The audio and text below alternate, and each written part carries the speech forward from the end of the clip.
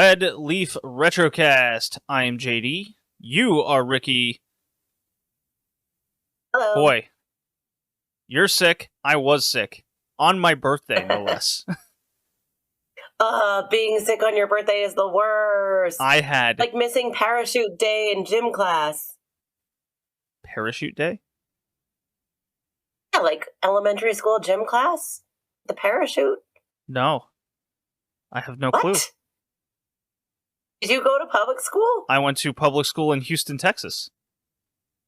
Interesting. Maybe it's a Northeast thing. Possibly. But, like, it was, like, younger elementary school. So, like, maybe kindergarten, first grade, maybe second grade. But literally, there's a parachute. And it has, like, little handles. And you hold it and you kind of do, like, you either do, like, ring around the rosy or you, like, lift it up. Or, I don't know. It was, like, the best day, though. Well... The best day in gym class when I was in elementary school would probably be, okay, so it was like dodgeball, but with like flat, we called them scooters, but they were just... Oh, yeah, scooters. Yeah. Scooter day was also really good. That one was cool, because everyone would get the fucking dodgeballs, and you'd pelt each other rolling on the four-wheel little boxes. We played a game called... I forget, was it called Medic? I think it was basically dodgeball. If you got hit by the ball, there was one person on the team that was on a scooter, and they were the medic. And they could, like, scoot over to you and, like, tag you, and then you were back in the game. Something like that. So that sounds familiar, but it was called, I think, jail ball? Oh, yeah. That's, like... prison dodgeball, we called it. But that didn't have scooters. Ah, okay. Yeah. Scooters, and they don't do that anymore. Especially with the balls where you just try to aim it. Think about this. It's like 7-year-olds on wheels trying to hit each other in the head with balls as hard as they can. Are you telling me this is not a thing anymore? Oh, God, no. It's such a shame, too. That was fun. Okay, so this is a wrestling podcast. So the short version is I was violently ill with food poisoning on my birthday last week. Ugh, and I went to work because the food poisoning didn't kick in until I was already like 2.5 hours in. Oh, no. And so because it was my birthday, everyone at work, including my bosses, just assumed I was hungover, so they wouldn't let me go home. Even I thought I was like ill. I was like, okay, maybe it's a delayed hangover, but I was like, but I don't really have a headache. Yeah. Oh, no. And then they got to that point where it's like out the other end, and I go, I don't think this is hungover. And then by like 3 PM, I'm like, that's it. I'm calling it. We're done. I have to leave. That's when I got like dehydrated, and I look like just death. So happy birthday! Oh, and I talked to you on your birthday. We're supposed to go bowling. Yeah, but guessing that didn't happen. That did not happen. Oh no! But I bowled another 800 series the next day. Amazing. So rocking and rolling there, and great. Then there was like a big moving story, so extremely busy, and it took all that I had to watch all the wrestling that I really wanted to for this podcast, and I recommended 3 matches to you to just kind of say, hey, if you got the time, watch these 3. You watched at least a couple of them from New Japan, so the next podcast will get you watching some Joshi wrestling. Absolutely. So the reason why I didn't have a ton of time to get caught up for this podcast, A, obviously I've been sick, but B, I've only been back from the Jericho cruise for a few days. So would you say you got my fill? You got that's a different joke going in a way different direction. But I meant my fill of wrestling. Oh, yes, of course. You were going with that. I was more leaning towards like you got a Nasty. disease on the Jericho and then pause cruise.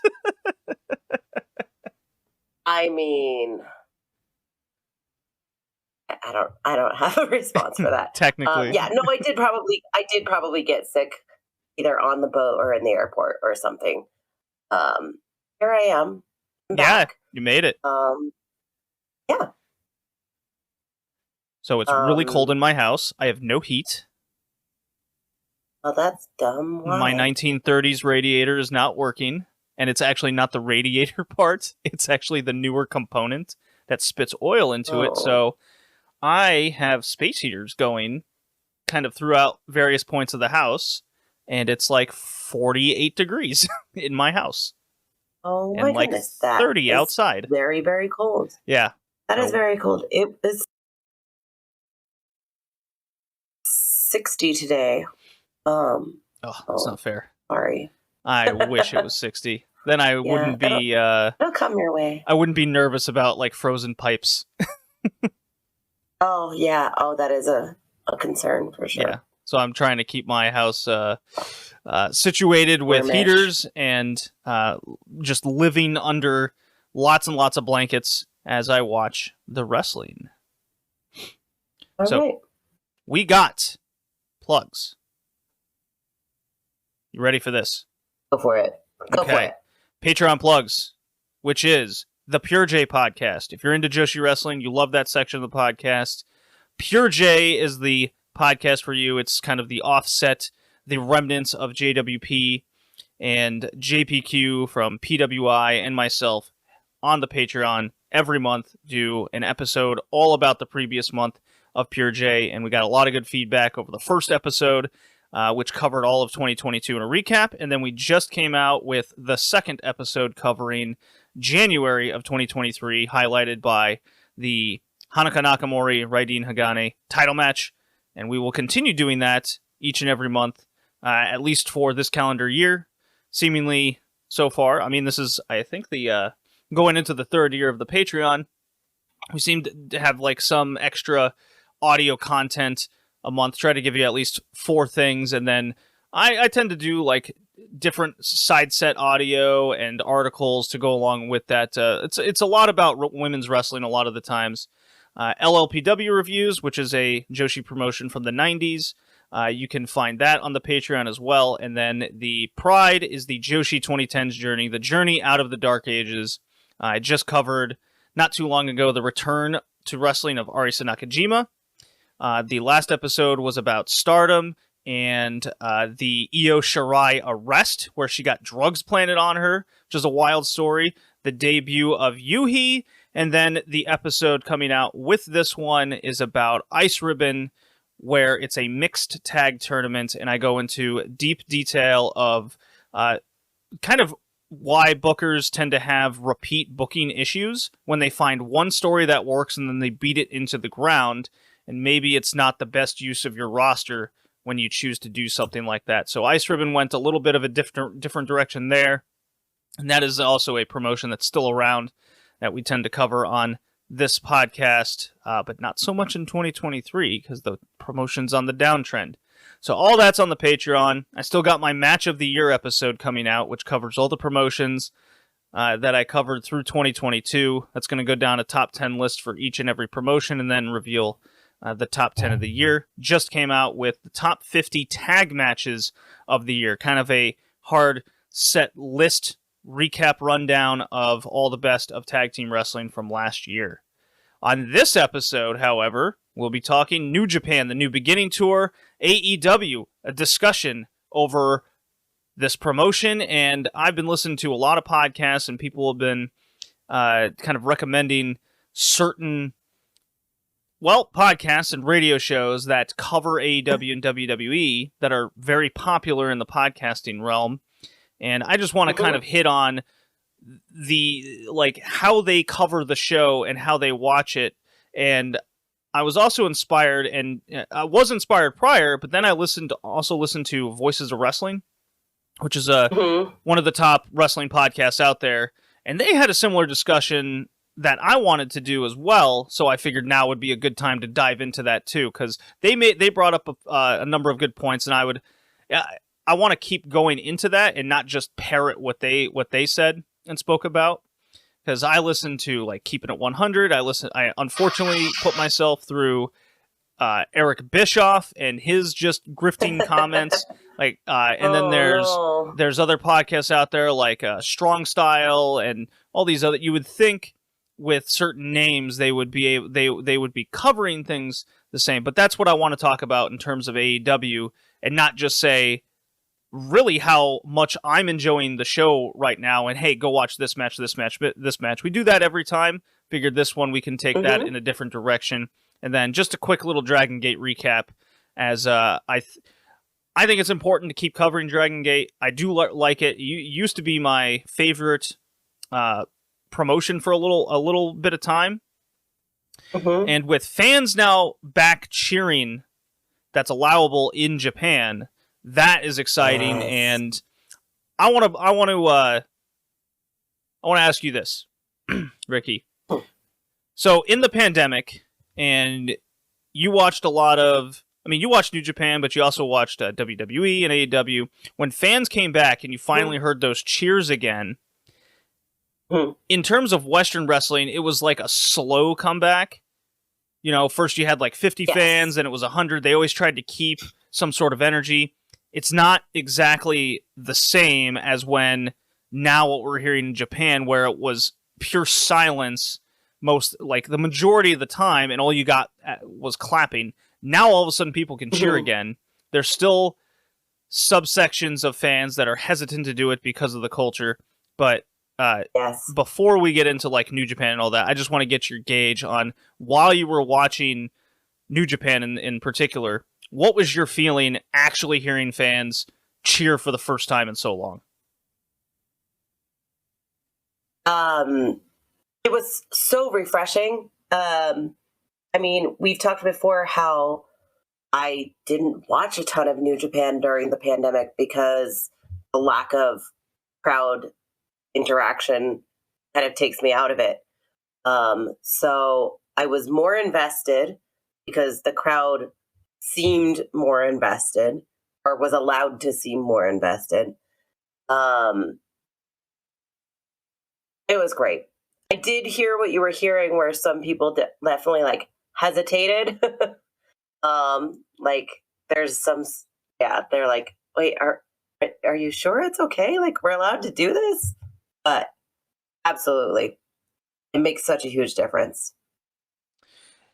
Yeah, my thoughts were, I'm definitely more into what's going on in the ring now, because I never realized, it's almost like my brain is being reprogrammed for certain things again, and it's almost like I'm in an overload situation when it comes to Japanese wrestling. Because, for example, in Stardom, so much of the roster, whether their debuts or a good chunk of their career, has never been even in front of cheering crowds before. And with so much turnover, with so much turnover, and the same thing applies to Dragon Gate as well. And with so much turnover of the roster and pushes, we just really never knew domestically how over some of these wrestlers were, and some of the matches, and all you really had to go on was, did I enjoy the bell to bell? Now it feels like it's being taken a step further, at least with me and how I'm consuming it, because I'm like, oh, Micah and Himika and Stardom, holy shit, they're way more over than I imagine. I'm watching this Hiromu Yo match that we'll talk about later, and that went beyond the way I could fathom just how good the match was, or what the story was being told, in all kinds of different aspects. I'll keep going back to this. I feel like I'm being reprogrammed in how I watch wrestling again. So it's, if you hear me go full 3, well, it's probably because I just think it's all great right now, and I'm gonna have the next probably month or two just thinking everything is so good, because it's been 3 years of nothing, right? It's just... Yeah. That makes sense. All right. So tell me about the cruise. Or you know what? I am going to play Jericho's music, and that'll be your cue. How about that? Okay. All right. I'm going to play it. And it's loading.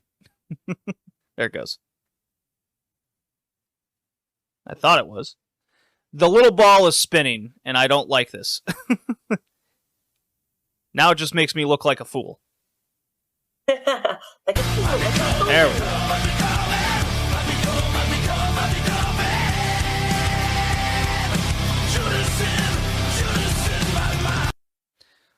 All right, now you're good. Tell me about the Jericho cruise. I have lots to tell. And please interject and ask questions if I'm being vague or if you have, want to know more. But this was my fourth cruise. There have been 4. I've been on all 4 of them. So it's starting to feel routine, but not in a sad way. Like in a okay, this is like a home away from home kind of way.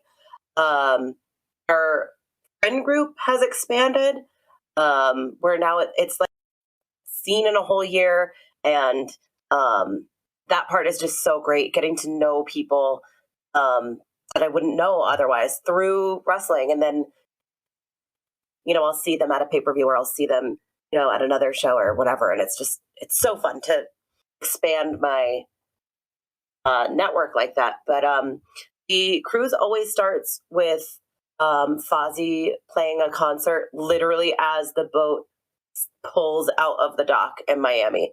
We always try to make a point to stand right towards the front for that. And it's always a blast. It's just feels like things are getting real. It's happening now. So that's how it starts. There was wrestling the first night. And then some late night shenanigans. I got selfies with Vicky Guerrero, Swerve, Jade. I don't remember who else I ran into. It was a really fun night. Then next day, I got to play Are You Smarter Than Le Champion? Which was fantastic. So they picked people out of the Cruiser Facebook group, and I happened to be chosen. They did it as a team game. So there were 5 or 6 of us all playing against Chris Jericho, which obviously isn't super fair, but we didn't miss a question. So yes, I am smarter than Chris Jericho. What were some of the questions? So there were different categories. Math, history, science, because it's meant to be 5th grade level questions. Oh, one okay. Of the categories all right. was, I figured they'd be all wrestling questions or something. Well, one of the categories was Jericho history. Oh. And that was the first category he picked. Well, I mean, that makes sense. Excuse me. And then, and he got his right, obviously, but we did a couple more categories, and then our team decided they wanted to do Jericho history, and I was in front of him, are you crazy? But whatever the question was, we got it right. Like I said, we didn't miss one. He was falling so far behind, though. He pulled Ortiz on stage to help, and then there's this, I call him a cruise kid, Donovan. He was on the first one, and I don't know how old he was on the first one. He felt like a really kid.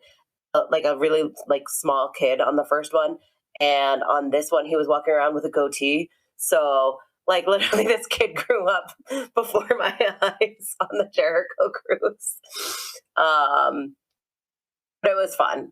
It was a nice way to kill time during the day. I don't usually do a lot of the formal photograph sessions or autograph sessions because I'm not a collector.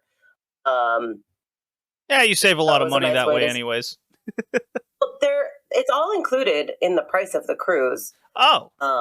Okay. Yeah. The only thing that you ever have to spend extra money for meet and greet wise is if when your Ric Flair was on and his photo was like $100. Yeah, okay. I got you. Mark Henry was $100 this year, Jeez. which I thought was Mark Henry. But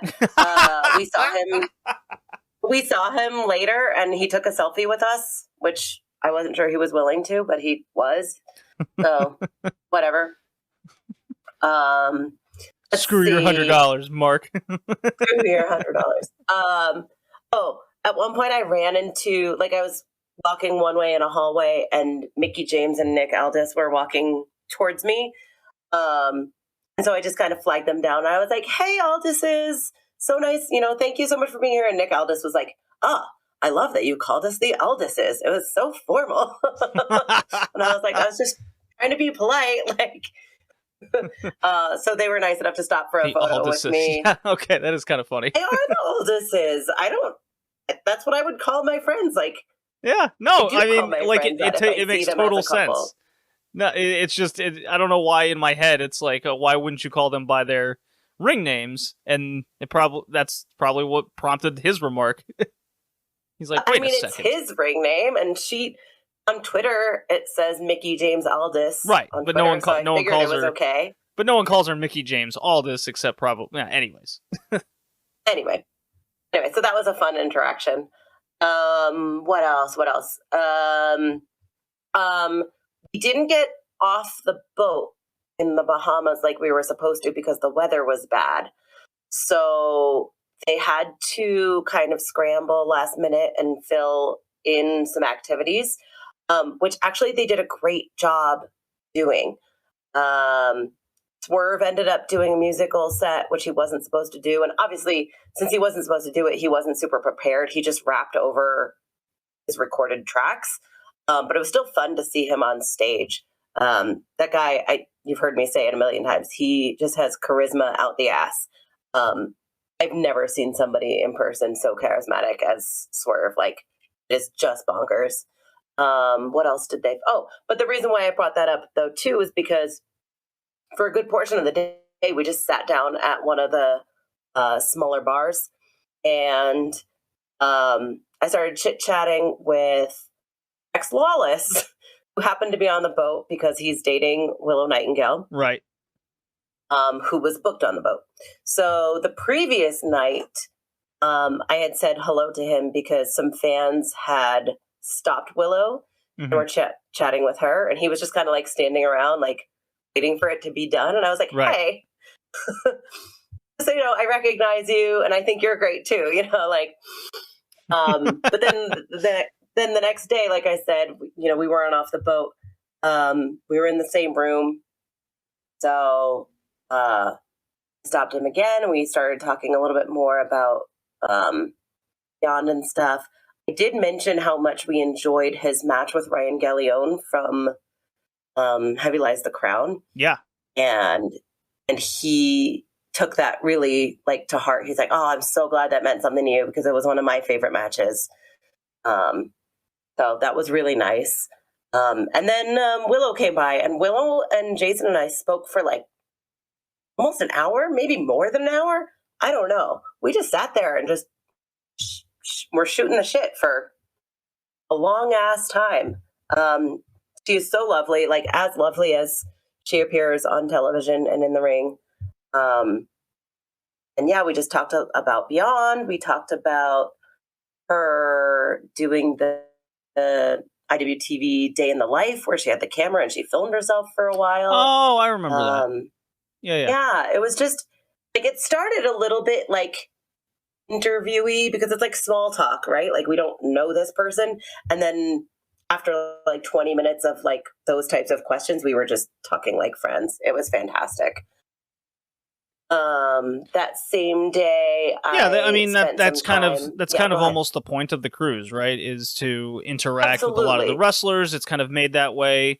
You're also supposed to be like real people, and that's different than what's going around right now on the internet. Where have you seen this? Where it's like Rey Mysterio and Liv Morgan are getting hounded in airports to sign a bunch of shit right in front of them as they're just trying to get to the thing.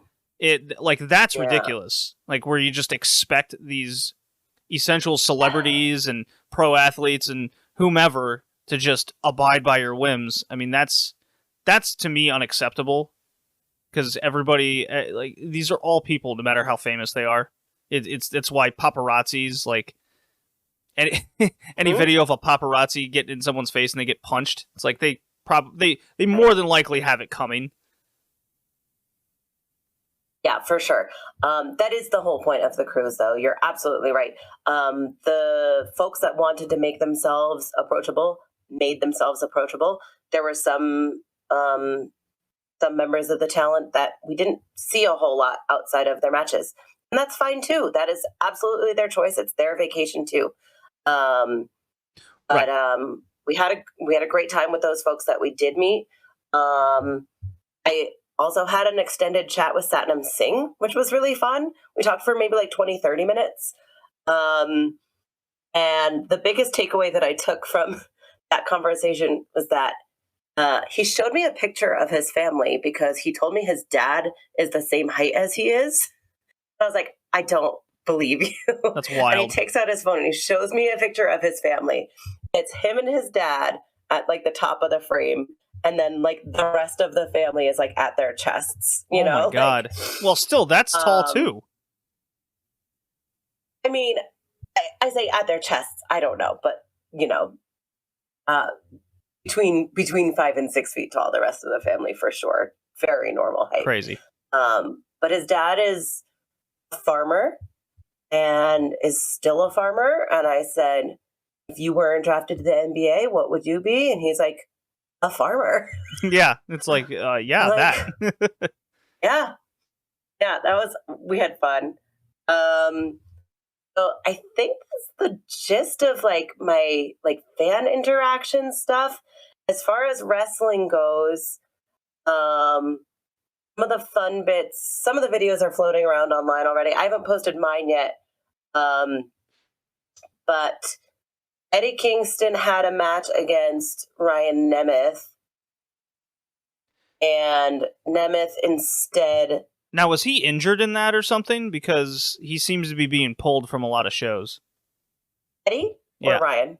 Eddie Kingston. Not as far as I know. Not in that match, anyway, because that match ended up being a dance-off. Oh, okay. Nemeth challenged Eddie Kingston to a dance-off. And Ryan, of course, did some like actual dance moves, and then Eddie Kingston ended up doing like the running man and the sprinkler. Oh no. And then there was, so the thing about these cruise matches is the majority of they're house show matches. They're of course, indie matches. They are like the epitome of silly wrestling. And so this cruise, we could feel a shift in the attendees. So for the very first cruise, was Impact and Ring of Honor. So it's a majority indie fans. The second and third cruise, it started to shift. And by this cruise, we were like, wow, these are like mostly AEW fans that might have never been to an indie show before. So there was a little bit of like not knowing when to like cheer properly or what chants to do. Fans trying to put themselves over, you know. But for the most part, it's all in good fun. Like it's not. Nobody threw drinks in the ring this time? No. Everyone's always so super respectful. And I don't mean to like be like disparaging at all. It was just a really interesting shift. Okay. No, I always like observing those kinds of things at shows. Yeah. It was like because AEW would come to the Boston area, you know, seemingly once or twice a year, and over the course of those couple of years, you could tell the audience shift and how various members of the audience would react to different wrestlers over time. I think Cody was the prime example of that, of just the visceral reaction he got towards the end there. Those kinds of things. And you definitely felt the fans themselves have changed along with the promotion. For sure. Absolutely. I think that was the same match, though, where they did actually wrestle at one point, and then Mike Posey was the referee for that match. He ended up, I forget how it happened, but he ended up like doing a wrestling move, and then Eddie put the ref shirt on and Posey got the pin. It was just like one of those just like silly indie house show things. Well, yeah, you're on a boat. Elsewhere. It's not meant to be anything more than just a fun time. Yeah. I would wish that they would do an episode of like Rampage or something from the boats again. Yeah, the cruise that had the Dynamite on it was really electric, and obviously a lot of things came out of that Dynamite as well. The Judas sing-along happened because it happened on that boat. Yeah. And the reason it happened on that boat is because we had already heard the song 50 times because Ozzy plays like 17 shows. And they only have 3 songs. So, no, I'm just kidding. I'm just kidding. They are actually, they are actually really fun live. Chris Jericho is a consummate entertainer and is just born to be in the spotlight. And he knows how to conduct a crowd, whether it's in the ring or on the stage as part of Fozzy. They're incredibly entertaining. But yeah, I would love to see another TV episode. I don't know if logistics were too difficult, but there was a post pay-per-view press conference where Tony Khan said that matches on the cruises are canon and they will be made available once AEW has a streaming platform. Interesting. We'll see, but they did film all of the matches on this cruise as well. But that Eddie one was a highlight for me. Then there was the Oceanic Jericho Championship. I forget what they called the actual title. But it ended up being the finals of the tournament ended up being Matt Cardona versus Flip Gordon, who does he just go by Flip now? I haven't watched him wrestle in a long time. I don't even know where he wrestles these days. Me either, but he didn't have his flip music. No, he hasn't really had that for some time. Really annoying to not be able to cheer for him like that, but the crowd was definitely behind him, especially against a heel like Matt Cardona, who is just, he is just fantastic. So towards the end of the match, when it looks like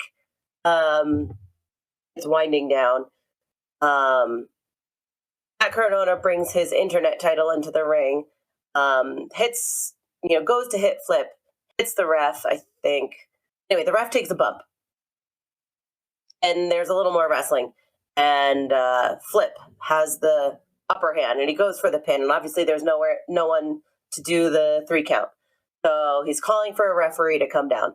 It takes a while because Hornswoggle comes down the ramp and comes puttering down the ramp. And he comes into the ring wearing a referee shirt. And he does 1, 2, and then stops the count and flips off Flip Gordon because he's obviously friends with Cardona. Then we're like, okay, what's going to happen now? Well, Brad Williams, the comedian, who is the same height as Hornswoggle and has talked for years about wanting to get in the ring with him because he's a huge wrestling fan, comes behind Swoggle, confronts him, ends up giving him a Stone Cold Cutter, and Swoggle rolls out of the ring. And he chases Swoggle off, and then we're like, okay, well, now what's going to happen? And oh my gosh, I need to watch the video because I don't remember actually what happened after that. Somebody else comes to the ring. Oh, Mark Sterling comes to the ring to do. Oh my God, it sounds something. Absurd. It's just like everybody comes in, and then somebody else comes in. It sounds like a parody of the Attitude Era. A little bit. And it finally ends with Brian Myers coming in and doing the final FU and putting Flip Gordon away. So Matt Cardona is your Jericho Cruise Oceanic Tournament champion, which I hope means he'll be defending the belt on the next cruise. We'll see. Unless they just do another tournament for it, I guess would be another way to do it. And then the other major match, right, was Jericho Hausen versus the Ass Boys. Yeah, that's the one that went viral online a little bit. It did, and it was super, super fun. It's everything you expect it to be. I don't think Jericho only ever wrestles one match on the cruise. He's got his podcasts, his band plays. Like right. He's very occupied. Right. So he only ever wrestles one match, and it's always the main event of the cruise. So the first year it was him and the Bucks versus Bullet Club. What was the second cruise? That was the Orange Cassidy one, wasn't it? No, that was the third one. I don't remember what the second one was. In any case, I don't think he's won one. Because he lost this one too. There was obviously shenanigans. The Ass Boys won. And then the Ass Boys beat down Jericho and Danhausen at the end. And then the Acclaim come down for the save. And then maybe somebody else comes down. And then the final person to come down to save everybody and clear out the ring is Hacksaw Jim Duggan. Oh, wow. Yeah, it's fantastic. That's very timely because later in this show, it'll be me and Tanner reviewing WCW, and we just watched Hacksaw Jim Duggan eat laxative and take a shit. Oh, lovely. Oh, WCW is going places, and it's not great. And then, sorry, just the other match that I totally forgot to mention because I was shit-faced. That was me Friday night. Yeah, was Rocky Romero versus Yuya Uemura for the CMLL title. Oh, tell me about that match. I mean, I was shit-faced. I don't have a lot to tell you. Oh, no! Other than it was pretty great, and Rocky obviously won. But I know we ran into Rocky before the match, and I know he was just so excited to be there and be on the boat and defend the title. So I can tell you that much. Jay Lethal had a match where he came out as Black Machismo. He did that on the first cruise too, which is great. He only ever breaks it out very, rarely, sparingly. It's just you can see the pictures, you can watch the videos, but until you're there, it's just an experience unlike anything else. If you're a wrestling fan, even if you're not an AEW fan, even if you're like, I'm not the biggest Jericho fan, although he's probably on me, won't talk about it. But it's just, you have to do it. You just have to do it. I can't hype it enough. Words and photos don't do it justice. Well, okay. I will thank you for sharing. Story time with Ricky. Who's ready for story time with Ricky Lynn, baby? And I will play my music to do my short little Dragongate review. Here we go.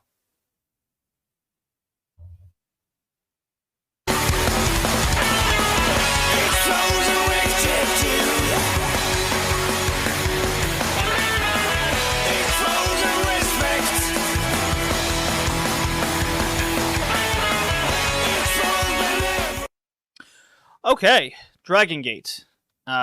So they started, I was pretty excited for this. They started their Rey De Parejas tag tournament, which they haven't done in like 2 decades. So for all intents and purposes, we've never really seen a tag tournament like this before in Dragongate proper.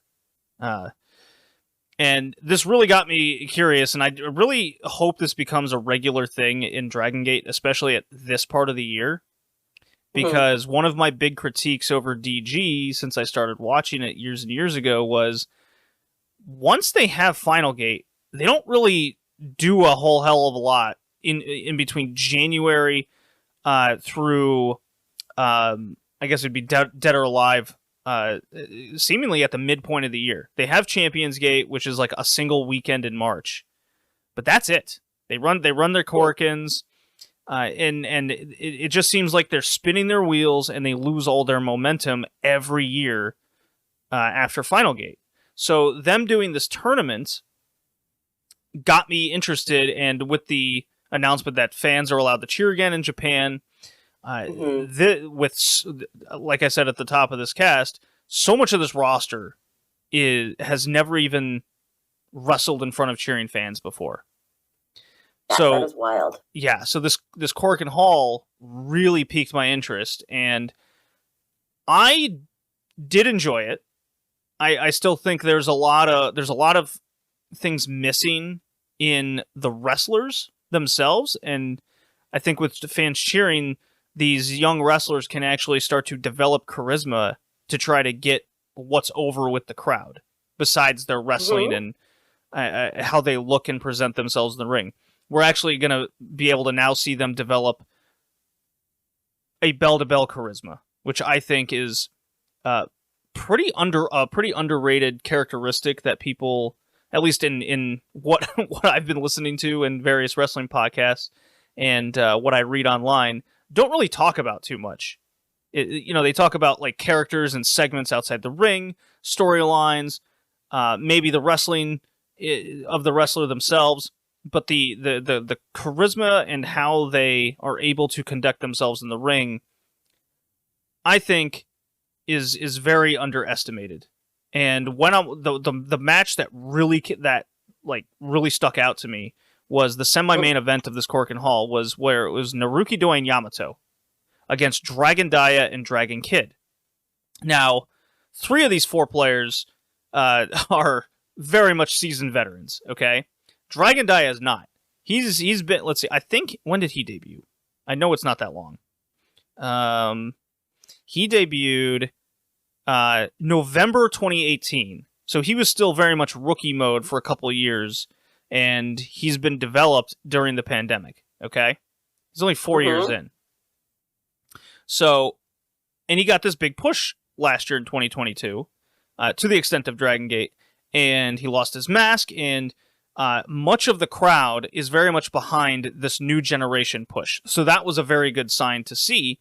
And I'm watching Yamato and Naruki Doi conduct themselves in the ring after I have seen Mochizuki Jr., Ishin, to an extent Strong Machine J, Jason Lee, Yoshiki Kato, like all these young guys, and they're just seemingly wrestling. Okay? They're not interacting with the crowd. They're not trying to get a personality across, because they didn't need to do that before because it was non-existent, right? How do you know what you're doing is right? As, like, say that you're acting on stage, okay? And you're trying to recite, I don't know, Death of a Salesman, top of my head. And there's always those monologues where you present yourself to the crowd in front, and you're really trying to get that character across, and or you're trying to get this moment in time across to the audience, and you see their faces, they gasp, they react, they put their hands over them, whatever they do. And for so many of these young wrestlers, and Joshi included, so many of them, they've never been able to interact like that. And that's very important for a wrestler, a character, even athletes. When they're getting hyped up for games, they go to the crowd and try to get them hyped, and there's so much of that missing. So Naruki Doi and Yamato, these seasoned veterans, they're finally hearing these fans chant for him again, and there's a moment where Yamato has Dia like in the corner, and the chants are getting behind the young guy Dragon Dia, and Yamato's like, "What the fuck?" And he goes and puts the boots to Dragon Dia, and then he strikes a pose, and they're like booing him, and he's like, "Oh, this is bullshit. You're supposed to cheer me." He's got that attitude. And I'm like, that's what this fucking crop is missing. They're missing that. They're missing that personality where whether it's babyface or heel, that doesn't matter to me right now in this conversation. It is get yourself across. And so then I follow that up with, and that match was excellent, by the way. I went full 3. Yamadoi got the big win, and they look like a fucking top-level team that if I didn't know any better, they were going to win this tournament. That's how like dominant they looked and how much just I keep saying charisma, but confidence. They have so much confidence, and that's an aspect that's missing in this young crop to me. So I get to the main event. It's Madoka Kakuta and Yuki Yoshioka, another two guys that haven't really had the crowd interaction in their development period, against BB Hulk and Kota Minoura. Now, BB Hulk, he's part of that Naruki Doi Yamato type group. Kota Minoura, not so much. And so it's like the opposite. 3 out of 4 guys in this match didn't have that time to get across. And so they went to a 20-minute draw, an excellent match, but they were just wrestling. And I'm like, I really wanted more. I want more than that now, because now we can have it. So I'm like salivating at when are these guys going to really sink their teeth into essentially being a wrestler instead of just an athlete. If that makes any sense at all. No, yeah, absolutely. Absolutely. So I went 3 out of 3 on the main event, even just from the ring aspect of it, and much of the show and all the matches prior were good to kind of good. There's still some teams like I tried watching the next couple nights, and I was definitely finding myself picking and choosing because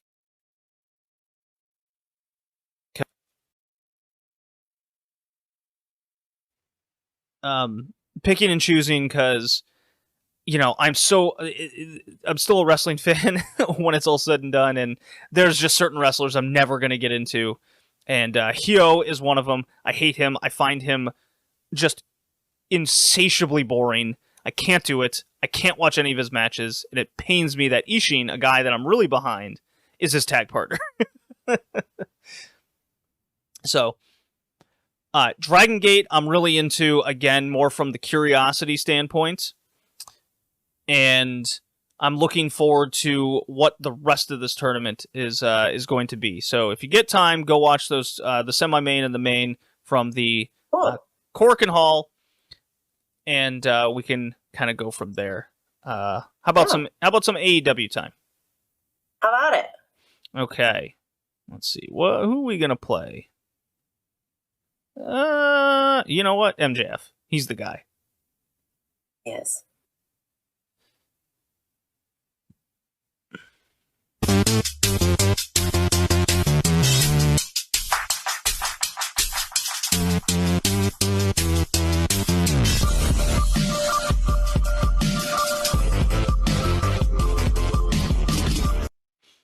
Okay, so right off the bat, I'm just going to do it this way, all right?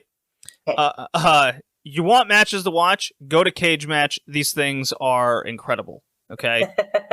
I didn't really like the Timothy Thatcher match, but, you know, when you got Samoa Joe and Darby Allin crushing it in the main event, you have Moxley and Page continuing their story where they just want to give each other concussions. is rad as fuck. We got MJF cutting promos where he's getting blowjobs in the car and framing his prom date or whatever it was for wrapping a car around a tree. And getting 300 people to call the police. Oh, well, I'm not sure how true that story is, but I'm choosing to believe it. I choose to believe it. Danielson Roosh was legit just straight awesome. We got Omega and the Bucks against Fox and Top Flight, keeping the trios titles alive. We had the big title change in the main event.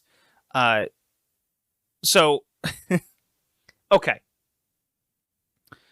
Story-wise, I think there's a lot of things going right in AEW right now. And we've mentioned before that the storytelling in AEW, where it lacks is maybe its continuity in a week-to-week sense. And I think in a lot of ways, they've rectified a lot of that, where we're building towards Revolution, and your main program is MJF and Danielson. And what do they do? What are they doing? Danielson's wrestling every single week to get to MJF, and MJF is getting progressively more like peeved in attitude and wanting to stop him, and they're really making that the central focus, as you should. It's the main event.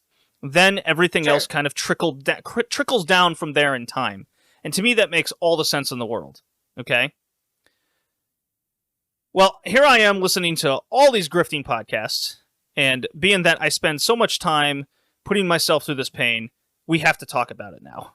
Okay? All right. Tell me about it. So the big topic is the exposure of saying AEW doesn't tell stories, and this pertains to a lot of WWE fans with the Bloodline story. Now, we spoke last podcast that the Bloodline story is the top thing in WWE. I think it's, my opinion is, I'm not a WWE fan. I don't pretend to be anything of the such, but it would be dumb of me to say that that storyline isn't over with the fans, right? Sure. Okay. So I'm listening to these other podcasts, and every single segment to these various people is a mark that AEW doesn't know how to tell stories, doesn't know how to book, and they constantly neglect X, Y, and Z wrestler. Okay? Right, you're making a face because you just don't get it. Okay, what is your response to this claim? I mean, yes, wrestlers are going to be neglected because the roster is bloated. Like, we know this. Not everybody is going to get, time on every week of television. What was the other part? That they're not telling stories, or right. They're not telling stories, and then if they are attempting them, then they're not doing it right. The Hangman story is not over yet. Like, that has been the greatest story. That story's been going on for 5 years before AEW, and it's not over yet. Well, I mean, there's those kinds of long-term stories, but even if you just look at the in-between pay-per-view events between Full Gear and now, I mean, you just run down like an episode of Dynamite, and like every match seemingly has a story beat to it. And some are longer than others, but here, I'll just take the latest Dynamite that happened in El Paso, okay? From February 8th, the day before my birthday, when I didn't have food poisoning. MJF, Konosuke Takeshita have a singles match. By the way, awesome. Go watch it. But Takeshita was slated to face Danielson. Danielson has to go through this week-to-week essential battle of will to win his way to the world title.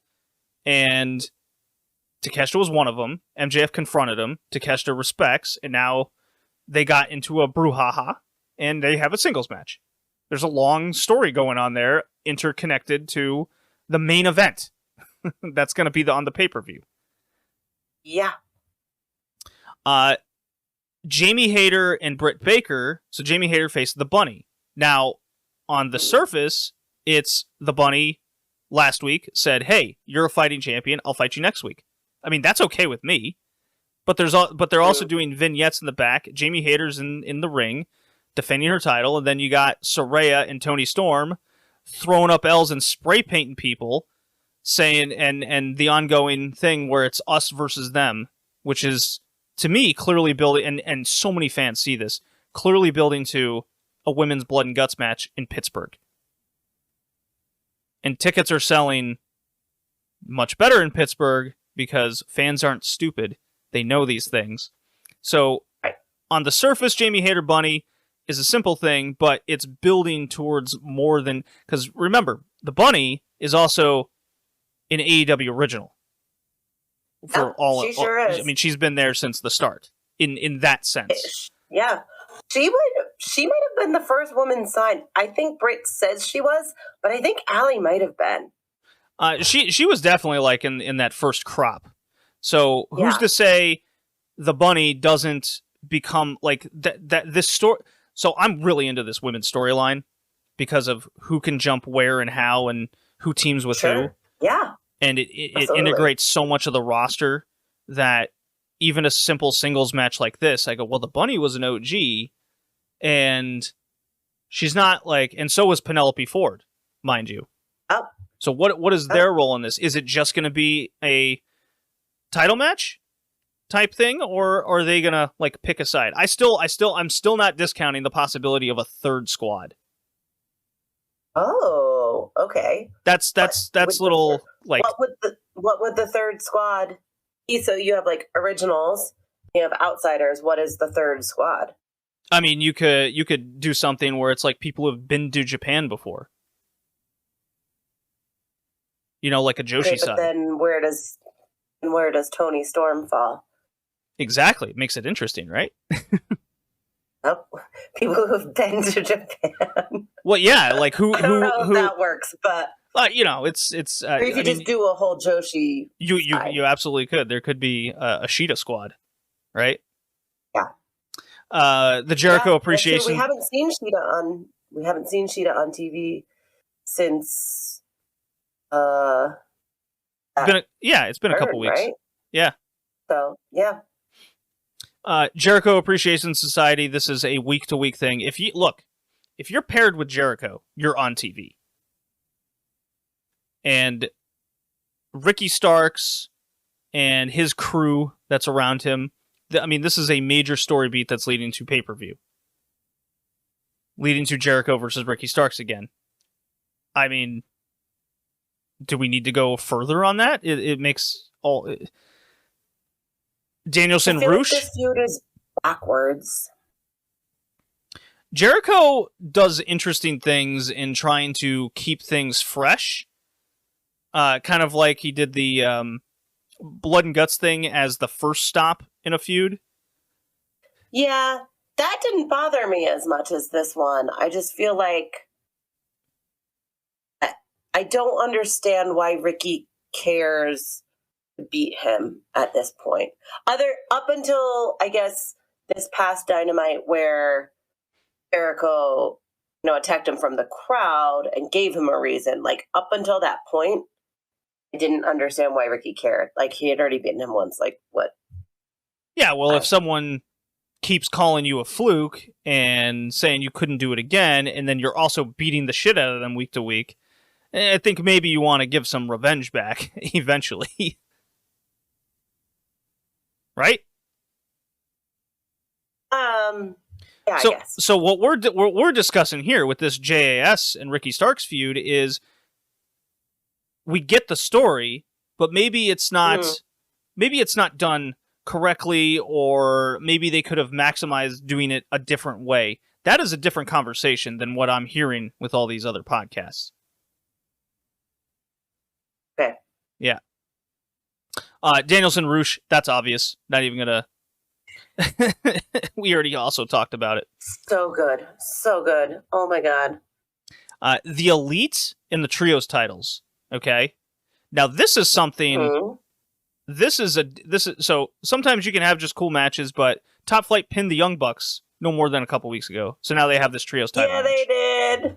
So yeah, they did. Again, just because a story isn't like months long or years long doesn't mean it's not a story, right? You can have A, B, C lead to D in a much quicker succession. And that's where we're at here.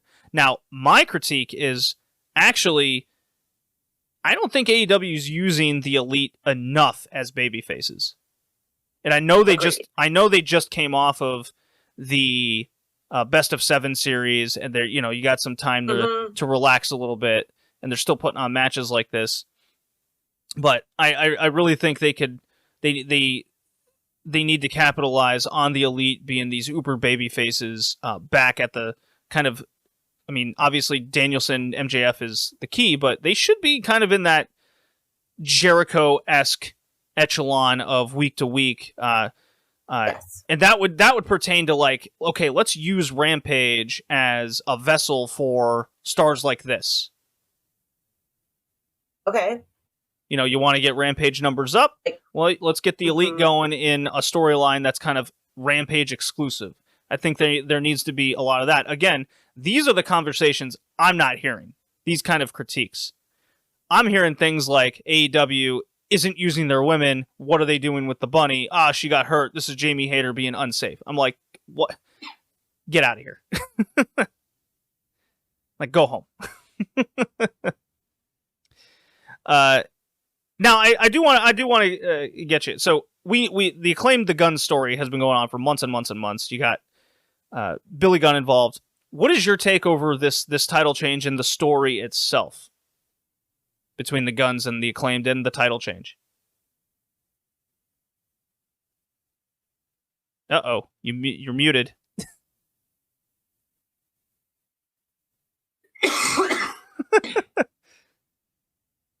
Am I still muted? My computer is...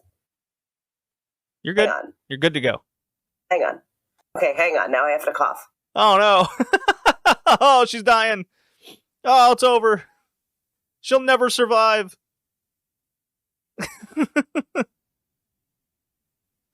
How are you feeling? Am I back? Yeah, you're back. Okay. Sorry. My computer just stopped responding to anything. So when I was clicking the mute button, it wasn't showing me if I was muted or not. Okay. So sorry. Okay. Except for I thought on the Acclaimed and the Guns. I wish they had built the Guns up a little bit more,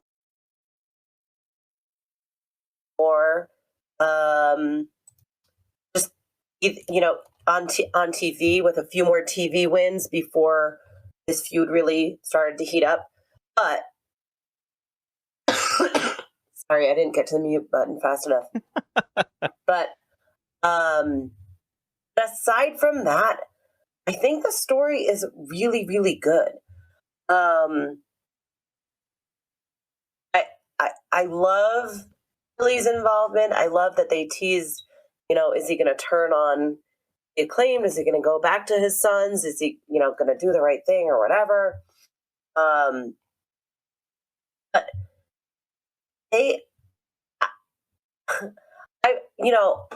I didn't want the Guns to win the title from the Acclaimed, but I saw why it happened, and I'm not mad at the booking. I'm mad as a fan of the Acclaim, or whatever. But I think they can go so many places from here. Go ahead. Yeah. So what you said right at the start was, I wish the Guns were built up stronger to make this title win seem more, I guess, legitimate, rather than just kind of this shock and kind of groan about it all. Because I agree. I think the story is perfectly fine. I think the story has good beats and investment into it. The Claimed are really, really over every week. Sure. You look like you wanted to say something. Well, I don't even remember now. Just that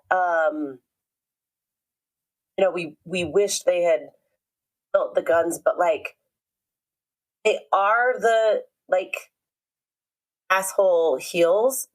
Sure. They didn't deserve to win, that's part of the story, is that they didn't necessarily deserve to win. They cheated to win. I think the disconnect or the problem with it in AEW is the fact that MJF obviously is the epitome of heels, right? The heeliest heel, and cheats to win and takes shortcuts. But he can back it up. If he had to win clean, he could win clean. And I think maybe that's the disconnect with the Guns. They're not believably strong. Yeah, and which is weird to say, considering. Yeah, it's weird to say, because considering that they beat FTR not too long ago, that's already kind of left the back of our minds, because that didn't seem like it was a true victory in a weird way. So yeah, they could have spent legitimate. Right. I obviously I don't know what they could have done differently to actually get maybe them versus Top Flight could have done it, but then that's just a team that just popped in my head. But yeah, they definitely needed some better wins on TV, whether that was Rampage or the like. But I feel just the Guns just aren't over enough to warrant a tag title run either. Mm-hmm. And I think that has a lot to do with them not being built properly. Yeah. So I have no issue with the title change itself if they had taken the time to do what they needed to get them over. I think that's a totally different element of the story we're talking about than the critique I'm hearing. The other just wild critique, or maybe it's not even a critique at this point, but wild take is AEW, because they're not beating WWE, and WWE is popping off right now. They're selling 10,000 plus seat arenas. They're gearing up for WrestleMania. Their ratings have slightly increased, a couple 100,000. But here's the thing. First of all, that's a dangerous mentality to have. Mm-hmm. You know, so many companies have imploded with the we must beat the market leader at all costs, and it destroys themselves. I mean, WCW is the best example of that, obviously. TNA always tried to do that, and that's what they were obsessed with, and they could never do it. Now look at where Impact is now, and Impact themselves is still doing ECW nostalgia, 22 years after the company's dead. That's just not a healthy way to look at things, and you really only hear this from a section of fans, podcasts, and pundits where it's just this constant belittling of AEW's success, and to the point where they're claiming they're not successful because they're not beating WWE. No one expected them to. Well, I don't think it. Ironically, I don't think it helped that AEW got so close to them. Like in at least the key demo, they beat NXT. I think that was a solid victory for the home team. Sure. But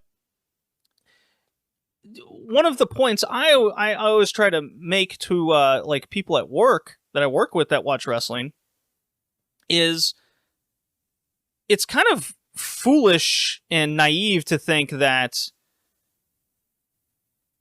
a startup company can beat a market leader, right? Unless they have just some crazy level of investment in a product that exceeds generations. And I'm kind of thinking about, I can't, in my head, I was about to use like the Apple iPhone as an example of the next iteration of cell phone. But that would, like, because Apple wasn't making phones before. It was like Nokia and those companies. So how would Apple have to come in? And they invented literally the handheld computer in your pocket. Crazy advancement in technology. And unless AEW can somehow create something out of thin air of that caliber, they're not beating the market leader. Now, one thing I will credit, like Conan of all things, and I hate saying that, is he made he buried the company in between this comment, but the comment still stands. Okay, if you're a startup beer company and you make a couple beers and they get really popular in an area, to call and let's say they're making a couple $1 million a year, but if you're telling that company that they're not successful because they're not beating Budweiser, you're foolish. You're foolish for thinking that. Right? Budweiser's been around for eons at this point. They're one of the market leaders. It's a household name. You get what I'm saying? That's WWE. And AEW, I think personally it's above like a local beverage that popped off, but the point, the comparison, I think stands to merit. So I will credit that comparison because that's a good point. The fans, pundits, and etc. that think that AEW is not successful because they're not getting 2 million viewers on TV, and when Warner Brother Discovery is saying the show's successful and they're really getting great ratings week to week, then who am I to say that it's terrible when the show is super consistent? As a fan, for us, it's really good. And yes, we're like deep in the trenches. We're doing a wrestling podcast, obviously. But when it comes to like critical acclaim type stuff, like AEW is doing very well for many of us. I mean, it's one of the best. No, I'm going to say it is the best weekly wrestling show I've seen in my life. And nothing comes close. I mean, I'm watching WCW right now on its self-implosion, and that's the worst thing I've seen in my life. A review later in the show with Tanner. It's crazy. You gonna survive there, Ricky? Yeah, I think just we said before we went on that I hadn't really been coughing much today, and now that I'm using my voice, it's starting to it's hurting, come back to me. So I apologize. No, it's okay. And the essence of week to week storytelling, and some of these people are parroting Bischoff, and it was funny. I was listening to him earlier today, and they're talking about what makes a story, what makes episodic storytelling, and they're literally, first of all, they were literally laying out the story beat to like Hangman Page Moxley without directly naming it, but they're also saying AEW doesn't tell it while WWE does it phenomenally. They did one storyline in the past 10 years well, and that means they can tell a story and AEW can't. I don't.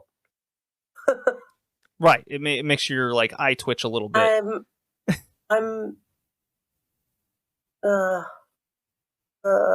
Yeah. And another thought, and I've said this before on the podcast. I think this was before you, and I said along the lines of, it is way harder for AEW to get hot and successful, but way easier for AEW to grow cold and unsuccessful, because it's an unproven second piece of the market commodity, okay? While WWE, because it's such a household name and people are familiar with it, they don't have to do much to get quote-unquote hot again. Right. And it takes a lot for it to get cold.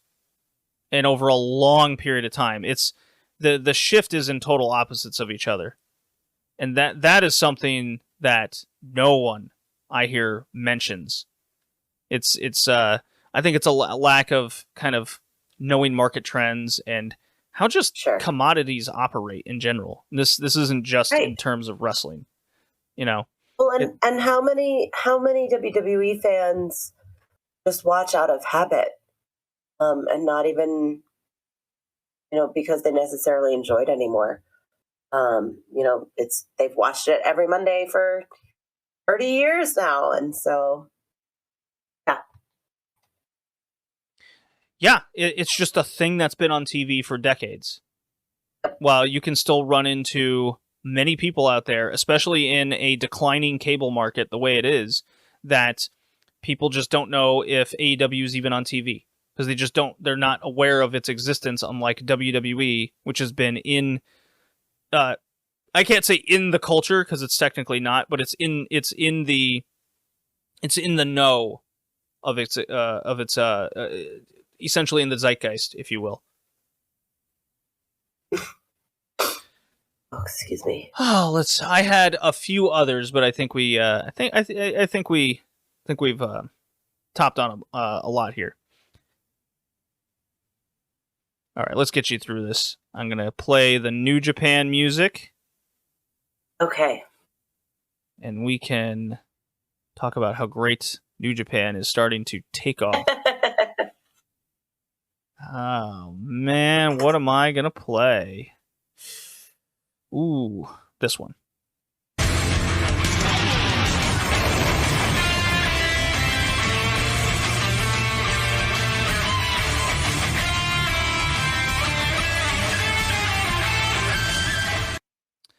Okay, so we're an hour and 15 minutes into this podcast, and we finally made it to the New Japan Pro Wrestling New Beginnings tour.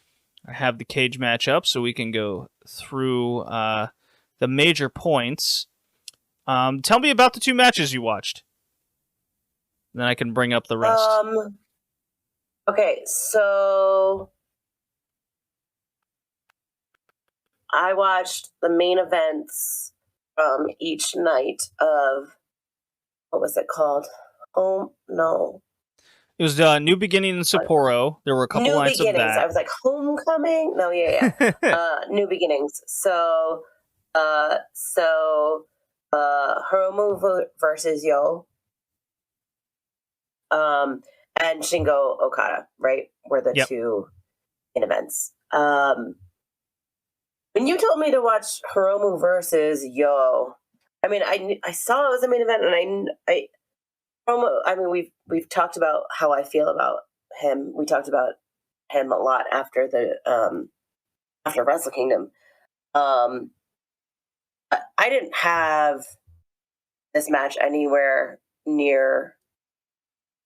on my list, thinking that it would be a classic or anything like that, and it shocked the heck out of me. I do think, like you said earlier, that the crowd had a lot to do with it. It's so much more engaging. Like, just, I mean, yeah. Crowds vocalizing or whatever, I would often, pick up my phone or do something else while there was a match going on, and that I don't do that now, or I didn't, at least for these matches. Partially because you told me to pay attention, but it was easy to stay invested because of the environment shift, right? Yeah. You have any favorite moments of the Hiromu Yo match to throw out there? Don't know, because I have taken a lot of cold medicine. Okay, fair enough. Okay, what about Shingo and Okada? Oh, I love this version of Okada. Black tights dicketry. Oh man. Freshly bleached blonde hair and no nonsense, because he's got that Noah guy, on his back, right? Nagging at him, gnawing at him. So Okada's that New Japan wannabe. He wants to be in a real promotion. Okada's gonna rainmaker him into the dirt, make him look at the lights at the Tokyo Dome. He's like, you'll never see this again. I am full team New Japan and Okada. Put those Noah nerds back in their place. For sure. But that is clearly gnawing at him, right?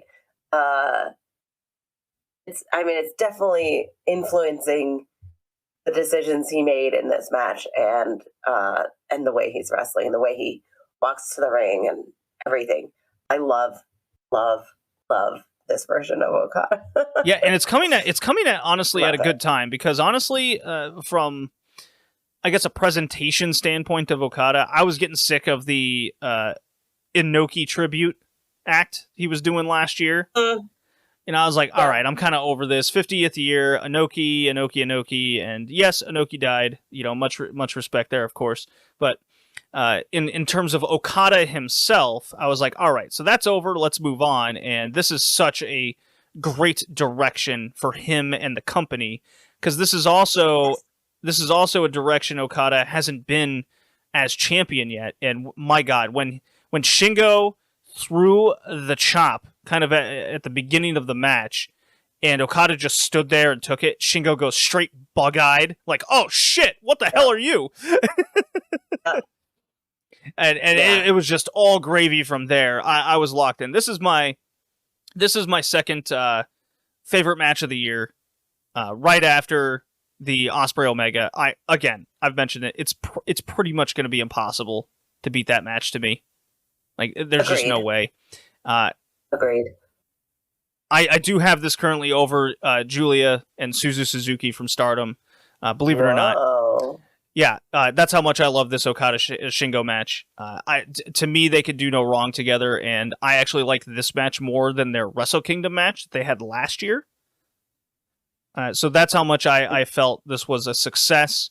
I really wanted Shingo to win, but it kind of not going to happen, kind of deal. Sure. But I don't know. Maybe I'm built differently or take it differently than some other wrestling fans out there, where they just have to have this doubt in their minds that the champion can lose.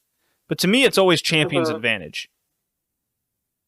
Like, this is just how I look at it. You're the champion. You should win this until, you start getting that nagging feeling like, ooh, could this person, be the one?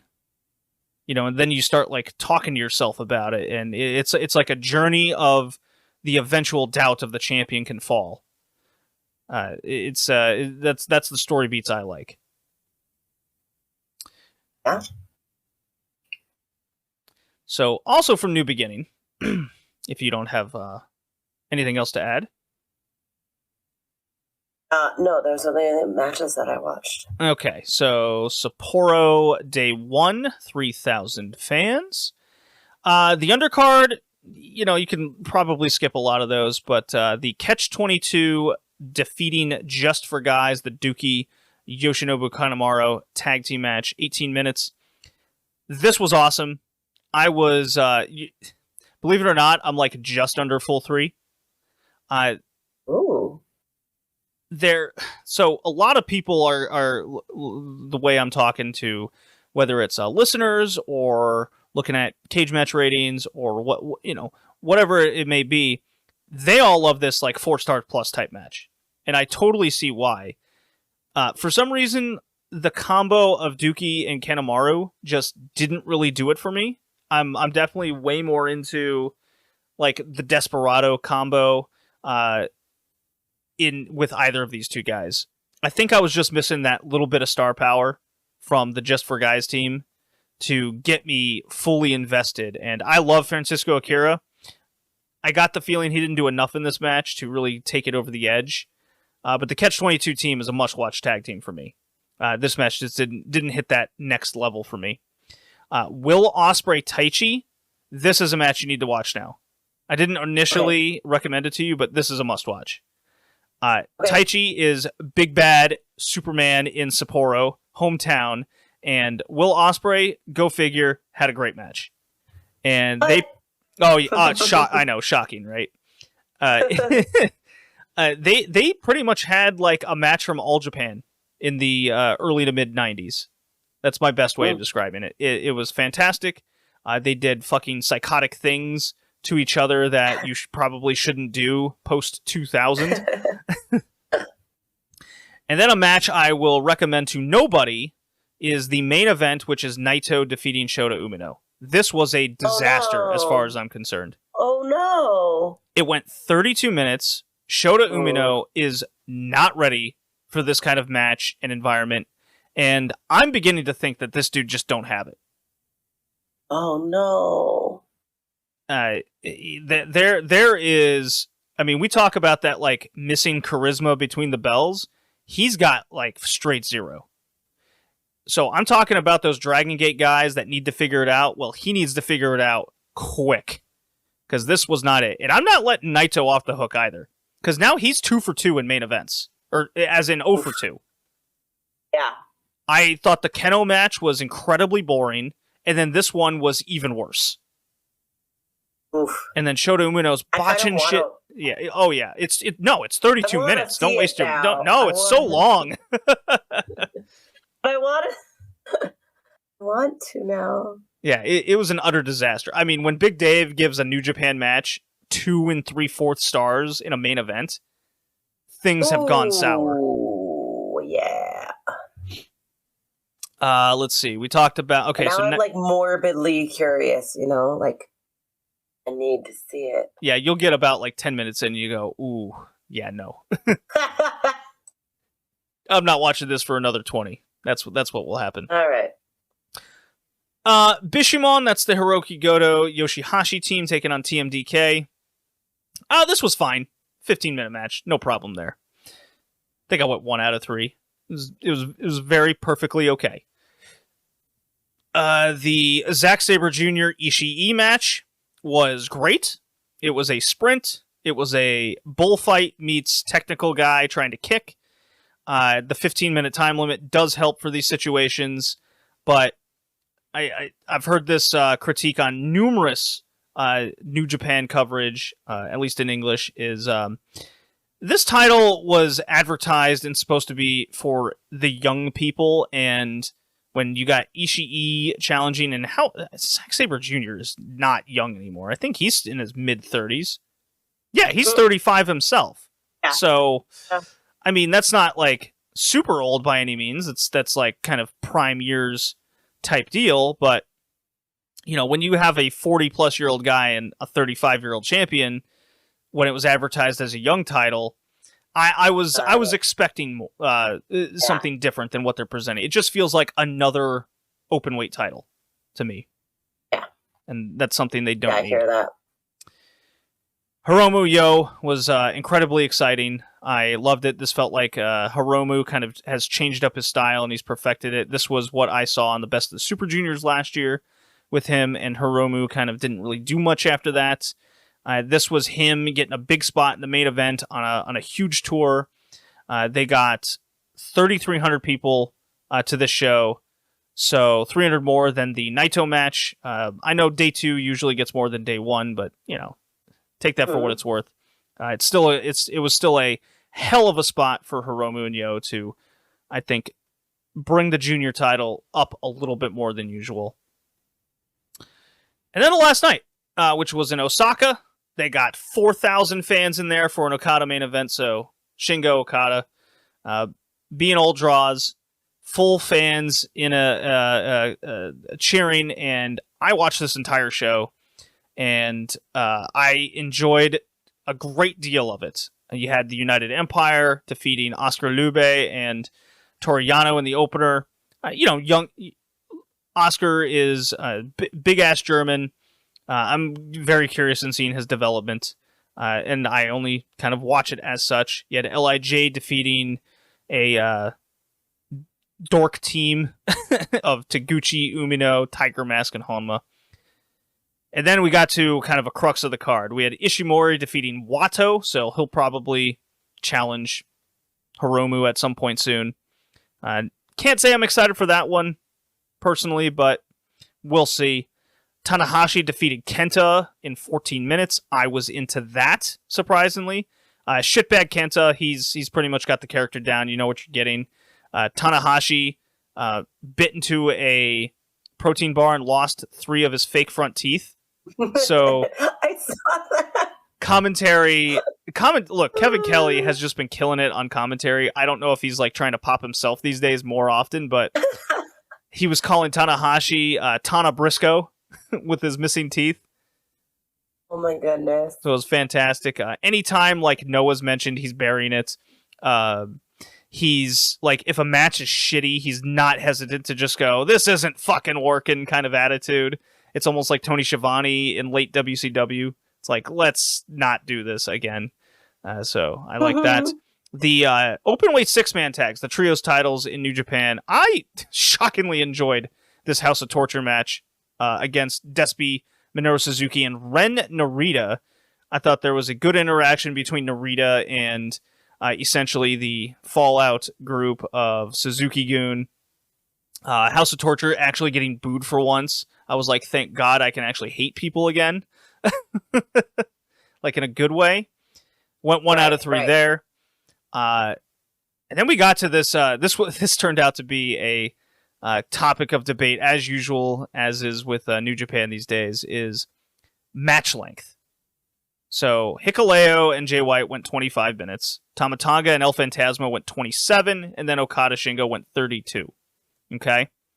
Now, I am not one to really complain about match length unless like the match just doesn't work and you end up seeing people like run out of ideas. They're not really they're just repeating spots. They're wandering around the ring late in the match. these kinds of things. I'll give you an example. I watched, when I was watching Noah and giving it a try years ago, seemingly every single one of their main events would go 30 minutes, or they'd put some young guy in there for 25 plus that wasn't capable. Okay. And the matches were deathly boring to me. And I'm like, do we really need to go, 25 to 35 minutes when it's dull as dirt? And I'm looking at that Naito Umino match. That was an example of they shouldn't have gone that length. But they felt the need. You have to have like a 25 plus main event. And look, all promotions do that. They got to go 20, 30 minutes to give you your money's worth. You paid for a main event. You want to see it. Well, Hikuleo and Jay White went 25, and the way Jay White structured this match with picking apart Hikuleo, doing a lot of his mannerisms with Bullet Club, I thought this worked really well in this case. Jay White sometimes just really clicks with me with how he structures matches, and it really put over Hikuleo strong, and Hikuleo wins in the end this loser leaves Japan match. So the how specific that is very curious to the future of Jay White, and there's tons of speculation online whether he's going to AEW and WWE, and I don't know, I'm not convinced, because New Japan has this venture in the US they want to do, and if AEW wants to like really make something out of Ring of Honor, Jay White's a good candidate to kind of play double duty on those two shows. Yes. And now the story of what happens with Bullet Club is in question. I like what's happening there. Now, if we want to talk about, is Hikuleo the guy that should have done this to Jay White? Absolutely not. I think it should have been someone else, first and foremost. I mean, Tama Tonga was there. I would have preferred that. I would have preferred like basically anyone on this roster over Hikuleo.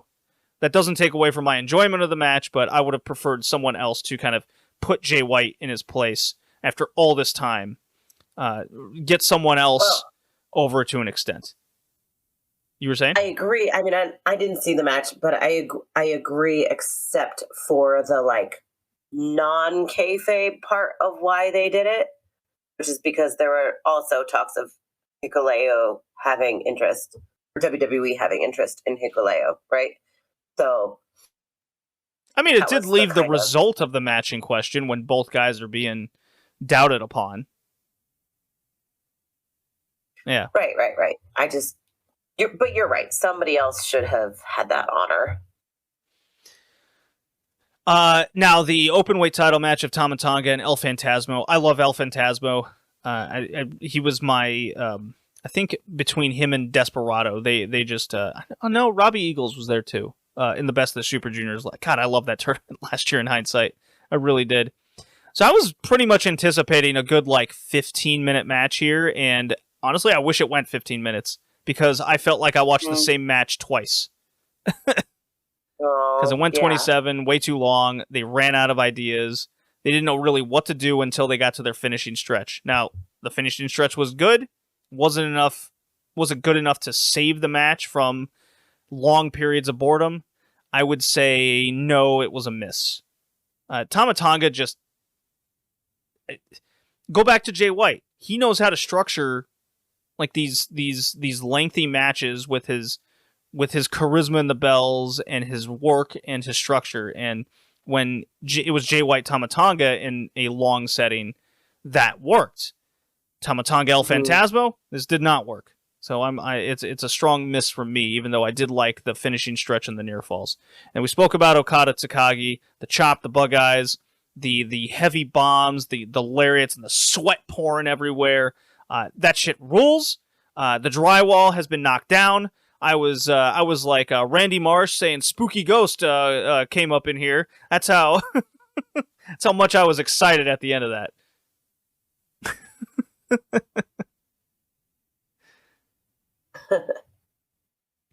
So that was New Beginning. I went full 3 on so many matches. I recommended so much. I'm very happy with what New Japan's pumping out. It feels like a big promotion again. So it's like it's in terms of like how hot I feel about a promotion. It's AEW. It's New Japan. It's CMLL. It's Stardom to me. But the thing is, I can't put Stardom on that level yet in terms of like how hot it feels, because I don't know. I still need to watch so much of it because I just don't know how fans react to the roster.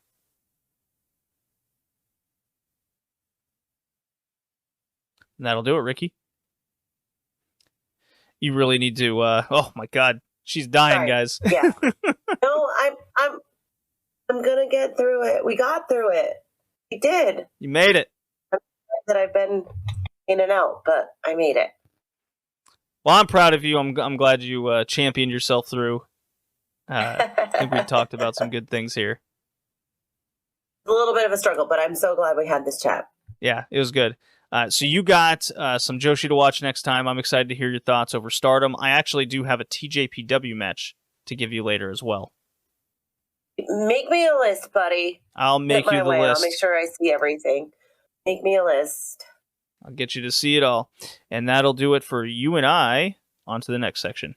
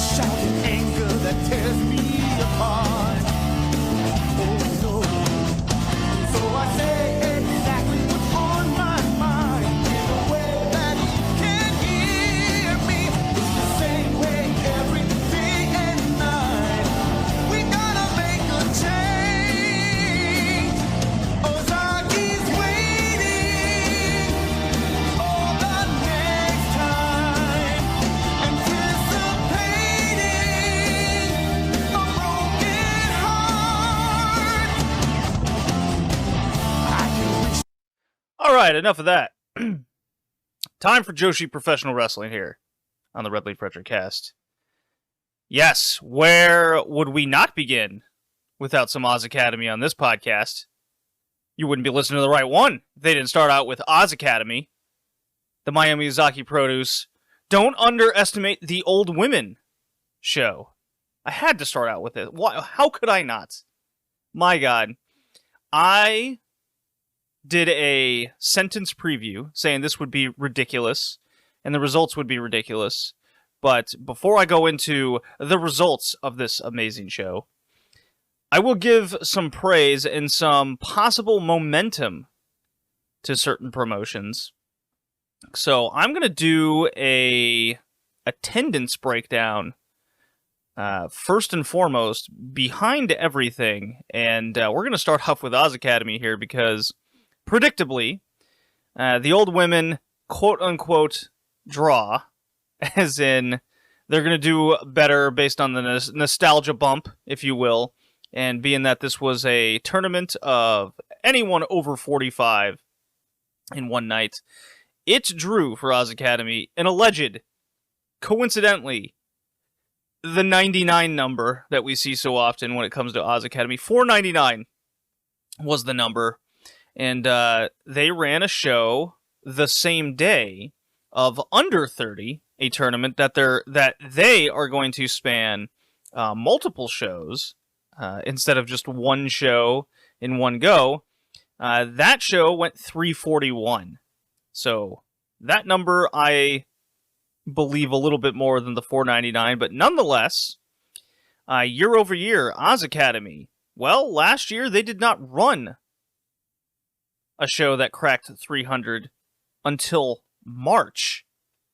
And then they had a bigger April show, which got 677. So up year over year for Oz Academy.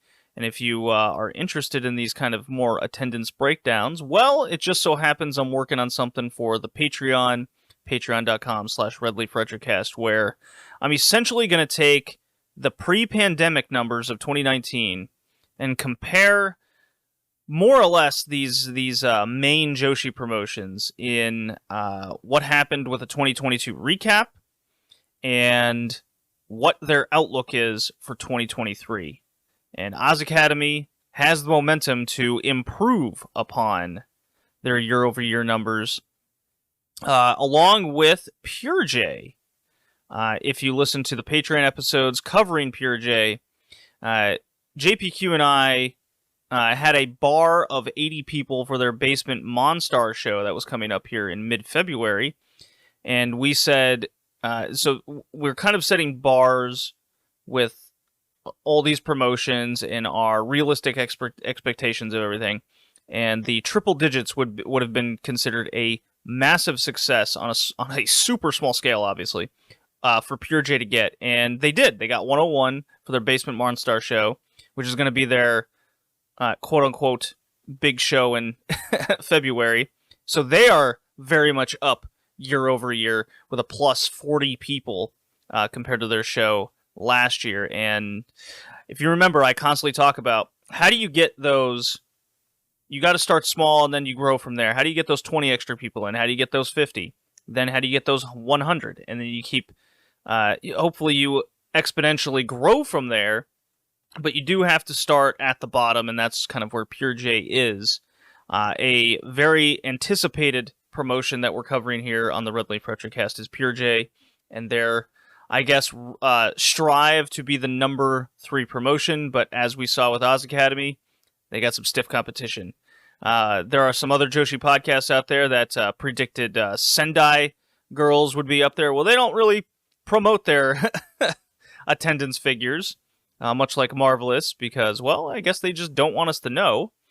Now, if you're talking about in-ring as the number 3, I'm not so sure about that either, because another thing I'm working on is a Match of the Year review in terms of Joshi Wrestling, and I'm utilizing Voices of Wrestling as kind of a big guide there with their Match of the Year polls. Sendai, not a frequenter of this list, while Seedling very much is over them. Where does the fandom lie in those? I think that says a lot about it in reality sense. Ice Ribbon was predicted to be a number 3. Well, if we're looking at a total ticket sales, it's pretty hard to compete on a 120 show type year basis. So I am going off my plus 300 important shows kind of scale here to really rank out the promotions in that sense. Total tickets in the Joshi world are kind of misleading to just how they run. If you want to say they're indie promotions or produce shows, knock yourself out to your definition. I'm kind of lumping them all together and trying to evaluate them as such. I've been doing that. The other one is TJPW. They just finished their Max Heart tournament. Last year, they got 536 to that show, along with an international princess title match with Maki Ito and Yuki Kamifuku in the semi-main. And that was where I really started to beg the question, is Maki Ito kind of buried into, I can't say an anti-draw, however, is her booking of the loser that can't seem to win the big one, as in the title, really hurts her stock in TJPW. But yeah, 536 last year for that event, and this year they got 657. I've seen some people say that perhaps not getting the 700 sellout is considered a failure in the current market, with restrictions lifted officially, and we get to hear cheering again. Not so sure I agree with that just yet. We are going to have a couple months of reacclimation period with fans.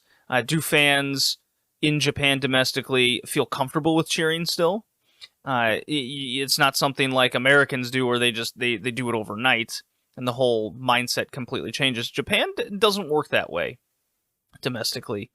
And we can't forget that a lot of these companies have advertised and sold tickets at the 700 or half capacity scale, and they top out that way. So I could hear both sides of the argument. I'm leaning towards let's get through February first, and when we get into the March, Aprils, that's when I think we can start really evaluating. You know, if they get a 650 number or less and not getting a 700, say in a Korakuen, a 700 sellout situation next month, Now we got to start having a conversation about the drawing ability, but nevertheless, that is a plus, basically a plus 150 year over year for a tag tournament by TJPW. And this year, all they had was the tag tournament final as the advertised main event with Maki Itomi Mashita with Shoko Nakajima and Hyper Masao occupying that spot. And what was supposed to be a Magi-Rabi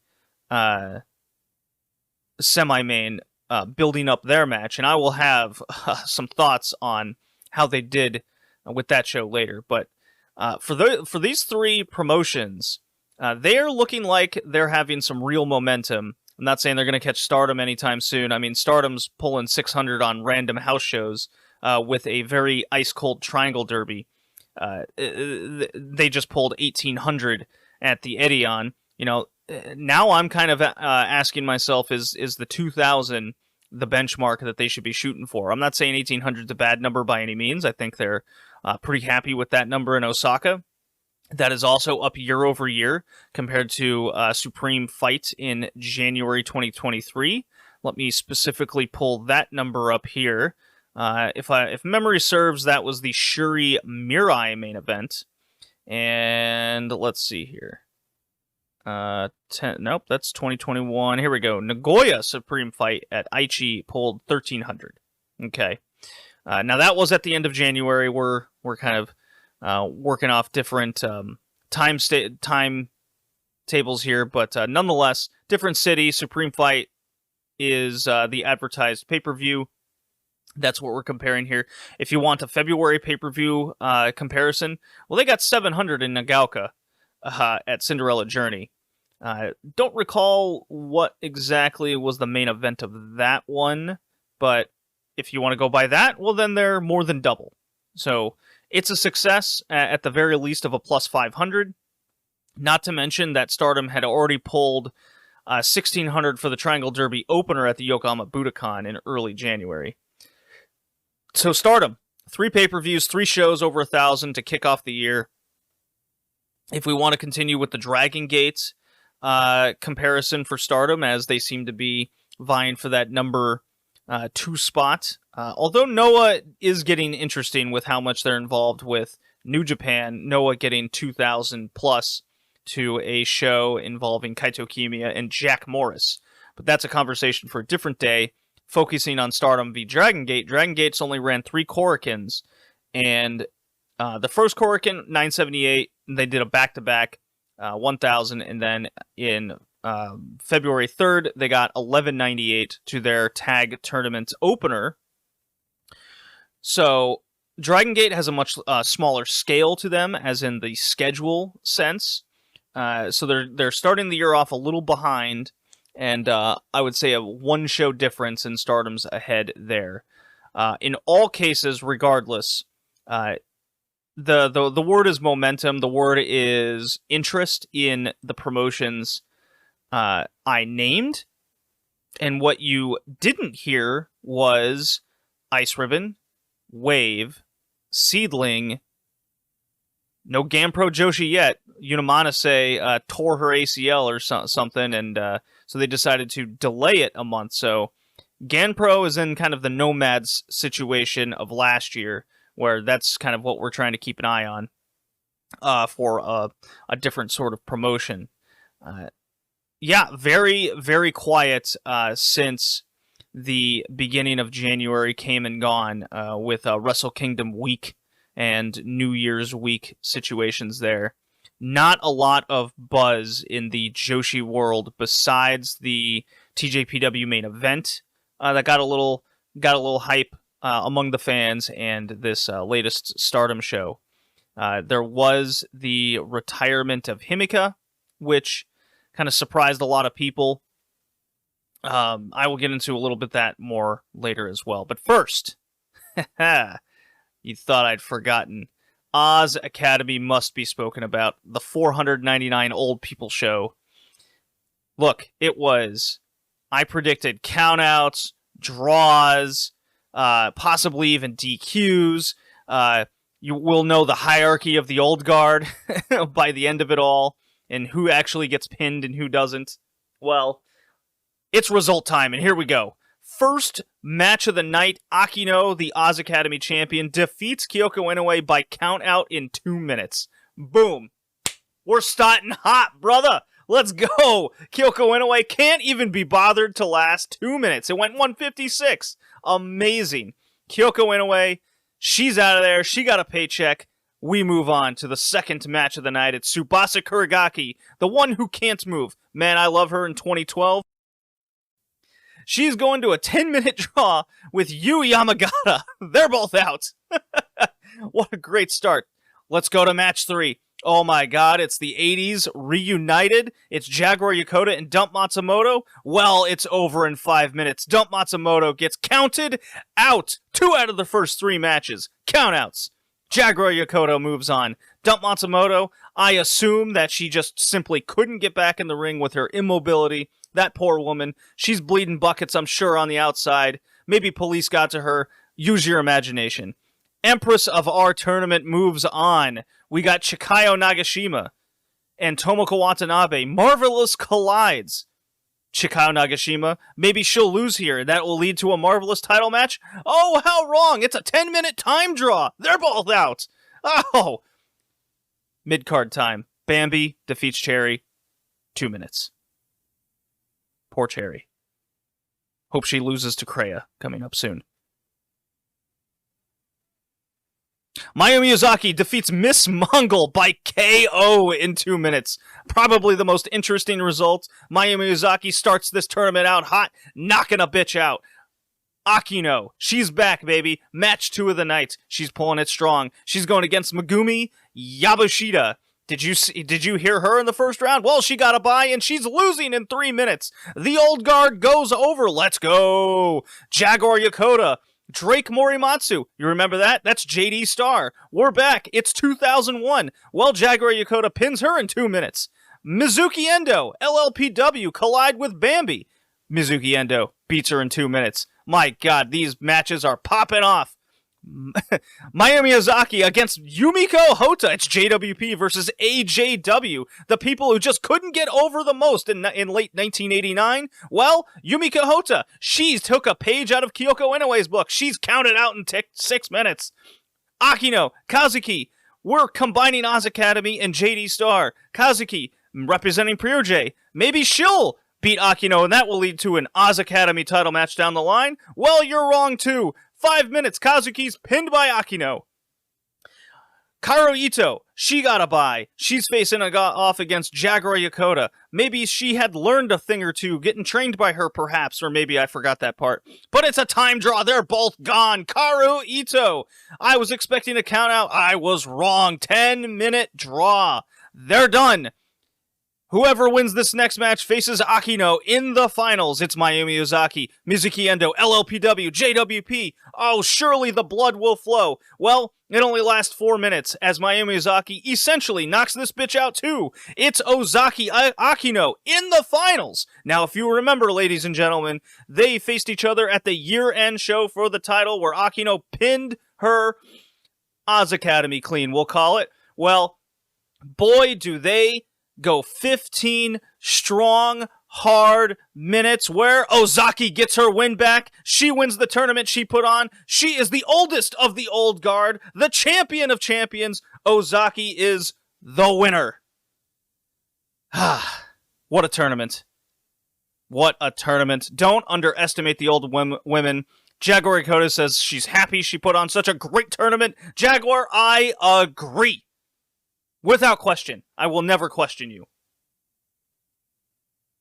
I don't feel like recounting the under 30 little tournament they started. We're going to move on to a Pure J show, because that's more fun. And I'm going to play Arisa Nakajima's music, because she was in that promotion. Well, she was in JWP. So that's going to bring me joy. And I'm going to drink some water and catch my breath and get this little drop going, because I am a little tired after that.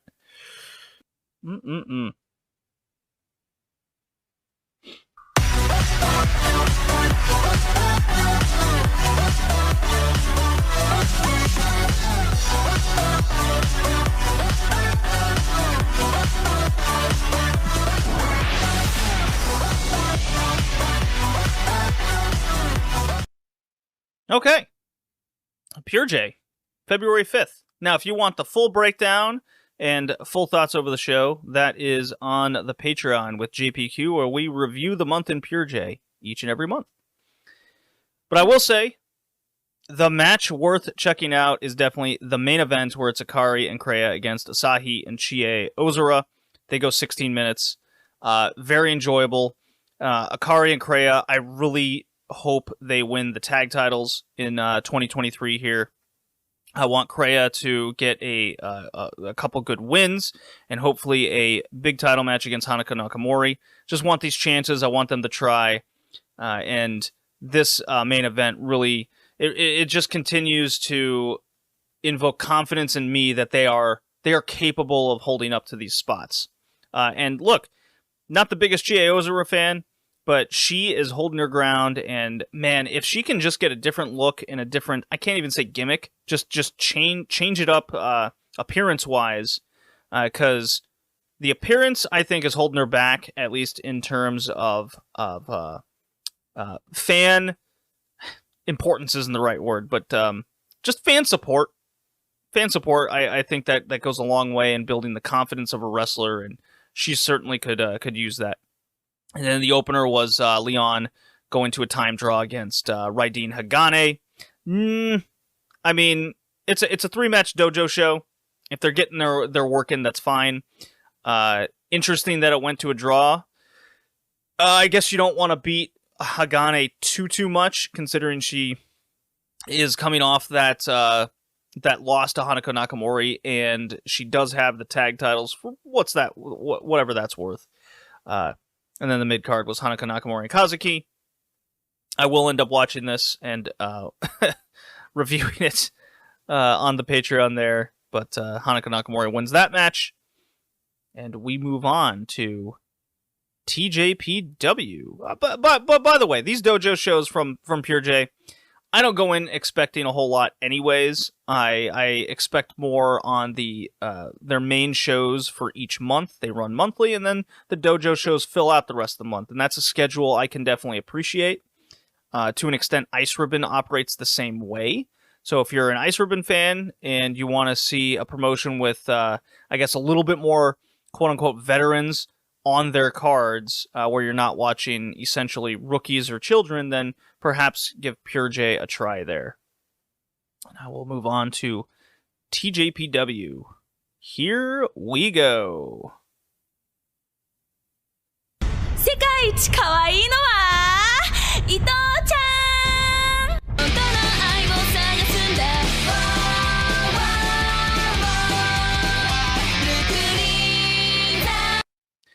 All right. So I spoke about the attendance already for the Max Heart Tournament final. TJPW, despite my many criticisms of this promotion, it is still probably my current second favorite promotion to watch in the Joshi realm.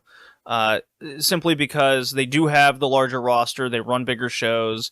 I like a lot of the wrestlers in it, ranging from Mizuki to Maki Ito and company. So this show definitely was piquing my interest in what was happening there. The Max Heart Tournament as a whole, I can't say I was ever really excited for it. I kind of had the same feeling as the Stardom Triangle Derby. Just a lot of matches that aren't really giving full effort, or at least that's how it came across. And then we got to the finals, at least in this case, and honestly, I think the show was just very okay. The opener's the opener. You got a Yuki Arai Palm match that went 6 minutes. That's too much. Once you get through those two matches, the rookie opener with Uehara and Himawari is interesting. With seeing how they're going to develop in the future. I'm always hesitant in Joshi to really get behind rookies, and until I start seeing some sort of push between the wrestlers or big important singles matches, I tend to keep 5 steps back and watch from a distance, because you never know when these people will retire. You don't know how long they're going to stick around. Will they even stick around long enough to get a push in the first place? It's very tough to for me to. We've just been burned so many times that the investment level is very standoffish. Arisa Endo defeats Moka Miyamoto 9 minutes. A very okay match, and Endo gets her first singles win. So the crowd got behind her. I've seen people throw like 4 stars at this match. I say, guys, let's take a step back here and look at the full match. It was okay. It was totally fine. For it being on this show and not the January 4th show setup, I think if you weren't going to do it on January 4th, I think you could have saved this. I mean, clearly they were saving the moment for a while. And Corkin Hall is a good place. If it was just going to come over someone like Mocha and not someone that's pushed a little higher, I think then perhaps having it kind of be an opener on a bigger show like Grand Princess, for example, would have been better served to a larger audience that would see it. There was a tag match of Hikari Noa and Janai Kai. Janai Kai making her Tuj debut. And, you know, I did in 2022 the top Western women wrestlers that weren't signed to major companies. And Janai Kai started on that list, but as the year went on, I felt less and less impressed with her. I think she's married to the gimmick too much of the quote-unquote kick demon. The look is very... It's almost too unique, where it's hard for me to get behind her in that regard, and then her wrestling style is also too married to a singular gimmick. I think it limits her game a lot, and I don't really ever get the sense that she's improving. And I wasn't like not impressed here. It was fine. I mean, Rika Tatsumi is one of the best workers in Joshi as far as I'm concerned. She never seems to have a bad match. She never seems to have missteps in timing. She's always put in positions like this with new people. They very much trust her. So that is when people describe good worker, it's situations like this where you know the promotion has so much trust in someone to get the job done that they needed. And Rika Tatsumi, I mean, when Janai Kai started kicking her and Rika just goes up and chokes her and puts her in the corner, that's good wrestling right there. Yuki Aino, she gets a lot. I think she gets overly disliked, I guess, in the fandom. At least from what I've seen, the fandom is very much behind Hikari Noa, and they kind of step offish of Yuki Aino, and I think that has a lot to do with we kind of know what Yuki Aino brings to the table. And I think she's hit her ceiling as a wrestler, unless she goes through some drastic change. While Hikari Noa, she's got a lot. She's got the better gear. She's got a unique look. She's very likable. She's got a much stronger, outgoing personality. A lot of that probably has to do with the Up Girls connection there. But where this match really kind of struck me was, it was all about Janai Kai and Aino and Tatsumi getting her through, and Hikari Noa was just a ghost throughout this whole thing. And ever since she lost that Princess title, much like in Yuki Kamifuku's case, they've just been yesterday's news, just thrown in undercards and just non-entities in this promotion. And that's sad. This is why I criticize TJPW in their more or less roster usage, where they can get so much mileage out of mid-card matches, and they just don't do that. While I'll take Pure J, for example, they just ran a 4-way at a show where each wrestler had a specific wish that they wanted coming out of it as an incentive to win, and then that in turn set up the next show with like, for example, I think if Madeline won, she wanted to team with Kreia, for example, on the match in the next show. Like, it doesn't take much to just get some continuity from show to show. And besides an Endo, like, okay, Endo got the win, and that's great. But then, what are steps after this? I think a lot of the TJPW roster has promo ability to some extent. I mean, a lot of them do get on the microphones, and they've had practice with backstage interviews during the pandemic. Like, they are capable of doing like their personalities justice by trying to set things up, and whether that's up to the booker or the wrestlers, I'm not in the room, I can't say, but they can definitely try a lot more than just here's a foreigner that's coming in and essentially just on visitation rights. In the semi-main event was the Magical Sugar Rabbits, Mizuki and Yuka Sakazaki. As we know, Mizuki is the challenger at Grand Princess for Yuka. That's happening, I think, at the end of March. That's what it's going to be. So we still got like 6 weeks to go here. But Mizuki won these rights essentially in on January 4th. Okay, so Yuka went away to the States to wrestle on Dark for a little bit and do her thing. And in my immediate thought was when they made that match was they have to heat Mizuki up, because for all intents purposes, we all assume that Mizuki is going to win this match on V2, by the way, against Yuka, and be the first fresh champion in quite some time. I could point to Rika Tatsumi as a great example of what I kind of expect is it will be a cold win for a new fresh champion in which their legs will get cut off in a couple months. Okay? That is the example I'm going with, because that's what happened with Rika. People say that TJPW has 4 pillars. I say it's only 3. Because we've seen the one-off champions before. Rika Tatsumi is the only one that stayed. If you catch my drift. So, and then this match against Miyu Watanabe and Suzume. You want to talk about a crowd that was really into a match? That's this one. And they were into the main event too, without a doubt. And I did enjoy this match quite a bit. But coming from what I want to see out of this promotion, and I really want to get hyped up for this main event.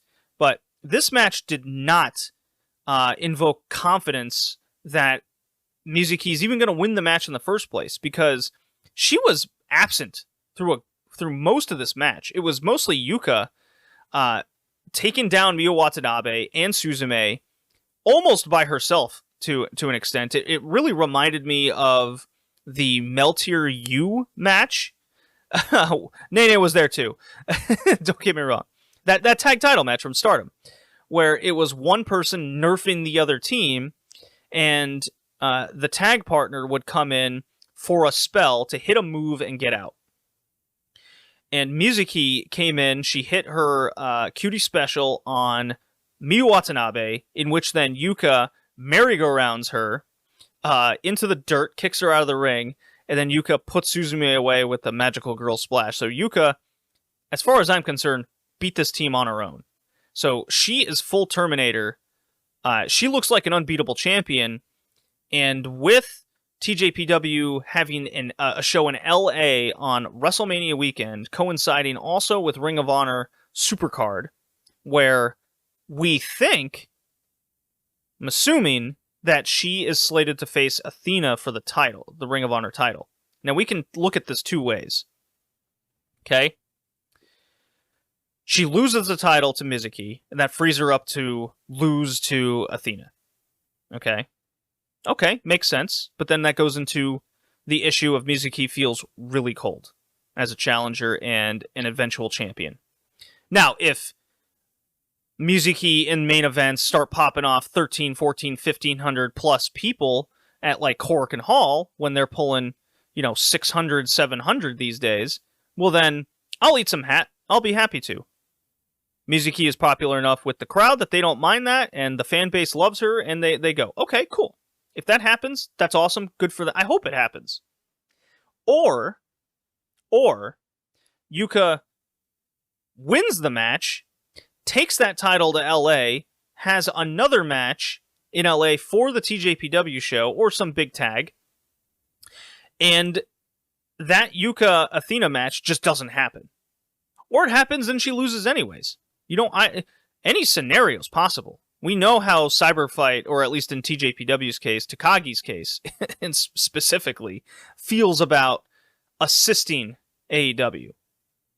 Miyu Watanabe looked awesome in this match.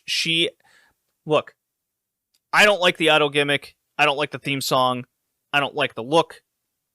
Miyu Watanabe is not a wrestler for me. However, she is very, very, very over with this TJPW crowd. And she needs to be pushed much higher in 2023. We need to stop messing around. Like she is the future of this promotion. And with her being as over as she is, and she's doing these international title defenses against Janai Kai and all these foreigners, all well and good. Get her out of the mid-card. It's a mid-card title that they clearly don't treat the holder in super high regard, especially after they lose the title. Okay? So Miyu Watanabe, let's get her off this thing and get her into the main event. She needs to be in that picture as a fresh talent. I think that would do this promotion so much justice. So we get to the main event, Max Heart Tournament Final.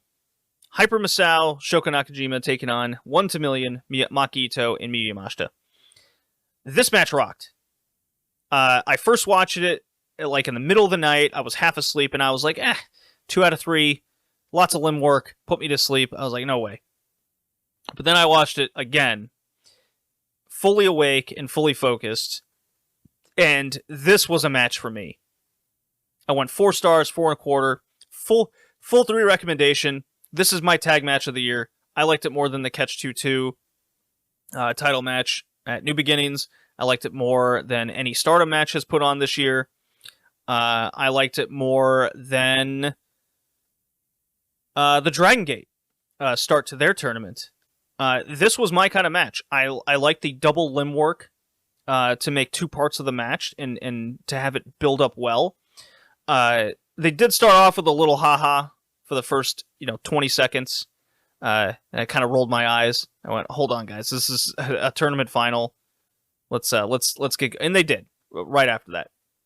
So Maki Ito has her shoulder worked, builds up to Miyu Yamashita. Then they build up to her kicking a post after a real good interaction with Hyper Misao, where Misao's mask gets kind of ripped off her face, and they just go to beats. And they end up rolling to the apron, and that's where Misao ducks, and Miyu gets her leg cracked onto the post, and Misao takes advantage, and they do a real good Maki Ito hot tag there. So it was very, very, very well built up for essentially 3 parts. And Shoko Nakajima, I think she should have been more or less downsized to the card like a couple years ago, so fresh talent can move up. Cycle in and out. She can have a title challenge every now and again. I'm not saying like throw her in the mid card for life situation. I just think she would be, if I'm picking someone, it's her that needs to be cycled down. Her and Misao work so well together, and when Misao had that mask off, that's a great example of, okay, she can be a serious wrestler. If Saki-sama can have the 2 personalities and have Saki Akai be, why not Hyper Misao? I know she's had multiple personalities in the past. Let's take that mask off and have her, every once in a while be a serious wrestler that's like challenging for titles. Because I think I think there's more money in Misao without the mask than there is with him. The finish was great. It was Yamashita and Ito really, really working together. They're hyping each other up. They're doing what I could best describe as like good 1980s pro wrestling. With they're leaning into their gimmicks. They're powering each other up. Ito's giving Yamashita the finger. Yamashita headbutts Ito, and that gets her going. All good. It went 25 minutes. Ito, first Miyu Yamashita fucking skull kicks Hyper Misao into next week. And then she cracks Shoko, which sets up an Ito special to get the clean submission in the middle of the ring. And this is what I'm talking about. So this is twice that Ito has submitted Shoko like this in big spots. Maybe 3 times if I go back and look, but it's definitely 2 at the minimum. Ito getting the big win, I think, was a great decision, and getting it over Shoko in specifically elevates her even further. So a second tournament title win for Ito, Miyu Yamashita's first. Is it possible that we could just be looking at a Miyu Yamashita Princess Cup win come fall? End of summer. She's now won a tournament. Is another one in her books for 2023. I'm really getting that feeling now, but she has the Eve title. Let's see what happens from there. Very good match. Again, a full 3. I think the 9-point whatever on Cage Match right now is grossly overrated. It's currently set as the best TJPW match of all time. I'm like, pump the brakes. Come on, it's I liked it too, but is it better than Yuka Mizuki or some of the other singles matches that we've seen over from TJPW over the last 2 to 3 years? I don't think it is. Now, if you want to tell me that it's possibly the greatest tag match in TJPW history, now I'm willing to listen. Now I'm willing to get on board with this, because this was great. Maki Ito and Miyu Yamashita look like they're slated at Grand Princess to face Max the Impaler and her war party friend. For some reason, I'm blanking on her name right now. But I can't say I'm excited to see that match in particular, because I'm just not a fan of the war party. I would much rather a better team, to be honest. But who knows? Ito and Yamashita are a good team. Maybe that will turn into a much better match than I have imagined. That will do it for TJPW. I'm gonna... Do I? Let's see if it's on YouTube. Hold on. Bear with me here, because one big topic of conversation in Stardom was Giulia's new music. And I'm wondering if someone has uploaded it to YouTube. It just kind of popped into my head that I wanted to play this thing. Giulia's new Stardom theme. Let's see if it's up. Let's see. Giulia new song 6 days ago. Okay. We're just gonna play it straight. This is how it goes. A lot of people are 50-50 on it, but I have a theory.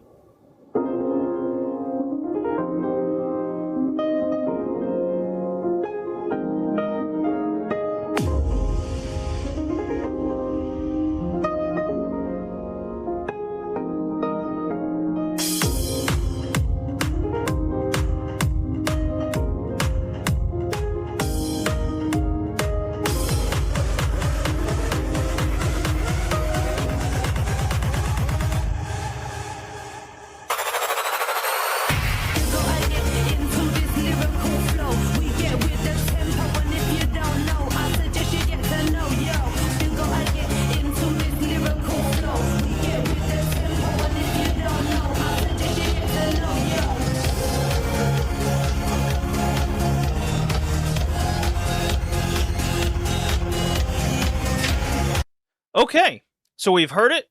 Giulia's new theme song debuted at Supreme Fight. I like it, and I like it for a number of reasons. And I know it's a weird topic to start, but so much of a wrestler is their presentation, is their music, is their look, and for a theme change like this from her very brooding, like Castlevania-esque type theme. I did like how they started with the old one, and then new champion, new theme, first defense, and it's like a changing the channel on who Giulia is for the world champion position. And I forget where I heard this, but I totally agree that this is definitely a song that the fans can chant to. You hear the beats, and it really comes across as very New Japan-esque, right? You got Go Ace for Tanahashi, you got Naito for his theme. You get it, right? You want your fans to chant along to the song, and this is something that definitely does that. It's got a little techno beat to it. It really presents her as more of a babyface than kind of an outsider with a heel group leaning on the power side. She's very much Stardom now. Okay, it feels, there's definitely been some pushback with Giulia over the years with a sect of fans. I don't see it too much in my realm of the world, but if I go out and seek, there is some animosity there, right? But to get that heel side away, a good feeling song like this, I think accomplishes a lot. And with her new look, she's got a little pink in her hair. She's got a big nice coat, new gear. It reminds me a little bit more of her burning gear from Ice Ribbon, which is a theme that we'll be hitting on. The pink hair reminds me of the Hana Kimura. It seems like this is the title reign tribute for her in a nice sense. If that wasn't the intent, I'm not the only one that kind of thought that as I hit my mic. So Giulia, new song, new gear, new look, with the very much Ice Ribbon looking gear from her burning days. And speaking of Ice Ribbon, well, she's facing Suzu Suzuki in the main event. I'm going to blow through the beginning of this card here. It is Naniwa Roulette. 1 million people came out. It started... Okay. The concept, I think, could be a good annual thing for Supreme Fight. They continue this year over year. I think it needs half the people. With the 5-minute time draws and the over-the-top rule, the first half of this match, I thought, was pretty excellent. Right? We got Mayu beating Waka, Momokogo, Miyu Amasaki, and then after she beats 3 people, Tam Nakano comes out and they go to a draw, and then it's Mina Shirakawa and Natsupoi. They go to a draw. Even the Mariah May defeating Mai Sakurai part. Good stuff. Mariah May defeating Tekla. Good, but the thing is, once we got to this point, it's been too long, right?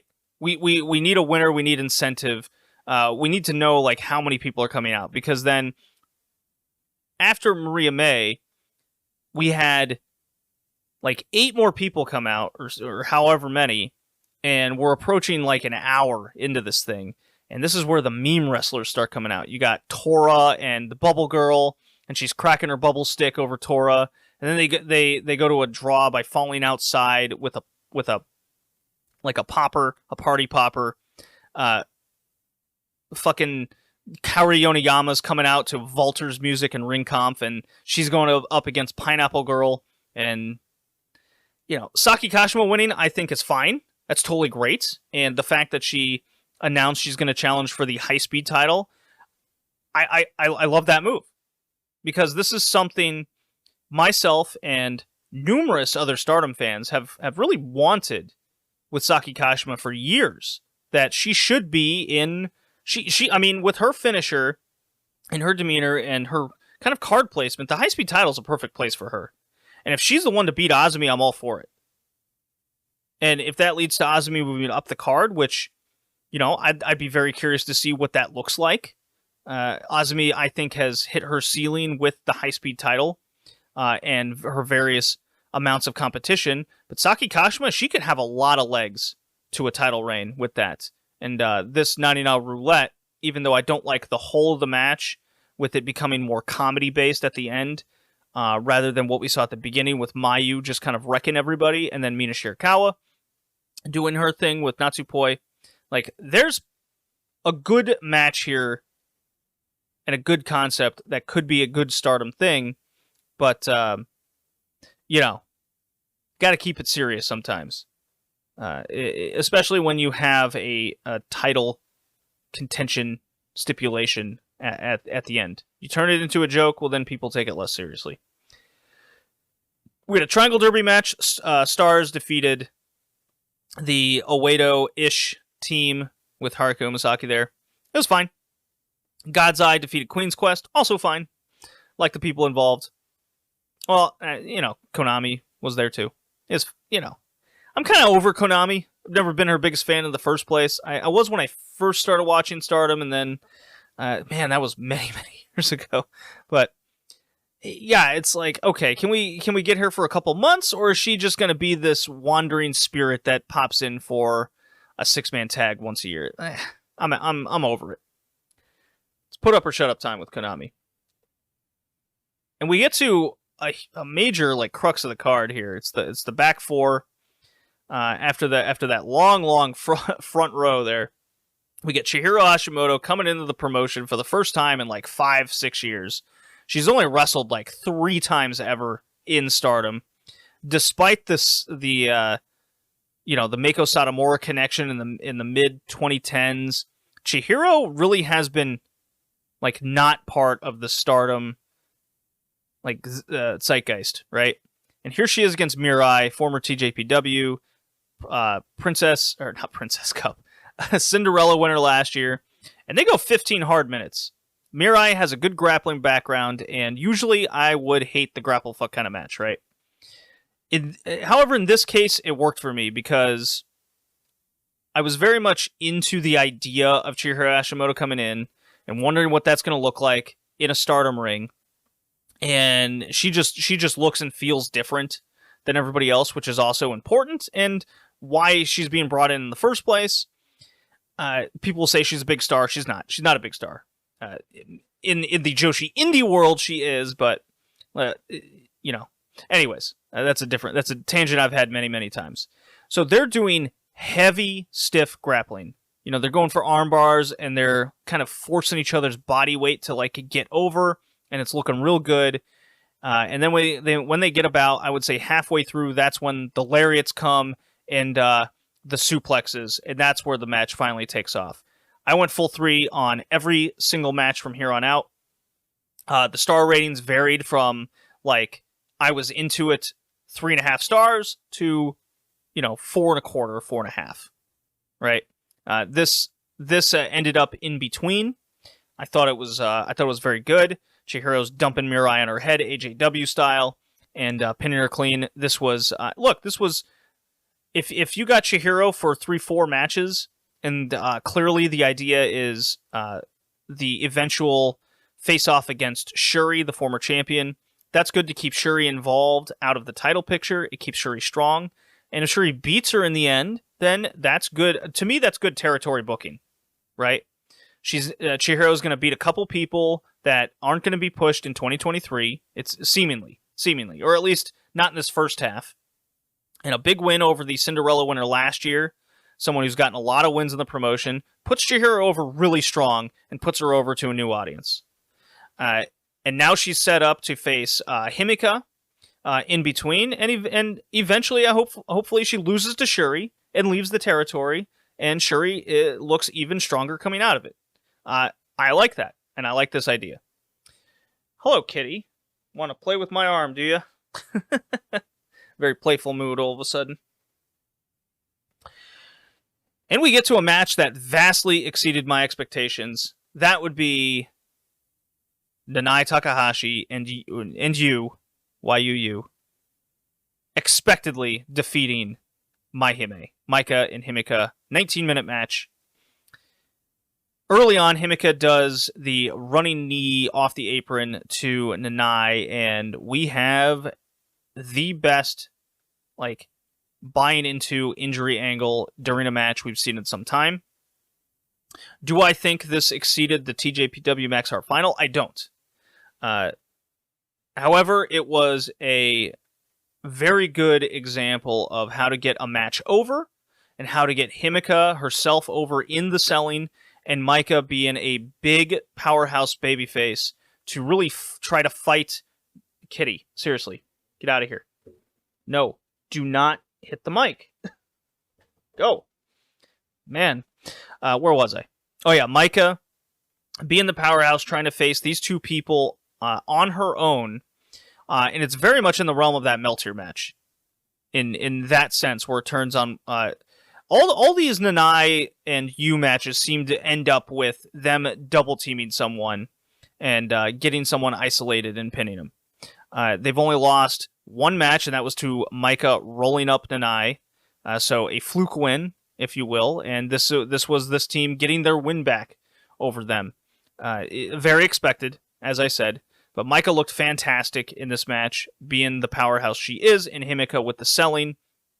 And it wasn't until, look, you put a match together like this and structure it this way against two people who aren't very good sellers. They're not really capable of doing that, whether that's by choice or not. They don't take a lot of bumps for whatever reason. I guess, just has a thing about her where she's tough to get knocked down. She reminds me of Bam Bam Bigelow in a lot of ways without the agility. And then Nanai, she's usually on a 4-bump limit per match. Well, the exception is when the objective is to pin this person clean as a sheet and try to get them over, and you're the one to beat them. Well, Nanai got to a bump count of 12. It's very easy to count, by the way. Himeka got over super strong in this match. The crowd was immensely behind my Hime from the bell ringing. It was incredible. Speaking of over, Mirai and half the people that was in the Naniwa roulette. So good sign there. All the undercarders seem to be over to a big degree. But my Hime was possibly the most over on this entire show. And that really brings me to a point here I want to make. Himeka announced her retirement. 25 years old, 5 years in the biz, 5 years wrestling. Comes over to Stardom, basically Bushiroad acquisition, we'll say. And she had a good Stardom run. She got a good, decent push and put in prominent positions. Essentially from the get-go, she went to a 5-star final when she wasn't as good as how she is now. She's had Wonder of Stardom title matches. She's had World of Stardom title matches. Regardless of what I think of them, she's had opportunities. And to a degree, she's delivered a lot of these times.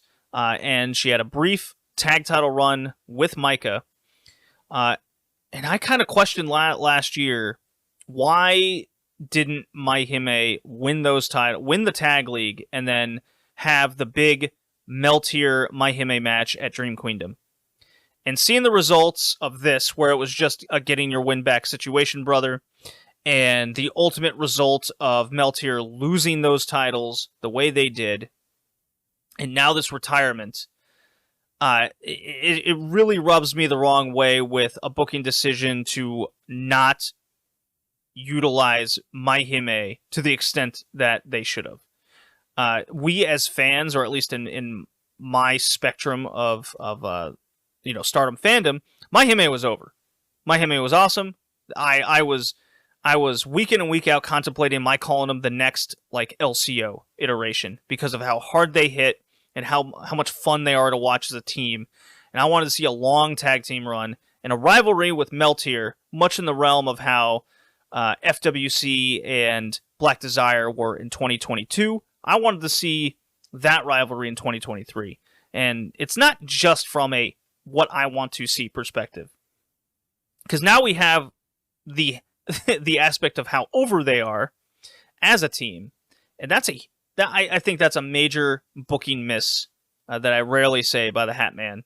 That instead of utilizing this team to their highest degree and their highest capability and having big, heavy matches, to just give it to this outsider team, it does nothing for me. I don't think it's a good look, honestly.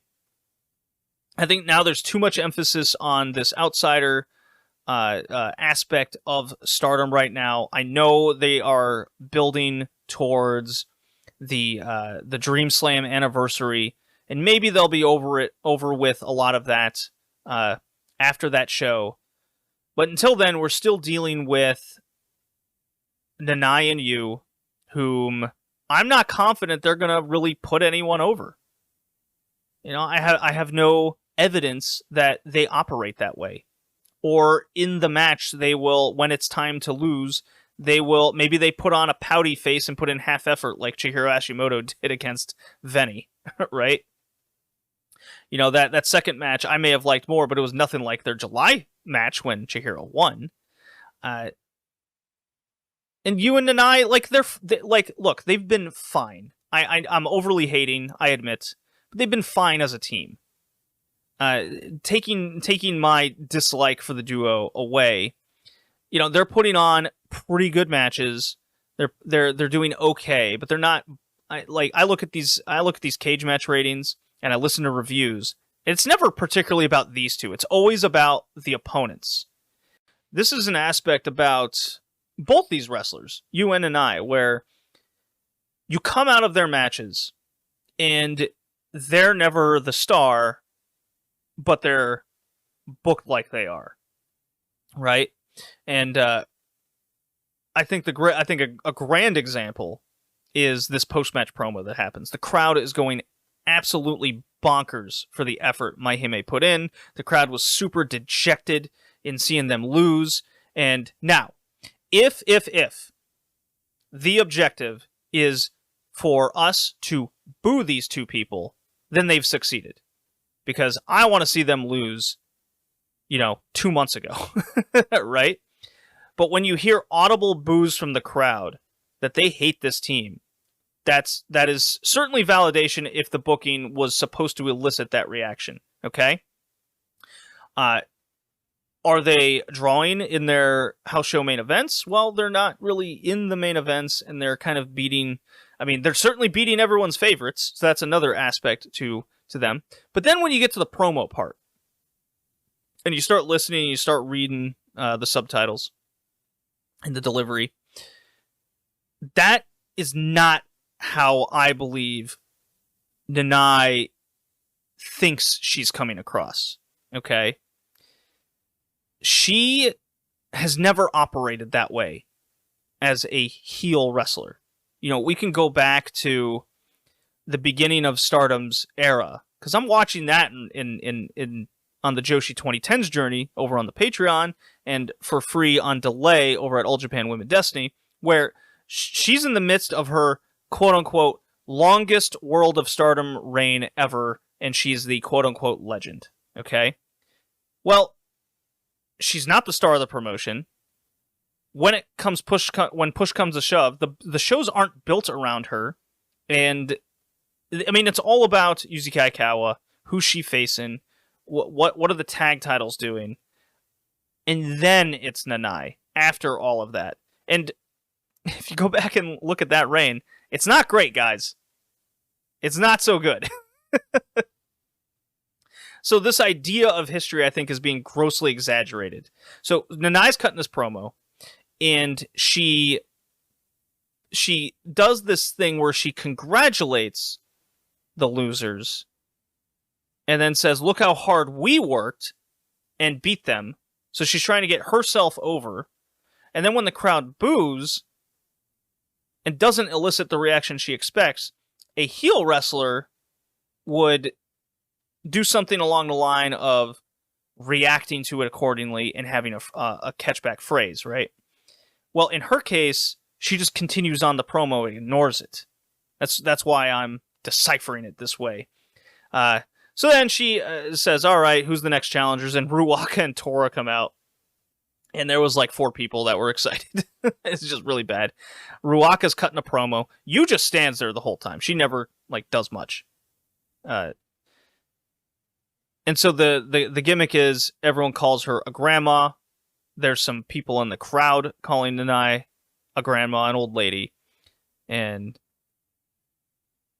they acknowledge the 3 people that kind of played along.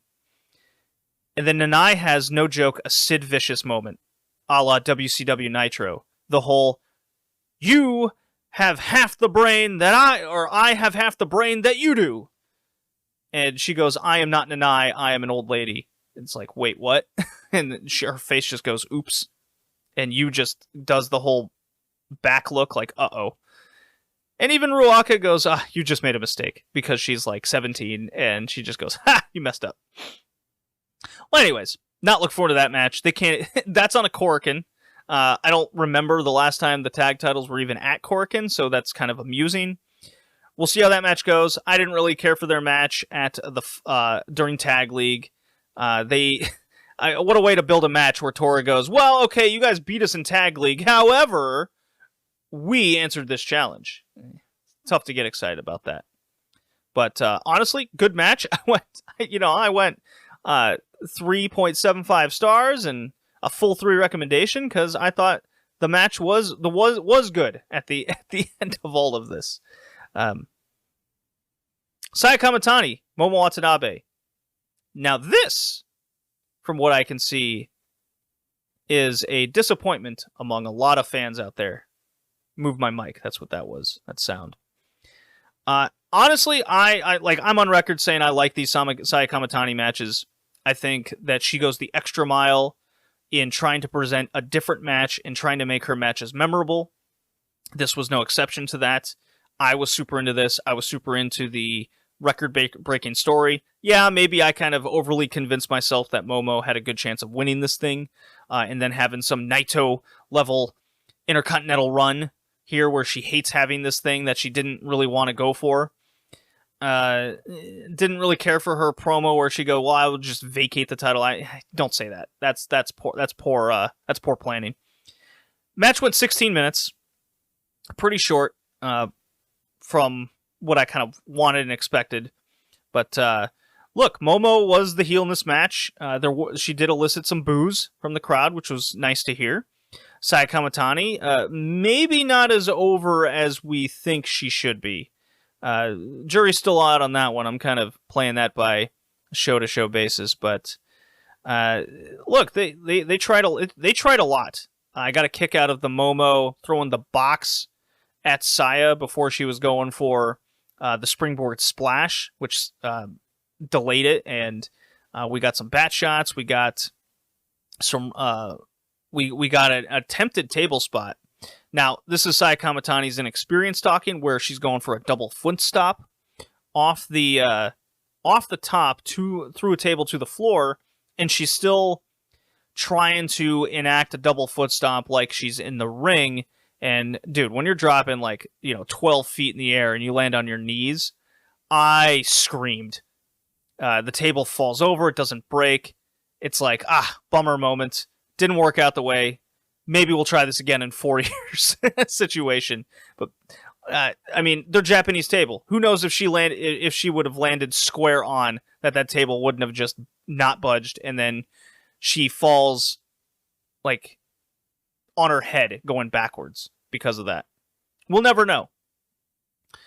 The finishing stretch, I thought, really brought a lot good to it, where Momo's exchanging strikes and Saya's trying to take them and counter them and going move for move. They attempted a muscular bomb.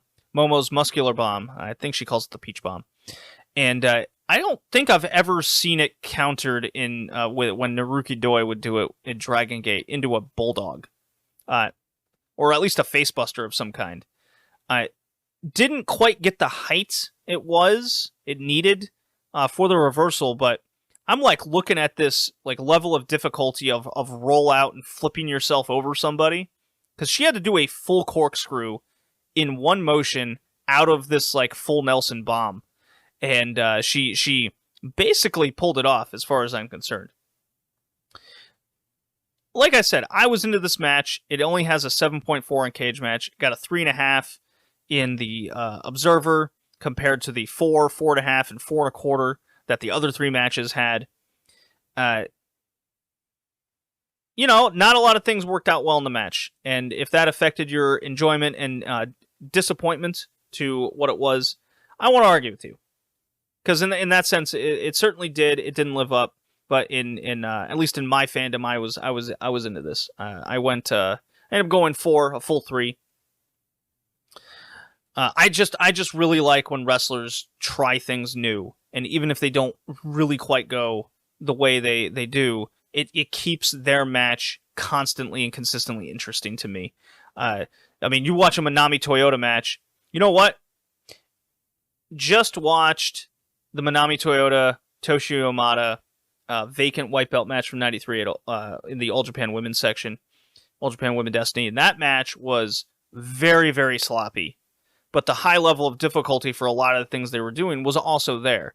I would compare this match to that in a lot of ways. Obviously, different eras and different speeds to things. But take that in mind. That might be something worth comparing. And then the main event. I mentioned back in January when Suzu was announced to be the first challenger, I went on the dialogue of, if Giulia's entire first reign is her confronting her past, and the money is in kind of confronting Ice Ribbon, where she faces Suzu here, and it's announced Mayuki is the next challenger, and then after that could be Risa Sera. Don't think a Hiragi Kurumi match should be in the cards, but if we go from there to like Natsupoi, and some let's call it underlings, I think a Starlight Kid red belt match would be super interesting. You know, if that's what her first reign is, then I think I'm sticking with this. I think it's going to be a good run, right? And then in her second reign, which gives it more juice, which I think too often a lot of people's reigns burn through a lot of the major matches you want to see. Okay, so here's another question then. Would I prefer Giulia versus Utami at the huge Dream Slam anniversary show that they're doing? I would. Would I be excited in a vacuum for Giulia versus Mayuki? I would. However, that should not be the match at an anniversary show. So if we remember, a lot of these Dream Slam shows, they kind of stuck the main event as like AJW was by itself. It was never the interpromotional match that main evented, is what I'm saying. I mean, look, Aja Kong versus Eagle Sawai just recently on AJW Destiny was in the mid card, right? While Hokuto and I'm sorry, not Hokuto, Toyota and Yamada was in the main event, right? As they frequently have been. It should be Giulia against someone from Stardom to celebrate the Dream Slam anniversary. They are the biggest Joshi promotion. They have the leverage. And if you keep giving these major show spots to people not signed with the company, then what are they signing with Stardom for? What are they signing on for? They're signing on for these kinds of opportunities, and if they just keep getting passed by people not affiliated, then I think that's a bad incentive. And as a fan, I'm getting kind of annoyed by it all. Now, if you want to throw, like on this card, Chihiro Mirai in the mid card, and that leads to something down the line, and you territory book, look, I love that. That's fine. Like, that's great. It's kind of why I was more into this card than I thought I would be, where the outsiders were in the 3-4 spot, and then you kept it mostly in Stardom for the rest. Suzu Suzuki is not in Ice Ribbon anymore. Neither is technically Maya. That may be a different story, but they are freelancers, Suzu has built up some credibility in Stardom over a long period of time, so I'm throwing her a pass for this match. And I love this match. I thought it was excellent. I thought the ramp work was good when Suzu, her personality is just coming out more and more in these kinds of matches. And Giulia really let her shine a lot. She bumped for her so much and got her over. I do think Suzu needs to ditch this German suplex combo that she's had for years. It's not 1983. The tequila shot is way better of a move, and that's more of just a transition mid-match move for her. So Suzu, she can level up. I have no doubt that she will in time. She's super great. I want her to sign with this company like last year, but here we are. This 25-minute match, 4 1/4, 4 1/2, full 3. It's a good indication, I think, of what Giulia's reign is going to be, and the outlook is strong for that. With how the fans reacted to her post-match promo, how the fans got into the ending stretch of the match, and honestly, this isn't that controversial of a match, despite what I've heard on other podcasts. I mean, it's got easily the highest rating on Cage Match from the entire show. It got 4 1/4 in the Observer. It's got 107 votes compared to most other matches. Like, everybody seemed to really like this, so I don't know where the controversy is. It was a good match, and I thought it delivered. My favorite is it delivered a different match than their 5-star match. The 5-star was about confronting emotions, and this one is about the world title. Anyways. Giulia just channeling the Sakura Hokuto each and every day, more and more. Got the hair, got the gear, got the music now. That's not quite the same as Hokuto. She got the Northern Lights Bomb variation. She's busting out. It's gonna be an interesting run for Giulia, because unlike previous years, we kind of had a loose idea of whom was gonna beat the champion. But let's not forget, when Utami won that title, we didn't know how she was gonna be as champion. And it wasn't until her and Shuri had that big banging match in June of that year where everyone felt that Shuri should win the 5-star and move on and win the title. That's a good pivot of booking if the whole plan was Giulia was going to take over then. But Giulia's champion now, with fans now cheering and restrictions lifted, it could be a blessing in disguise for what's in store for this promotion in 2023. I hope they do move on from a lot of this outsider stuff. I thought that story ended at Dream Queendom, and we're still kind of hanging on by the threads of it all. They announced the Cinderella bracket, which is essentially everyone in the promotion except Giulia and a few others. It's probably more interesting to look at who's not in it at this point in time. Like Unagi isn't coming back. She's very much not in this promotion anymore, it seems. I don't believe... Look, Yu isn't in it. Maya Yukihi isn't in it. Maybe she'll be announced later. But Nanai sure is. Maybe Chihiro gets in it. We'll see.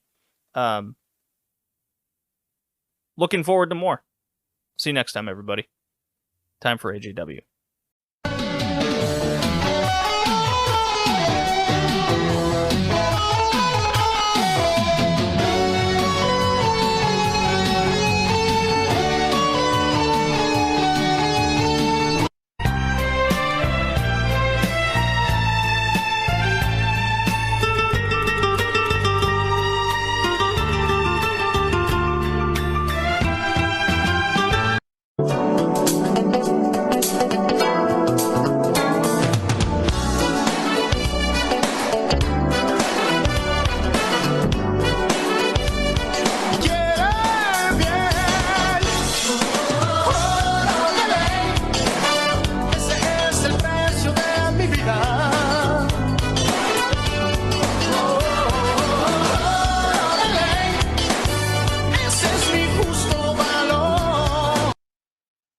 Right, episode 84, All Japan Women's Classics here, All Japan Women Destiny. That's right, we're continuing our journey through All Japan Women through the ages. And hey, if you like what you hear on this part of the podcast, then might I point you to the LLPW reviews over on the Patreon, patreon.com/redleafretrocast.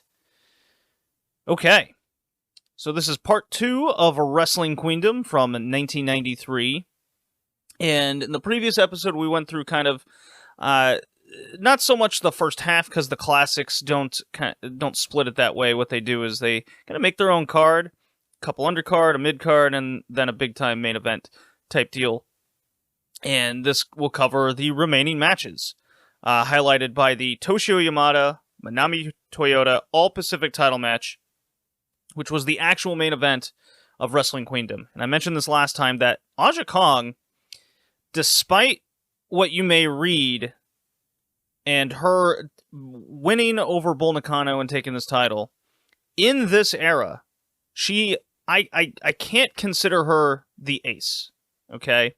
She's not main event in these shows. She's not the highlight of most of these interpromotional warfare matches.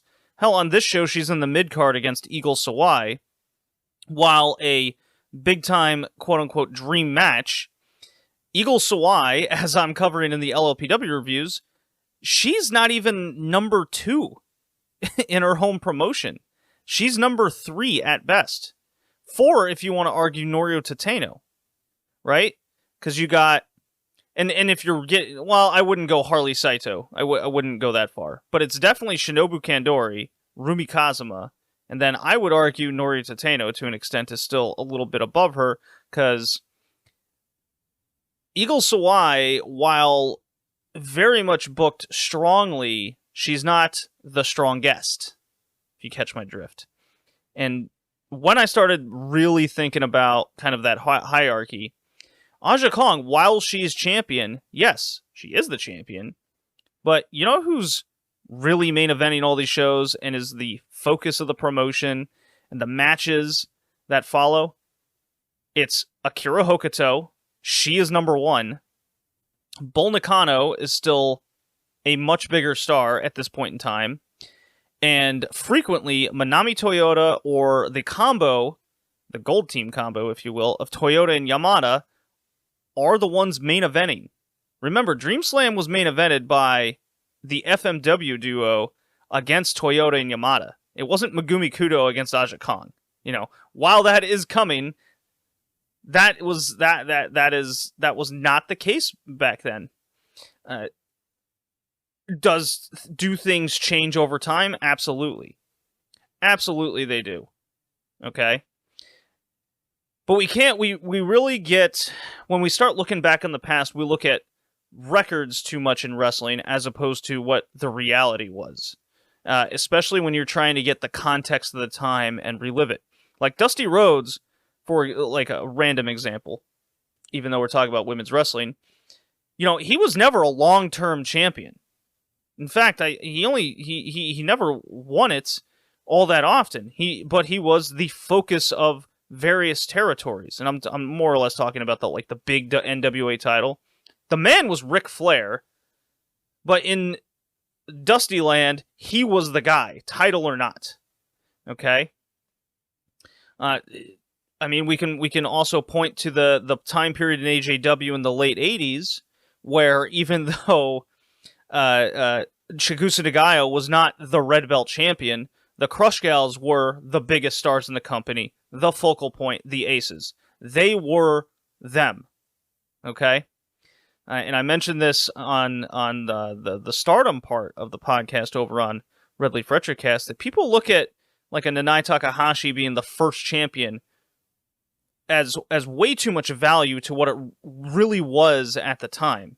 It was a promotion kickstarting off the ground, a bunch of new trainees, and the actual focal point of the promotion was Yuzuki Aikawa. Okay? So I'm really comparing a lot of different eras and aspects and promotions comparatively to this particular era, and Wrestling Queendom really hits that home hard after the success that has been 1993. And there was a post not too long ago that was thrown out. There's been posts about Manami Toyota and AJW in 1993 and 94. And there's various podcasts out there that have briefly covered AJW from this particular golden era. And one came across my timeline, and it got a little conversation started with AJW was hemorrhaging money. They were bleeding money. They weren't making much money. And no matter how much research I could read and get my hands on and find, I never found any evidence that was the case. And it seems to be this like Mandela effect where this happens a lot in Joshi wrestling in particular, because it's not covered by heavy outlets, and really the only source out there is you yourself translating a lot of articles or reading the Observer from different parts of the eras. It wasn't as covered as much as, say, New Japan or All Japan, the men's promotion, and Western wrestling. But it's not uncommon that word will get around, and then the word, evidence or not, is kind of just accepted as fact. And that is that AJW was losing money. Now, what I could find, and if anyone's out there that can correct me and point me to the evidence on the contrary, feel free. I'm more than willing to learn. What I'm saying is what I have found and read, whether that's in the Observer, is AJW, the wrestling promotion, is making a lot of money in 1993. This interpromotional, tactics and quote unquote warfare has been exceptionally profitable for the promotion, whether they get 10,000 plus into Osaka Joe Hall or not. Like, Dream Slam was a mitigated and critical success. This Wrestling Queendom show, despite not beating the show from August, which was, I'm just getting the name here so I get it right. Not Marine Piad. It was Legacy of Queens from August, which has seemingly replaced their the Midsummer name. They're going through name changes in '93 as well. Marine Piad seems to be same thing with Saint Final Battle. They're not really exactly at the same times each year, but they're replacing the times with a new named event. It's kind of like what Stardom did, where it's no longer year-end climax is the year-end big show. It's now Dream Queendom. Okay? It's a nice little rebranding, and what we've seen here is now Marine Piad is being replaced with the name of Wrestling Queendom, because they're going to do more of these later. Saint Final Battle was usually around, St. Patrick's Day, February, March, and we're going to have another one here in a couple weeks on December 6th for another super show, which I believe is going to take place at Sumo Hall, which is what we talked about in the previous episode about how there was the Osaka show and their bitterness towards Tokyo getting the bigger and better cards. So that's kind of what we're dealing with right now in this AJW era. I find it very fascinating. I find it interesting.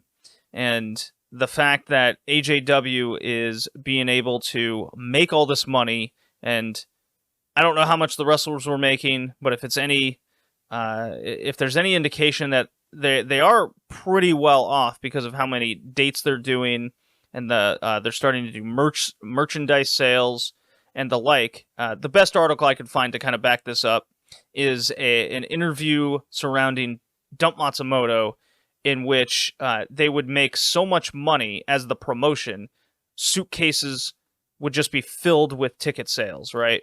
And among other things. And Dump Matsumoto was very well off. Now, if you want to have the conversation that they weren't compensated to the degree of what the promotion was raking in, okay, we got a conversation there, because absolutely that's the case. I mean, that's what athletes have the players' union for in the first place in sports. So organizations can't ream their talent and underpay them because there's no other place to work. And that's another good thing that's happening right now in this era, is JWP and LLPW in particular, as the 1-2 punches. It's created a healthy environment where talent can work, and there is bargaining chips on either side of the coin.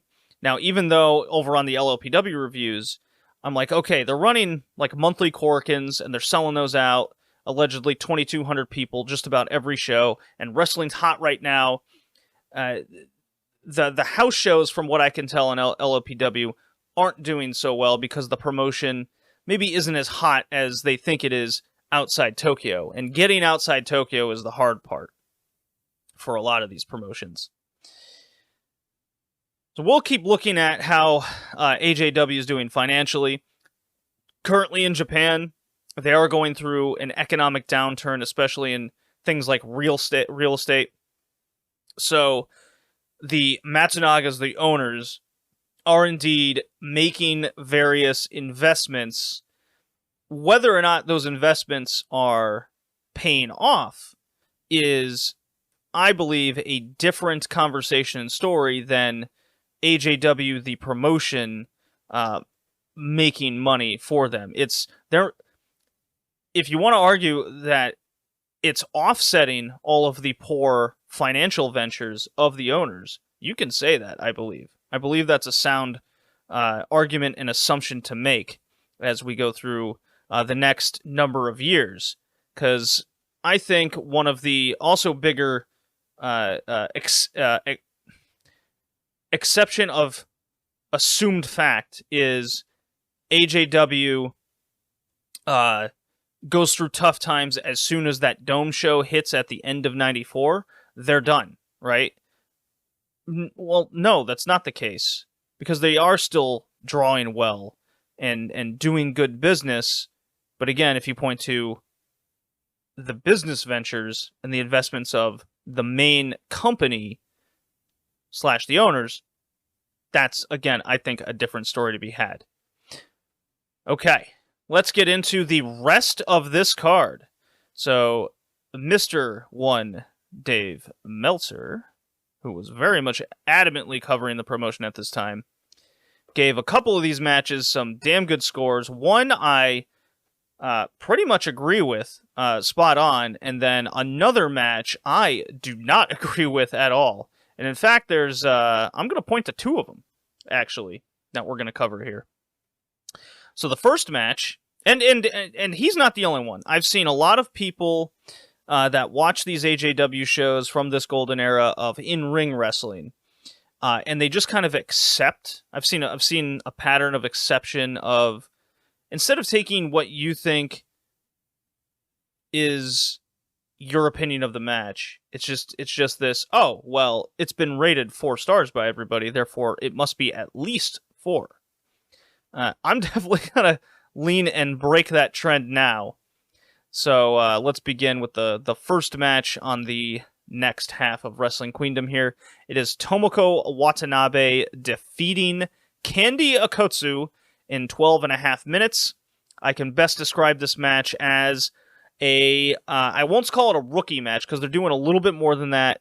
I would call it like the sophomore match. You know, it's almost like an MLB player where they're supposed to get into the sophomore slump, but they're in AAA doing well. Hello, kitty cat. You want to snuggle down here? I know, it's very cold. Very cold. Yep. Oh, he wants warmth. He does. I do not have heat in my house currently. Okay. So yeah, I rather enjoyed this. This was straightforward. Maybe a little too long for the kind of match that they were able to put on at this point in time, and to be an opener, I won't complain too much about it. I like Candy Akotsu. I like what she brings. If I was covering JWP, she'd probably be one of my favorite up-and-comers. And we shall move on to the AJW Junior title. And this is going to be a topic of conversation, I think, going forward with these. So I spoke about that Japanese tag title match last time, Kaoru Ito, Saki Asukawa, beating Carol Midori and Yasha Kurenai. What we're going to see are these two titles, the Japanese tag title and the AJW Junior title, as I will call them consolation prizes for JWP and LLPW, so they don't look like total chumps when all of their future mid-carders and main eventers are booked to eventually lose all the time. But Chaprita Asari is the junior champion here against the rookie Mizuki Endo. 13-minute match. Endo, at this point in time, look, she's a rookie from LLPW, so she's very, very grounded. She's much bigger than, well, Asari in this case, and in the sense of Asari, her matches, people are very much into the backspring mule kick and her setting up for the Stardust press, okay? The corkscrew moonsault. And that's what this match was. It was a lot of ground and tease, and then they ended up getting to that point of the Stardust press where she kind of flattens out. But I believe I covered that last time, but that was a match I do not agree was 4 stars in any way. The real match we should be talking about is this Kyoko Inoue against FMW's Yuki Nabeno. Okay? So, if you watch the classics, it's like 3 minutes, okay? And when you watch it, you go, okay, That looked like the full match. Wrong. This match, and I'm not kidding, went 12 and a half minutes. And when I can describe this to you as a hilarious travesty of a match, it's a must-watch situation. You will not believe your eyes. Yuki Nabeno is like... How do I say this without being mean? She... Let's see. Oh, I'm really struggling here because I'll say it. She might have Down syndrome. Okay? That's what she looks like. And I'm sure she doesn't. But she's got the facial structure and the... no, it's not that bad. But you like when you see the hair and the clenched lower jaw and how she like she's short and stubby. It's quite the look, and the ripped off Baywatch gear that does not fit properly. She is a very special appearance. And she's against Kyoko Inoue, who's in like knockoff if Ultimate Warrior wanted to cosplay as Tatanka. So man, I am burying myself here with non-2023 analogies, but man, this was terrible. This match was an atrocity. I could not believe my eyes, and the onlook of Yuki Nabeno starting this off really sets the stage. There's a lot of groundwork. There's wobbling on the outside at times, but the real fun is where Yuki Nabeno has to run and do shoulder blocks to Kyoko Inoue. And inside 5 minutes, this woman is blown up. She can't breathe. She can't move right. She certainly can't run. It almost looks like she has no athletic bone in her body. And nothing was on display more than 3 particular moves in this match. And you miss one of them if you don't watch the full thing. And you bet your ass I sought the full thing out. Because she does a cross-body to the outside, in which Kyoko Inoue is standing there, and I'm not kidding you, Yuki Nabeno jumps like 2 feet to the right of Kyoko Inoue and splats herself, not on the tiny little mat they have set up outside. It's like an inch from face first through a guardrail, and hitting nothing but fucking solid cement. She essentially tried to commit suicide on this dive. I don't know how you jump and miss a standing object and you go 2 feet to the right, but that's a great analogy of you couldn't hit a tennis ball, or you couldn't hit a barn with a tennis ball. Actually, you couldn't hit a tennis ball with a barn. Well, it may work too in the case of Yuki Nabeno. Well, she gets back in the ring. She tries to come back. She goes to the top rope, and another case of a crossbody. I have never seen someone so bad in my life. I mean, this is a Kemi Torisu type bad, but a Kemi Torisu was thrown into shoot fights against Bat Yoshinaga. Like, this is an actual wrestling match, and you're like, okay, maybe Yuki Nabeno is... Kitty, what are you doing? Get out of there. Hey. Don't go over there. You'd think Yuki Nabeno? She's like a rookie, right? Maybe this is like the 5th match of her career. And if you're thinking that, and she's on this Wrestling Queendom card, why the hell is she against one of AJW's biggest stars right now?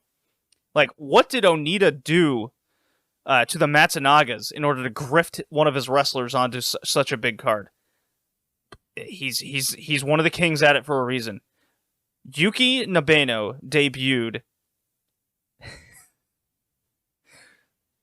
3 years ago, basically. She has been wrestling for 3 years. It's quite incredible. So when you go up and see her try this next crossbody, and she essentially like short jumps herself, and it's like a jumping bear hug in which she just falls like a rock. It's not even like horizontal, it's just vertical, and they just kind of collapse on each other. It's so funny. So now she's blown up. She can't do anything. They're trying comebacks. The crowd is audibly laughing at these moves. Okay? They just find it so funny. This woman is trying, and Kyoko Inoue just does not know what to do with this woman. She's trying everything she can. She's putting like her in a cross-legged submission, and she's dancing and shaking her butt, and watching Yuki Nobano just attempt to, I guess, walk the ropes would be a better description. But she's got to set her up for the comeback, brother. And here it goes. Yuki Nobano gets set up for a German suplex, and just cannot, like, Kyoko jumps. She does not sandbag her. Yuki Nobano just has, not only does she have no athletic ability, she also has no strength. And Kyoko Inoue just splats on her face. And by this time, Kyoko, I think, finally decides, we're going home. This match is done.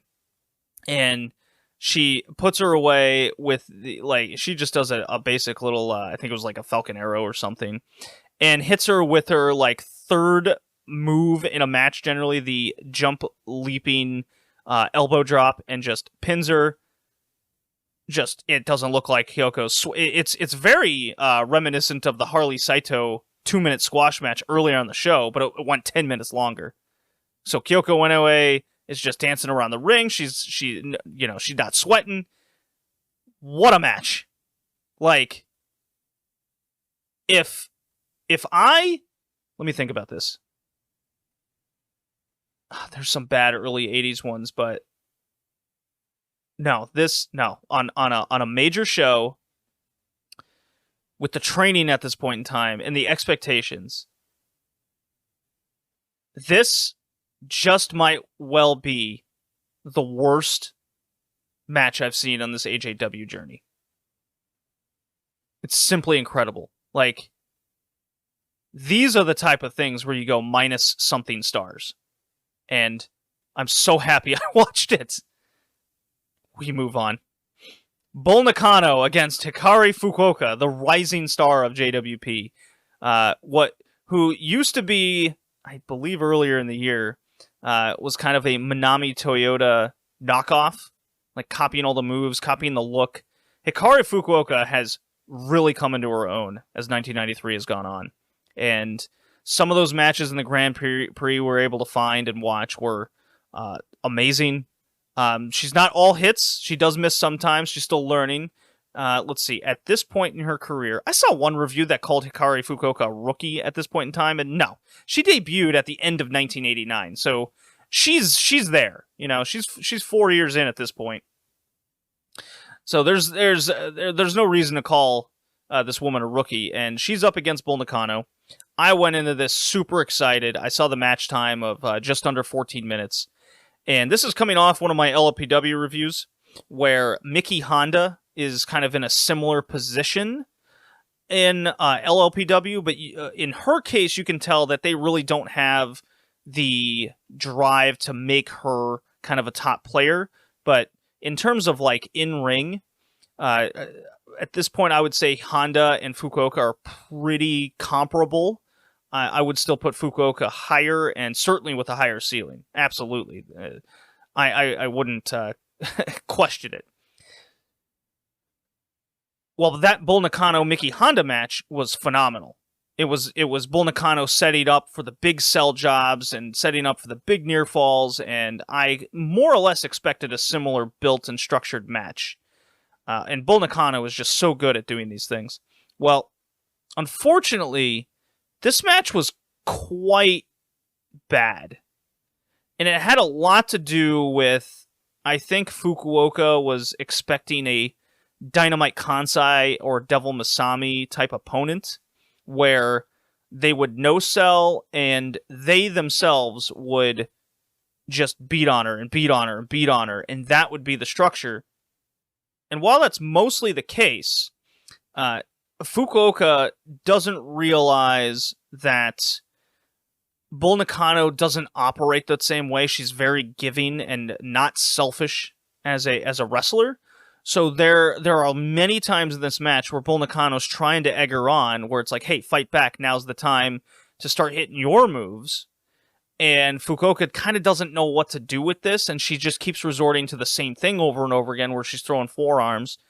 But because Bull Nakano no-sells quite a lot, the match really goes into a flatness to it all. And, you see instances as you're going on where Nakano's like, okay, try the wheelbarrow, like, spin pin that Manami does that you can do. We'll tease it a couple times, and then you'll go. And Fukuoka gets tossed a couple times, and, again, doesn't really know what to do next. And it's very repetitive in the kind of lostness of it all. Even when it's trying to build up Fukuoka's like highest moves, whether it's a moonsault or her wind-up punch to the chest, it never gets the chemistry it needs to get even into first gear. It's just a slog of not chemistry, and very disappointing. I almost want to put a dud on it, is how disappointed I was. But, maybe, I don't know, 2 stars? It wasn't good. It was not good at all. And I'm gonna see what. So there's a guy. His name it's the Joshi Spotlight at the blog of Doom by a guy named Scott. He's reviewed a ton of these shows, and I highly recommend kind of reading a lot of them. He does put a lot of background into the matches. He recounts them move by move, and then has a short stint to it. He gave this match. Let's see, he gave the Aja Kong Eagle Sawai match 2 3/4, and I don't necessarily disagree with that one. And he gave this one 3 3/4, and I kind of think this is a little bit worse than the Aja Kong Eagle Sawai match. When I check this card out, it's with the exception of one match. This when I think of the totality of what we're seeing, I think I'm saying Wrestling Queendom is a very disappointing show. Now with all the context to each match and how 1993 is gone, Bull Nakano pins this woman soundly. Survival 8-man tag team match, and this is so we just watched Stardom's Naniwa Roulette not too long ago upon this recording. And for that to be a unique stipulation, this had its own stipulation. It is on one part a captain's fall 8-man tag, okay? But also it's the case where non-captains can be eliminated, but also has the caveat of everyone gets a short 5-minute match, and if any of those people lose in that 5 minutes, and I'm not 100% sure on this, I got many different answers, was the whole match is over, or simply that person is eliminated in that case. But what we have here is cases of it's like a Survivor Series match with a captain, essentially. So we start out with Devil Masami and Suzuka Manami. They go to a 5-minute draw. It's pretty awesome with both giving each other. Well, Suzuka Manami hits one powerbomb. Devil hits one of her own. I believe there's a Tiger Driver at one point. They're just hitting big moves. Devil Masami has very much gotten her new character down, and she's the last time we saw Devil Masami on one of these big interpromotional shows, she was a little bit bigger, a little bit slower. Well, now she's in phenomenal shape again. And there's a move here where she has Suzuka Manami in a vertical standing suplex, British Bulldog style, right? And then she just transitions into a press slam and drops this woman. And I'm like, okay, in my head, I go, I know Suzuka Manami, well, I don't know, but she's maybe 120 or 30 or 40 pounds, while Devil Masami looks like she can bench press like 6 of these women. She makes it look so effortless. It's just so impressive. So they go to a draw. Ozaki and Shimoda are next, and Ozaki's hitting her big moves, such as the Tequila Sunrise, which is like the Dragon Suplex deal. Shimoda's hitting hers. It's basically just hit big moves in 5 minutes as quick as you can. Plum Mariko and Etsuka Mita had a good... they had a good little like technical match right in there, because that's what Plum is more or less good at from the JWP side. And before I go on to this next step, the JWP team of Masami, Kansai, Ozaki, and Plum Mariko is quite the star power from JWP. I mean, if it was Cutie Suzuki instead of Plum Mariko, this would be their A squad, right? And it's important to note that I believe I think Plum Mariko was the captain on JWP, and Suzuka Minami was the captain on AJW. So it's essentially the weakest people on each squad as the captain, which is interesting. I mean, I guess that gives it... I guess if you're kind of in the know as a fan, that gives it the tension of the match can end at any time because it's the weakest person, right? So I did like that instead of having like Kansai captain one team, Akira Hokuto on the other. If those two aren't the captains, then they don't have to technically drop falls, right? For the match to be over. So you're also protecting your stars at the same time. You know, it's very ingenious booking when you look, you know, 2 steps further on paper. So all that's left now in the time limit period is Kansai against Hokuto, and they go toe to toe. The crowd is going nuts for this because it's essentially JWP's biggest star, or at least rising, against Akira Hokuto, AJW's biggest star, and the biggest star in women's wrestling almost ever, right? I mean, Chigusa Nagayo is the most popular. Could you say a couple other people? Sure, but Akira Hokuto at this point in time, I mean, she's a god, right? And she's still on that just busted knee. It's been repaired, and so they go to locks. And Kansai just kicks her leg out of her leg, to the point where Akira Hokuto like gets kicked out of the ring, and she's shaking it off. And you're like, all right, and they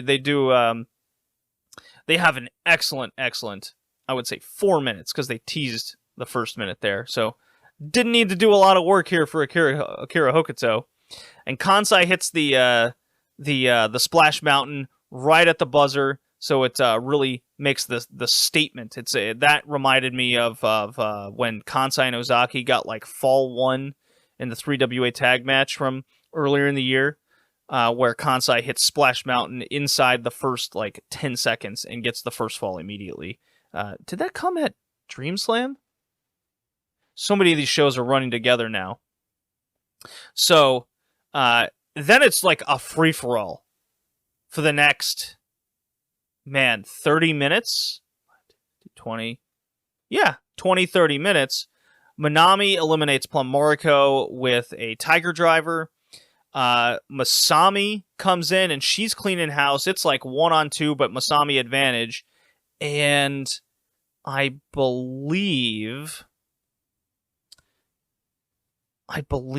Mita and Shimoda do they do the electric chair driver, and then that leads into Hokuto rolling her up. I think I got that right. Hokuto does roll her up, so Masami is rolled up, protected, as the legends and the old guards do. That leads to a 3-match streak by essentially the 3WA tag champions, Ozaki and Kansai. Ozaki eliminates Shimoda pretty handedly after getting a lot of heat on her. Kansai just takes care of business against Mita. And then Kansai again eliminates Suzuka Minami for a huge JWP win. This match is great. This match is awesome. It's exciting. The stipulation is unique. This is good interpromotional warfare. 4.5 stars by Meltzer. I'll go over back to the Joshi Spotlight page. They went 4 3/4, or he went 4 3/4 in this match. I'm kind of at the 4.25, 4.5 range myself. Maybe if I had a clearer picture of like what the beginning like rules were, I would have been able to get into the first half even more than I did. But still, a balls to the wall match. I mean, when you see 8 people people in each corner and they all do superplexes and then they all do like headbutts, you're like, whoa, bad idea, but this is crazy. And I love it. What a phenomenal match. That leads us to the main event. Vacant All Pacific title. Hokuto vacated this thing due to her leg surgery. And so it's Toyota Yamada, the first time they've faced each other in a singles match since the hair match. So a lot of anticipation for Toyota and Yamada. The match went 30 minutes, 42 seconds. And I hate saying this. This is easily their worst match. Like, without question. This match was an absolute mess. Nothing seemed to go right.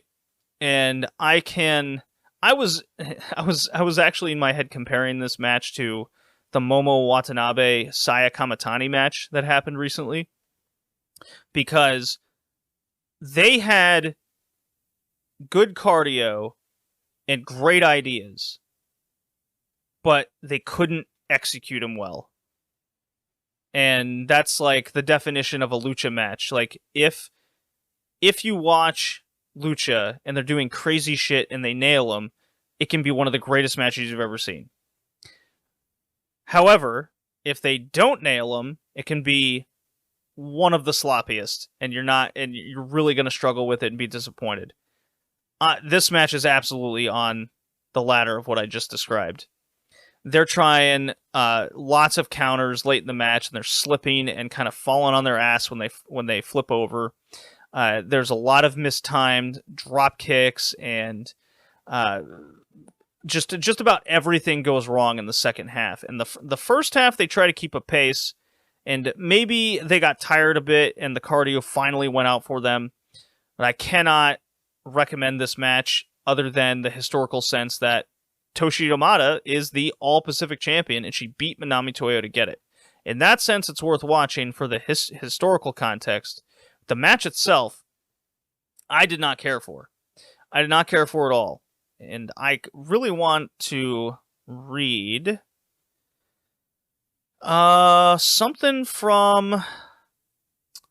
Let's see. Here we go. This is from the Joshi Spotlight page, so I'll quote him on this. He says, very good, different kind of match from these two, and a very, very slow, deliberate pace by their usual standards.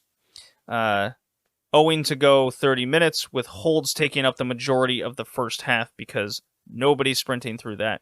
That could easily be boring, but Manami's selling, combined them, shaking it up, and often doing very inventive looking holds. So what we got here is to me a boring first half, and then a second half that utterly fell apart in my mind and what I saw.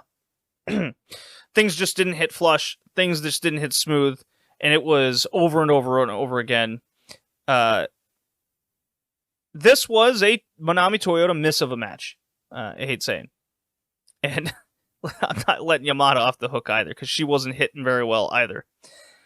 Look, I liked every one of their matches prior to this. I've had arguments over which one of those previous ones were better than the other, including the hair match, because that's where the post-match angle of that is what that's famous for. But this one is definitely a distant, I guess, fourth in my mind, and I want to see them try to run this back at a later date to see what happens. Meltzer gave this 4 stars. Joshi Spotlight went... I guess he went 4.5. He's very, very much higher than me on that. I'm curious to see what this Toshi Yamada white belt reign is like. I hope they don't boxing title it where she'll defend it once a year and lose it on the first or second try. That's very common. But here we are. Hopefully there's a little bit of change of that with a new champion and maybe a new direction here. In our next AJW Destiny episode, so here's where I get a little tricky. Episodes 85 through seemingly 92, 93 aren't exactly clear what they are going to be because the various sites that I have don't spell out what shows or matches there are. So I won't really know until I start watching what's coming up. But I do know I have the long Saint Final Battle show. There's the Korakuen Hall of the ending of the Tag League of 93, and those two will be the last of 1993, the year. So I might just do those two, one after the other. I'll do Saint Final Battle in one go, and the Korakuen in another, and just to get through 93, and that'll take me into 87, 88, and I can catch anything that's at the beginning of 94 and go from there. Because the classics kind of start at like February 27th, 94, from what I could tell, and we're going to end up missing at least one or two big shows in between there. So I think that's how I'll plan it out, but that's just giving you guys an idea of how to keep up with me. Remember, share AJW Destiny, share the Red Leaf Retrocast. If you're interested in more Joshi wrestling content and more historical context, look up the Patreon, patreon.com/Red Leaf Retrocast for Joshi 2010s, the Joshi Google Drive, and the LLPW shows, along with Pure J covering each and every month as well, along with other articles. Hope you enjoyed this episode. We'll see you next time.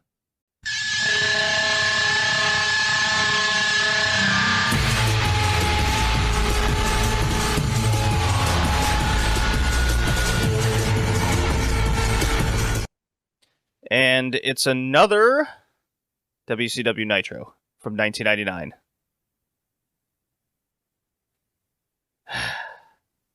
Tanner, I think this show's getting worse. Definitely worse. How is that possible? How? I feel like there's a number of contributing factors here at play. Okay. Particularly, what could they be? Well, Chief first and foremost is the powers that be, right? That I think that's first off the list, right? Secondly, I'm just really not vibing with this tournament. This tournament's been really dumb. I'm not vibing with the comedy. Like some of it's like pretty fun. Okay, Goldberg headbutting a soda machine later in the show and getting Surge out of it. That's hilarious. Yes, that's funny.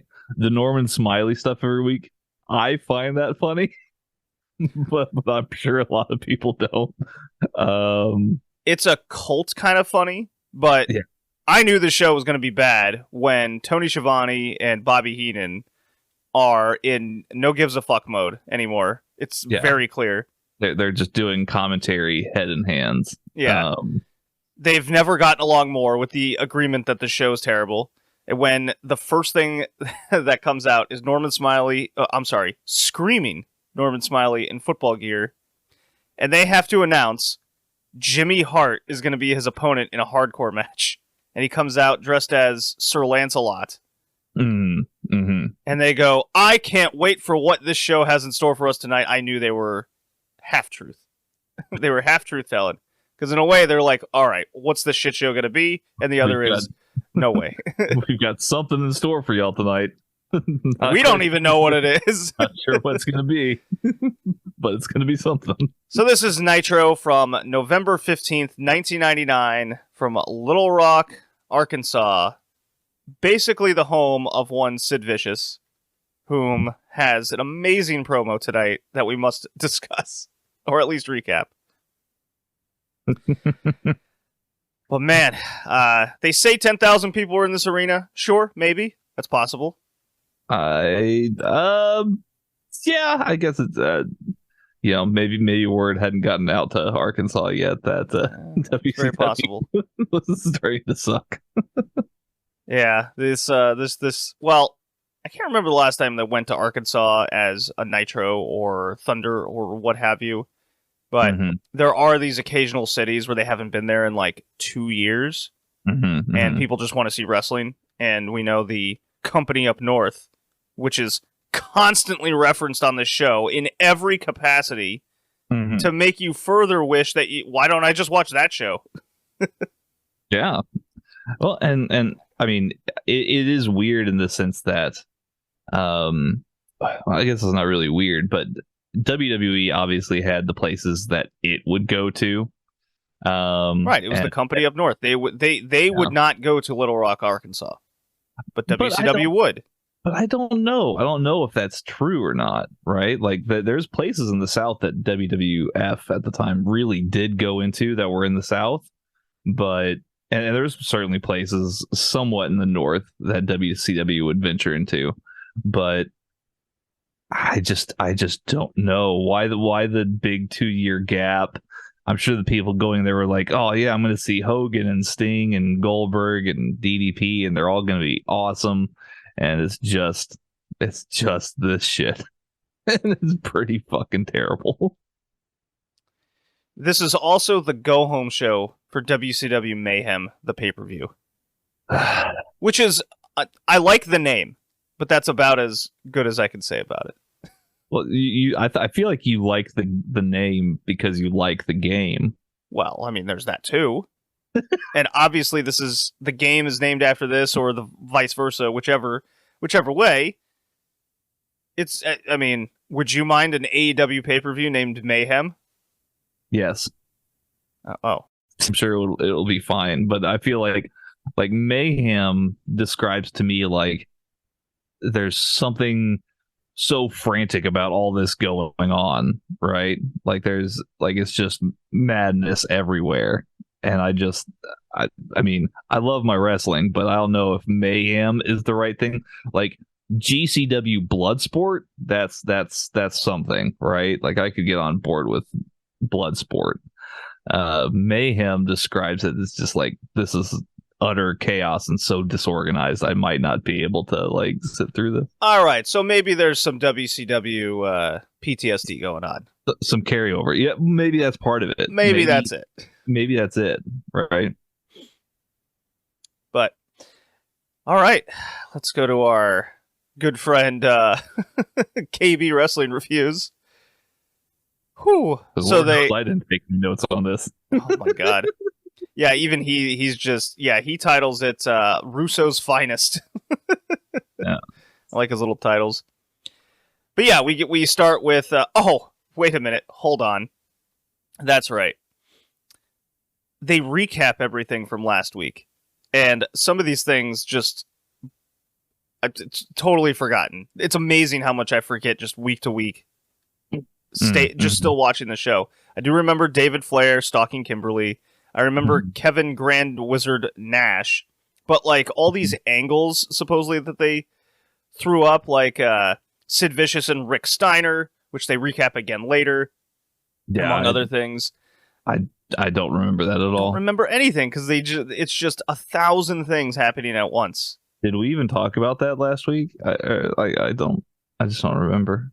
Yeah, they're even referencing things from Thunder, which, okay, they're trying to make Thunder a thing. That's better than the nothing that they were doing before. But anyways, so Norman Smiley and Jimmy Hart have a hardcore match. It is an atrocity. Who thought this was a good idea?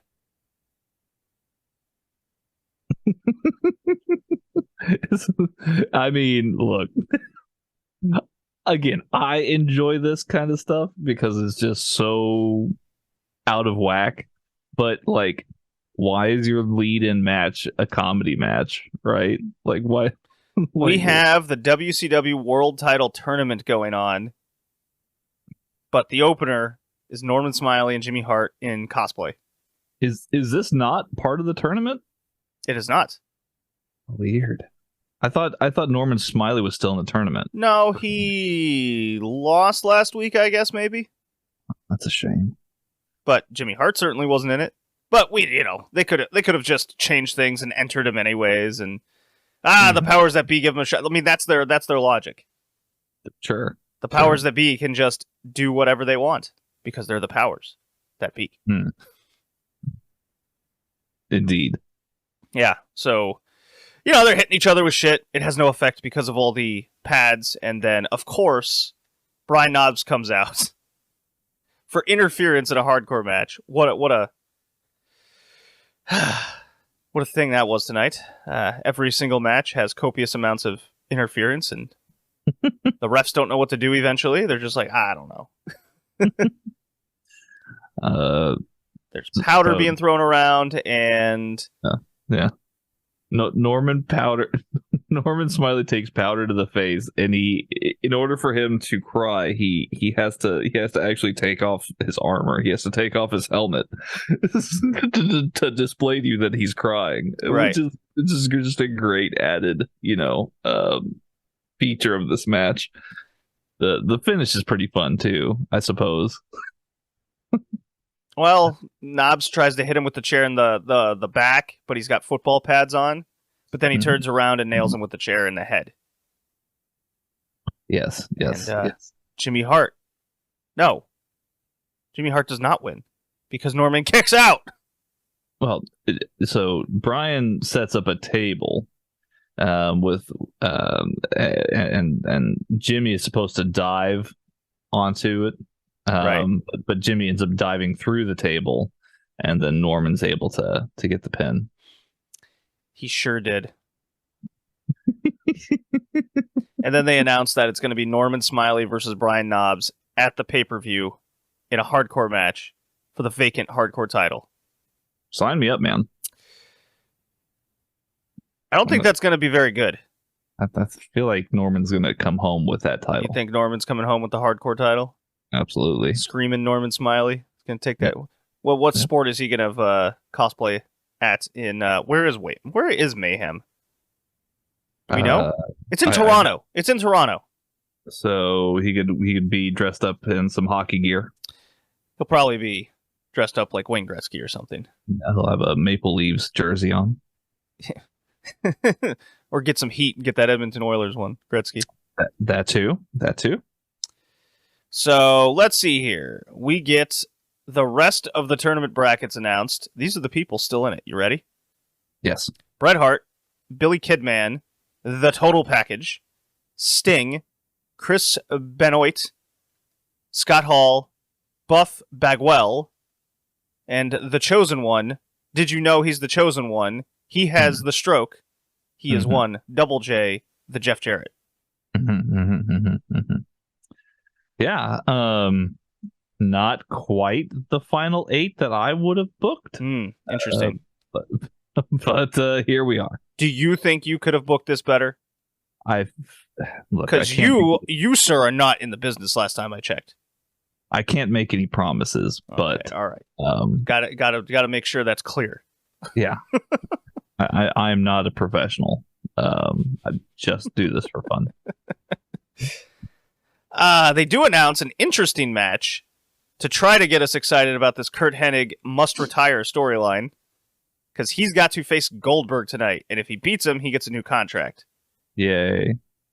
But remember, he has to be pinned 1, 2, 3. So he's lost every other way except getting pinned week after week. Is this where we see Goldberg pull out a heel hook on Kurt Hennig and make him tap out? This is the one. Yes. Let's find out. Oh, right. So Kimberly walks into Terry Taylor in the back, and I'd totally show up to the place where I was stalked and threatened last week, right? Maybe. I mean, at this point, we've kind of got a RICO case going. It's starting to cross state boundaries. I'm surprised the FBI is not involved yet. Legal Tanner. I like this. So the powers that... I'll just skip to Kimberly here.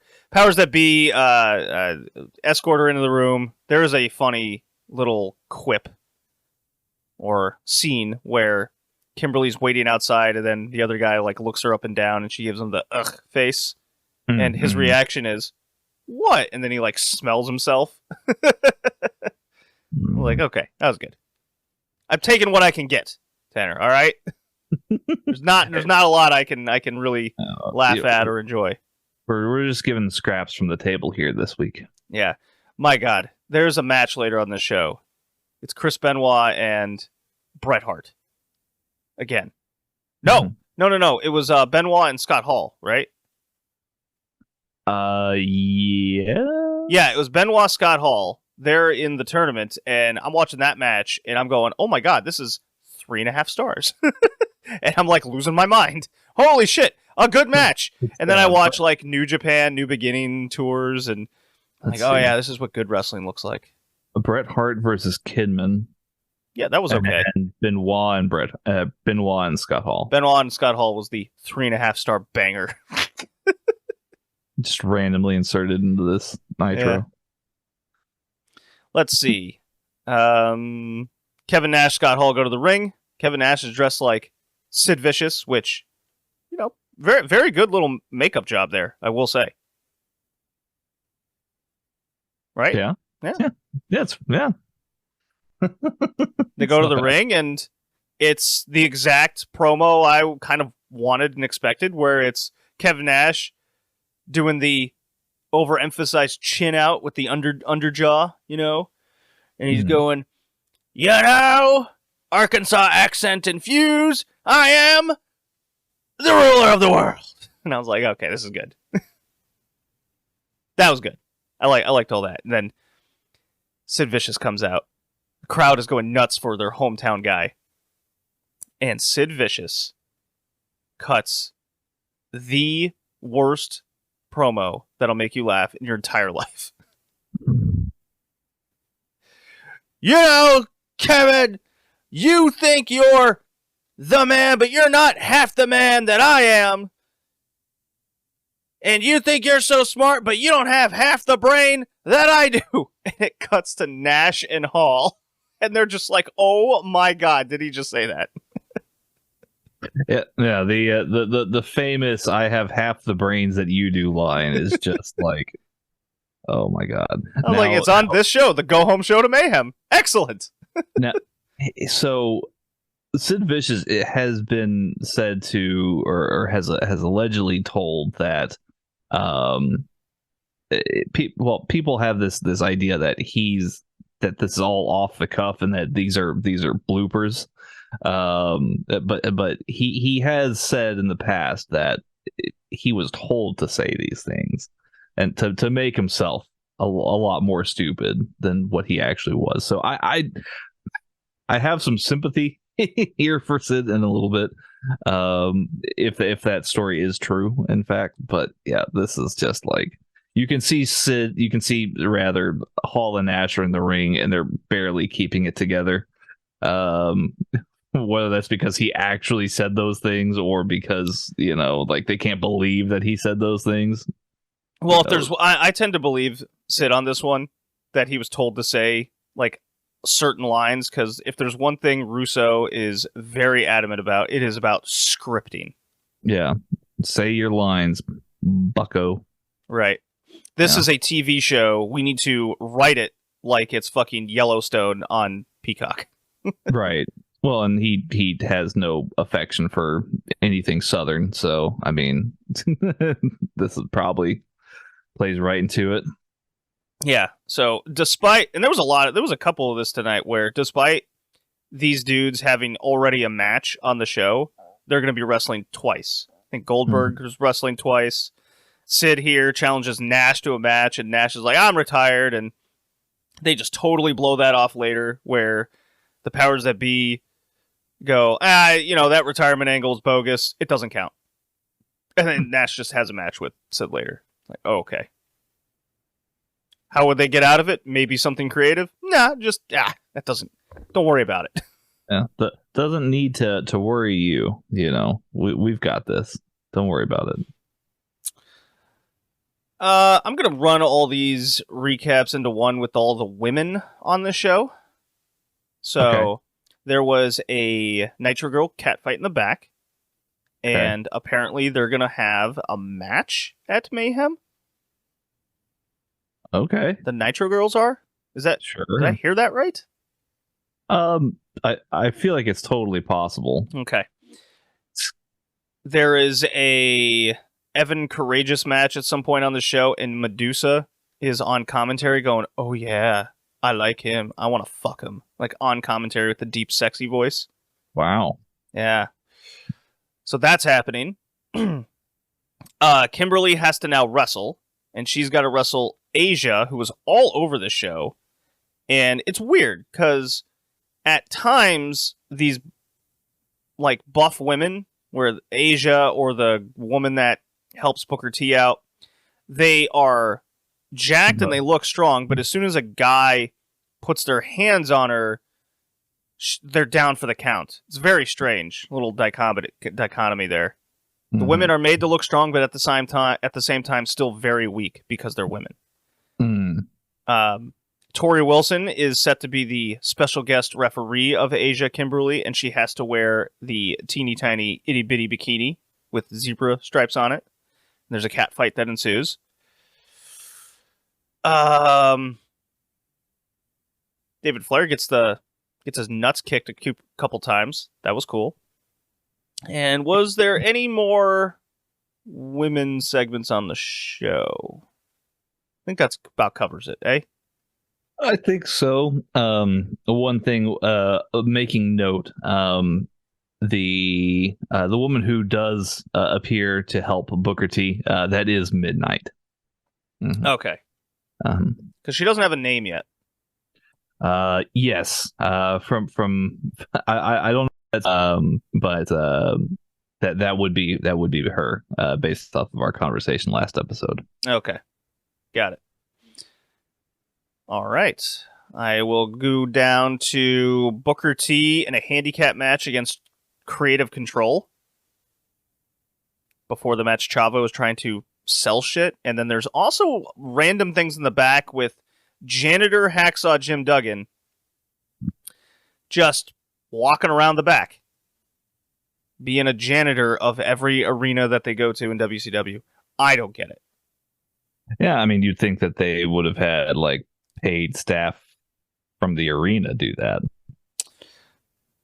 I don't know. He's obviously not very good at it if he's taking out talent like the Total Package. That was last week. See, I'm keeping in kayfabe with the stories. Let's see. Oh, this was a line on the show, and I'm glad Mr. KB wrote this down. So Tony stops talking about the match to say the powers that be have rescinded Nash's retirement stipulation, and Tony, in quote, says it was a lame angle anyways.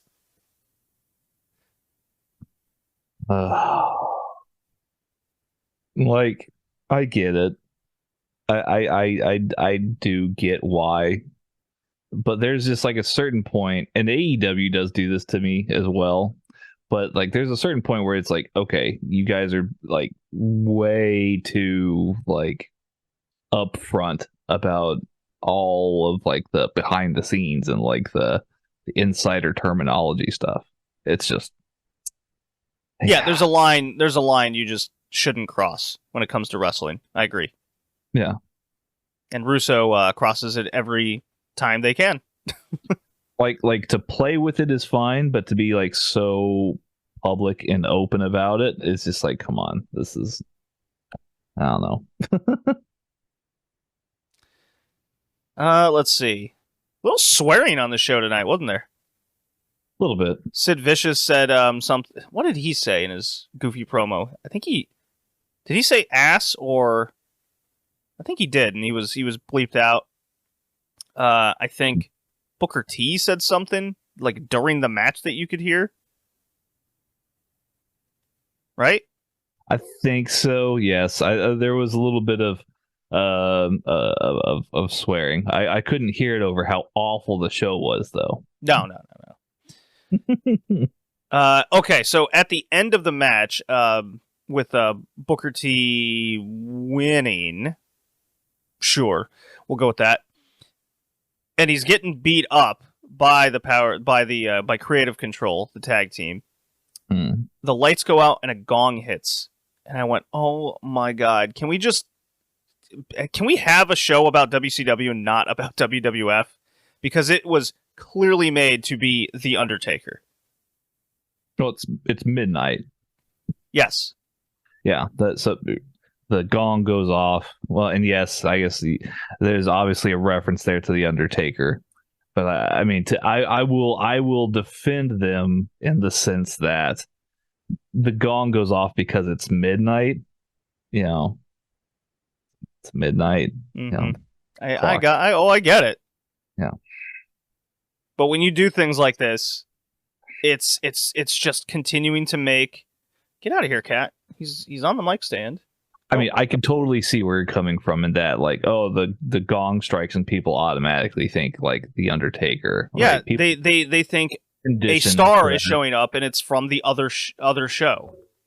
Oh my god, Cat. Bad kitty. It's all up on me.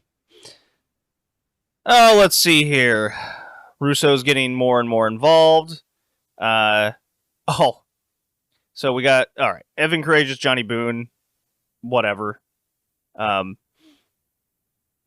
then, okay, so this is what happens.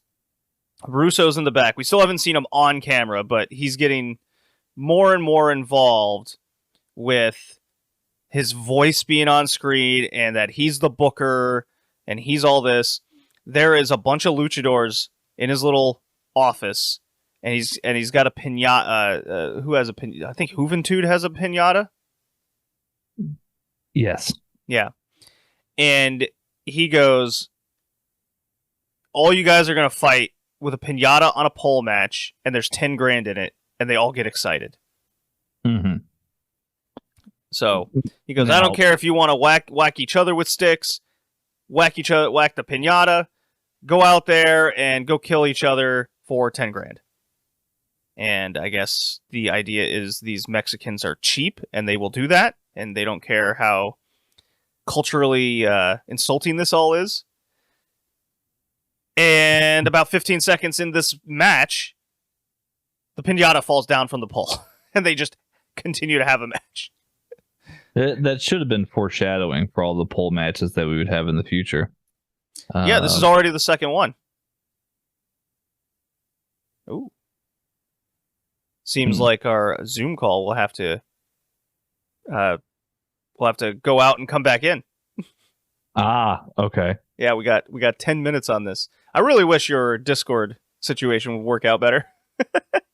I do too. Okay, real time. I'm keeping all that in. We have excellent production like Nitro. Well, maybe in that 10-minute cutoff, I can go get the charger from my laptop. Ooh, that's you know what? That's good. How about this? I will cut it off right now, and then we'll go back in. We can come back in. How about that? Okay. All right. Give me like 2 seconds. And I'll go grab that. Okay. So that was tumultuous. Yeah, we. I don't know if there's a week that goes by where we don't have a technical problem of some sort. Well, Zoom only allows us to have like 40 minutes now. You are on a Mac computer, which of course causes just incompatibility issues. Yeah, I suppose. Much like Russo booking Nitro. Just nothing's compatible with the wrestling world. Okay, so we were in the middle of talking about this racist match. So Dr. Death makes his way to the ring, and they are literally pretending that it's JR next to him. Mm-hmm. Yeah, Oklahoma. Of course, yes. Mm-hmm. And they're just making fun of all of his mannerisms, the way he calls wrestling. This is all during the 5-way $10,000 piñata on a pole match. That's a real thing I just said. Is it 10,000 or 5,000? I thought it was 10,000. Doesn't matter. Well, I'm just trying to keep in with the kayfabe here. So Dr. Death gets in the ring, cleans house, and takes the money. Yeah. Which is sad because I mean this could have been an okay match otherwise, right?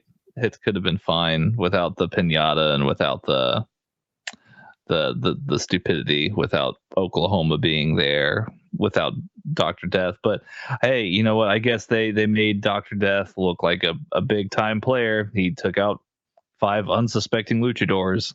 So I don't know. Not my cup of tea. No good. It's no good. It is no good. Okay, so a real thing Nash says. He's now in a Detroit Red Wings jersey and jeans. And he goes, I took some time off because WCW sucked. But things are good now. Scott Hall's back. And honestly, all he has to do is do some comedy, and he gets a big paycheck. Yeah, good for him. Yeah. I mean, I would take that deal. Just pay me, and all I have to do is show up and fuck around, then sure, wouldn't mind that. Yeah. I don't know how long that would last in feasibility sense, but anyways. Well, in Kevin Nash's case, it lasted 2 years.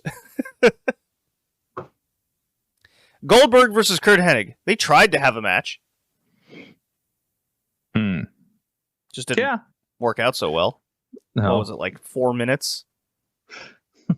Yeah, something like that. It was a very short match. And for all transparency's sake, I really was kidding earlier when I said, oh, well, this must be when Goldberg puts on the heel hook.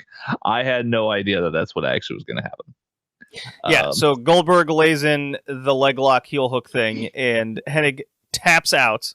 Yeah, but he gets to keep his job.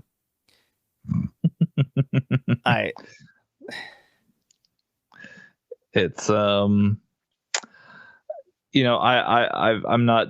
can't be disappointed anymore. All I can be is just sad that I'm having to watch this. Mm-hmm. The fall of Nitro is certainly something. Let's see here.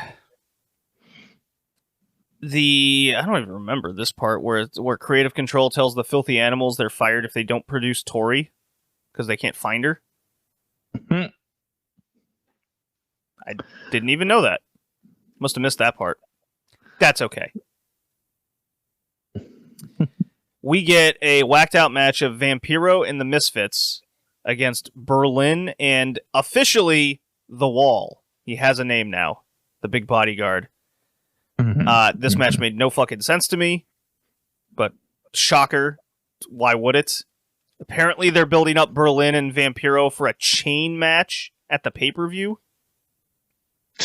I don't recall any build to this. No, they're just like, they're going to have a chain match at the pay-per-view. Here's the build match. What? But it was all about Berlin and the Wall, like, not getting along all of a sudden. I don't remember that from any of the previous episodes either. No, just here it is.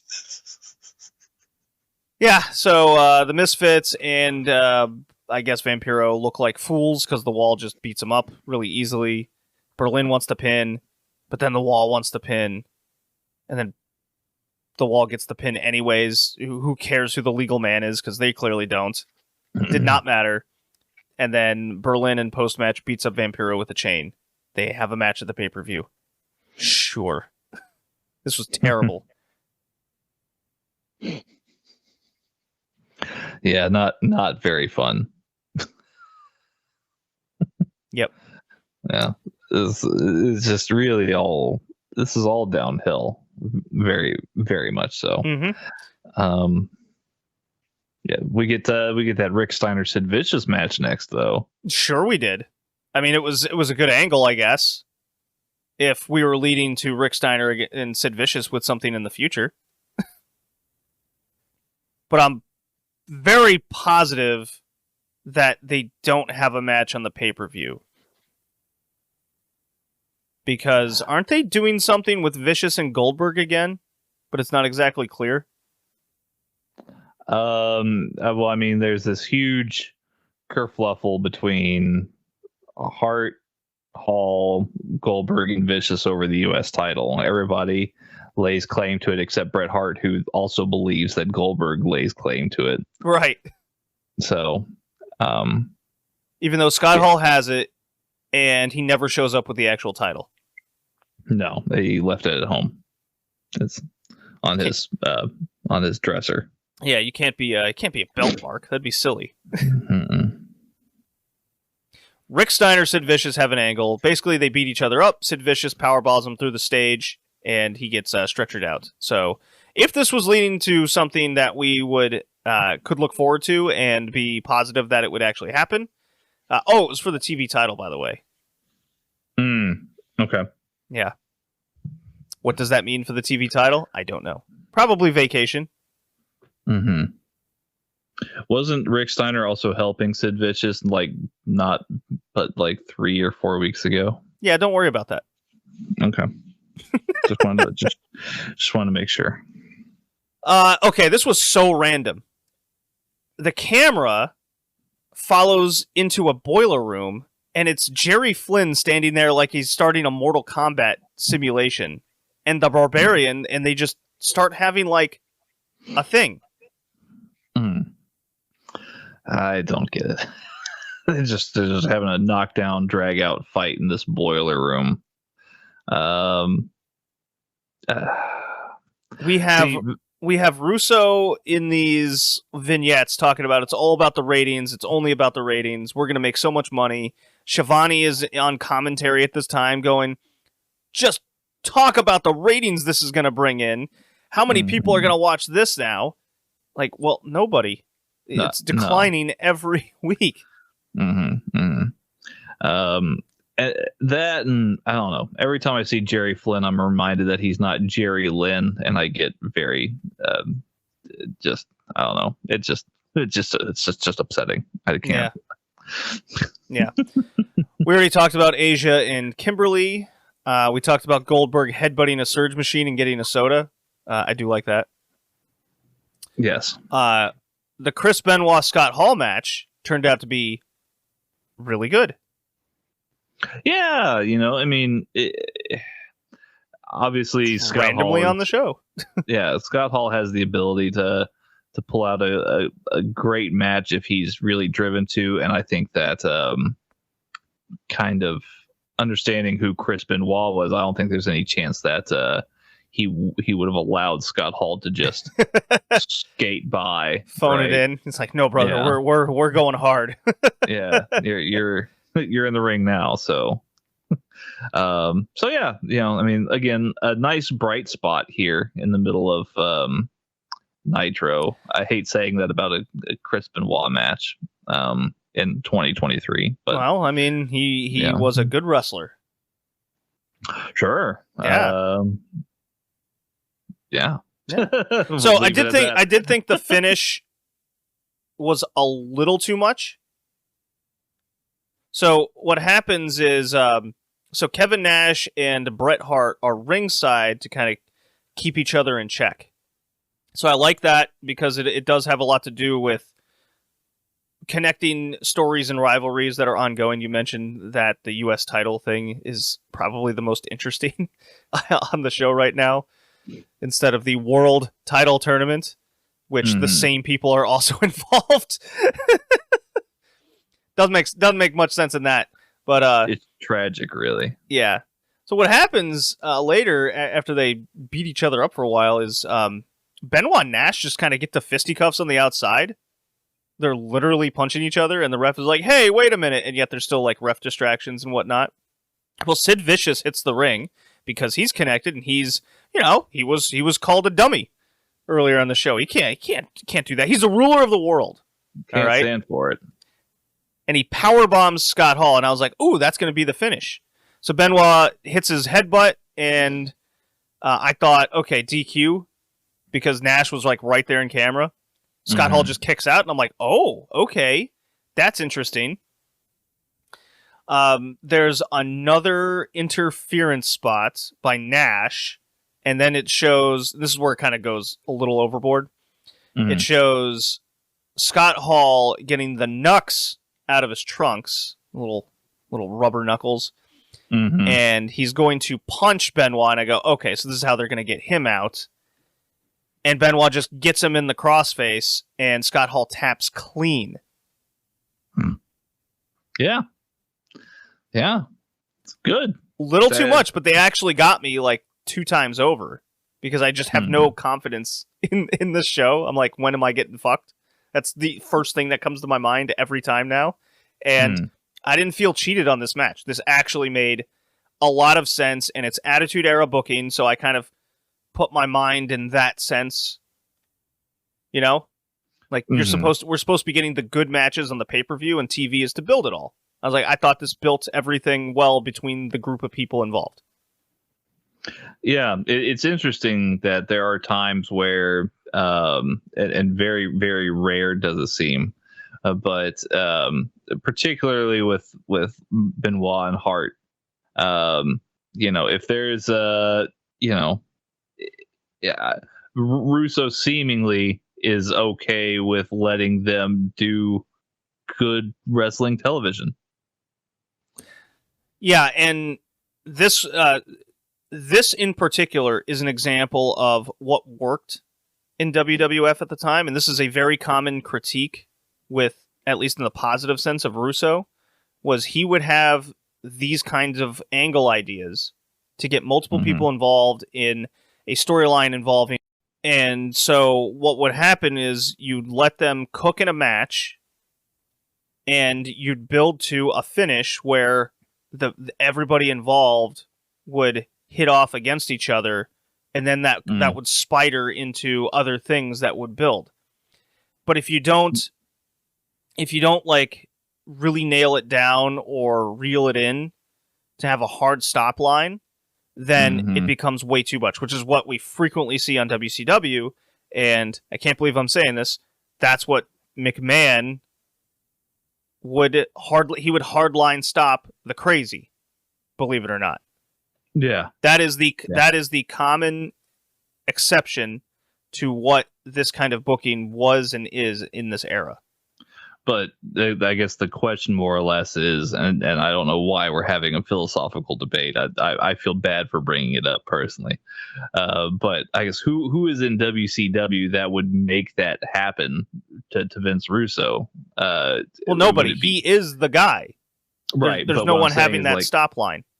Right, but when it comes to guys like Hart or Benoit, or them occasionally having like, and I guess this doesn't last much longer, but in this instance, like, who's telling Vince Russo, no, let us go and just do our thing and have a good match?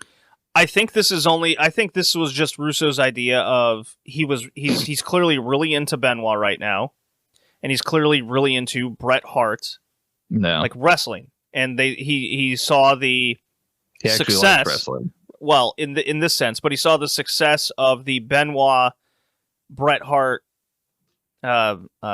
tribute match, right, for Owen Hart. So he's like, okay, in his mind, he has evidence that these two get ratings, which they did at that time, not for the reasons he probably thinks. And he has an affinity for Bret Hart because he used to book him and work with him in WWF. Okay. Yeah, and then the other thing is he doesn't want a lot of the old people, aka Ric Flair and Hogan, in this company anymore. Like, to be the top guys. He wants the young guys, quote unquote, no matter who they are. Jeff Jarrett's at the top of that list because he used to work with him in WWF. Like, you can clearly see his ideas and who he wants to focus on in these senses. Oh, okay, yeah, perfect. And it carried over into Bret Hart Kidman, where Nash and Hall tried to interfere. The Filthy Animals tried to defend their guy, and Bret Hart put him in the sharpshooter right away and got out of there. So short, but I thought effective. Now, what happened to the Filthy Animals where they just got beat up by 2 guys? That's unfortunate. Oh my God, Kat, stop picking this path. You're really messing up the chords. There's a spot in between my laptop and the mic stand, and he has to go under in between that particular spot to get to me. He can't just go around the table.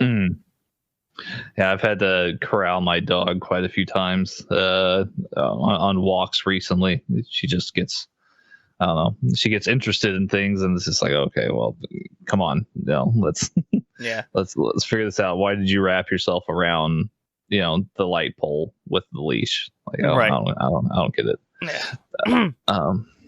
Okay, so let's go through this rapid fire now, because Okay. Jeff Jarrett, Buff Bagwell, creative control, guitar shot. Jeff Jarrett wins. Sure. Hits the stroke. We have Lex Luger trying to put laxative in brownies. Duggan gets a hold of them because Luger didn't want to face Sting. There's that story, I guess. Eddie Guerrero and Conan against Perry Saturn and Dean Malenko in a House of Pain match. Just a random, like, Hell in a Cell in which then you have to handcuff both opponents on the cage. Could have been cool. Could have been something, but it lasted less than 3 minutes and it ended in a DQ. The match was like over, but Douglas gets in the ring and the ref just throws it out. Like, what? Who the fuck knows? Who knows? Yeah, it could have been better, like you said. The idea's there, and I did like the structured idea of they beat up Conan outside so they can single out Guerrero and get him shackled first, and then it's a continued 2-on-1. And I'm like, this wasn't bad in theory, and even in execution it was pretty good, but it just happened all so fast within this like 4-minute span that it's like a why bother situation at that point. Yeah. Are we getting like a Revolution Filthy Animals thing at the pay-per-view? I didn't get that feeling. I feel like we should be, but more likely than not, no. Yeah, I just don't know what to make of it. Okay. So we have for the Mayhem prediction over like what matches are going to be there. We have Norman Smiley Knobs hardcore match. We have the remainder of the world title tournament. Okay, so that's the rematches, the 2 semis and the final. I think they're building up Evan Courageous for a cruiserweight title match. I'm not sure. Are we going to go with yes? They said there's like 12 matches on the pay-per-view.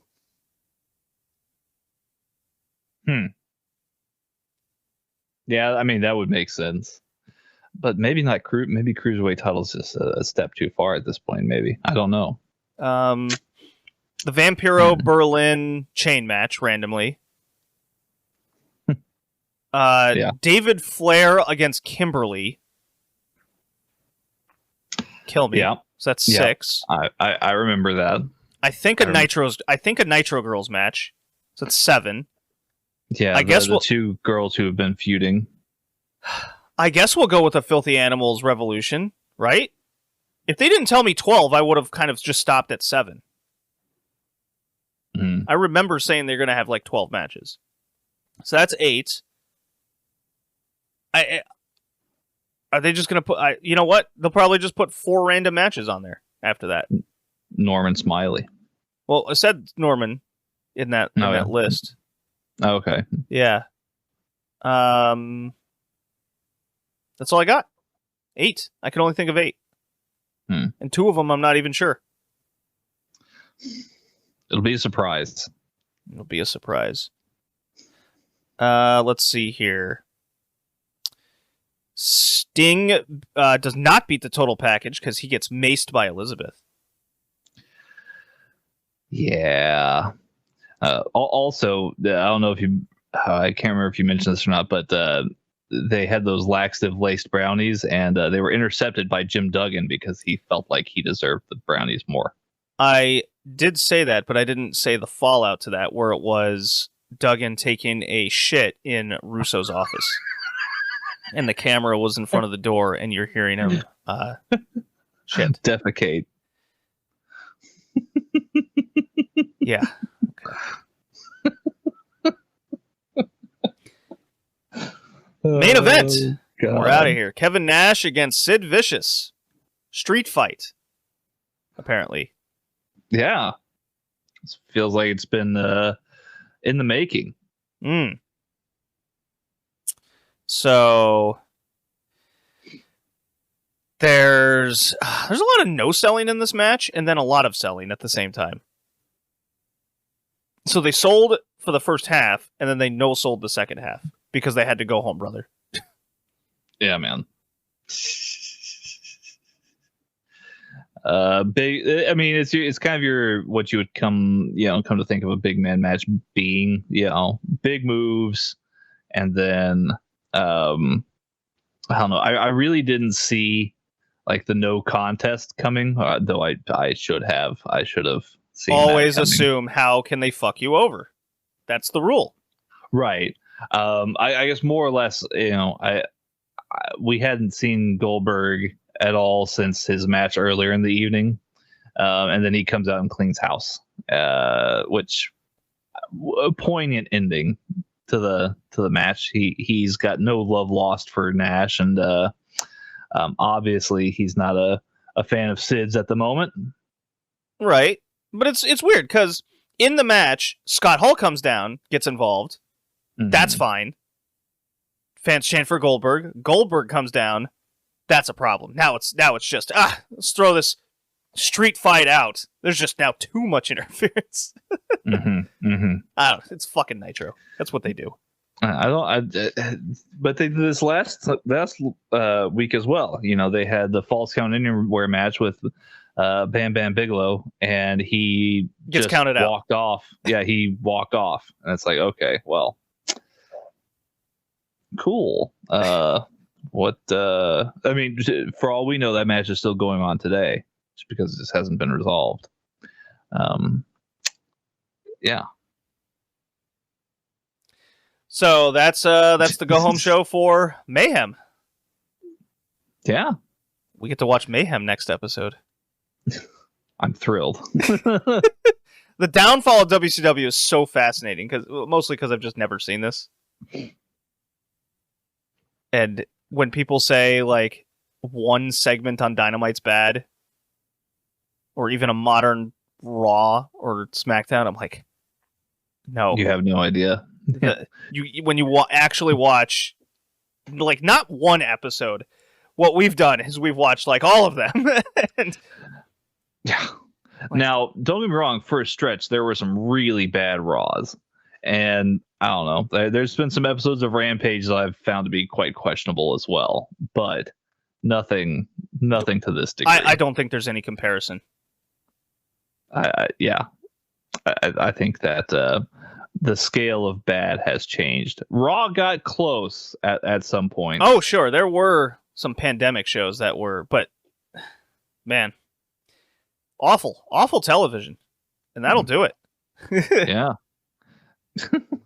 That'll do it. Yeah, we're losing our minds over like a 3.5-star match. And that's as good as we're going to get.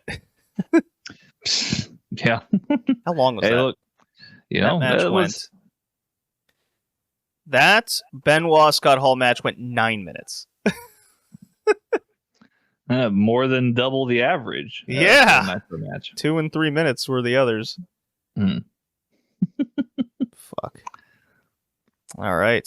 So yeah, we got our ticket to Mayhem. Hey, there we go.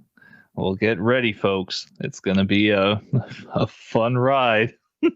we're gonna end this tournament finally. Oh my god. Yeah, watch them just vacate all the titles like the next night on Nitro. Well, don't say that because that does happen. I know it happens at least like twice, 3 times or something weird. Mm-hmm. Yeah. I think that only happens in 2000 though. Maybe. Probably. We'll find out. Join us next time on an amazing Red Leaf Retrocast. Tanner, see you next time. Bye-bye.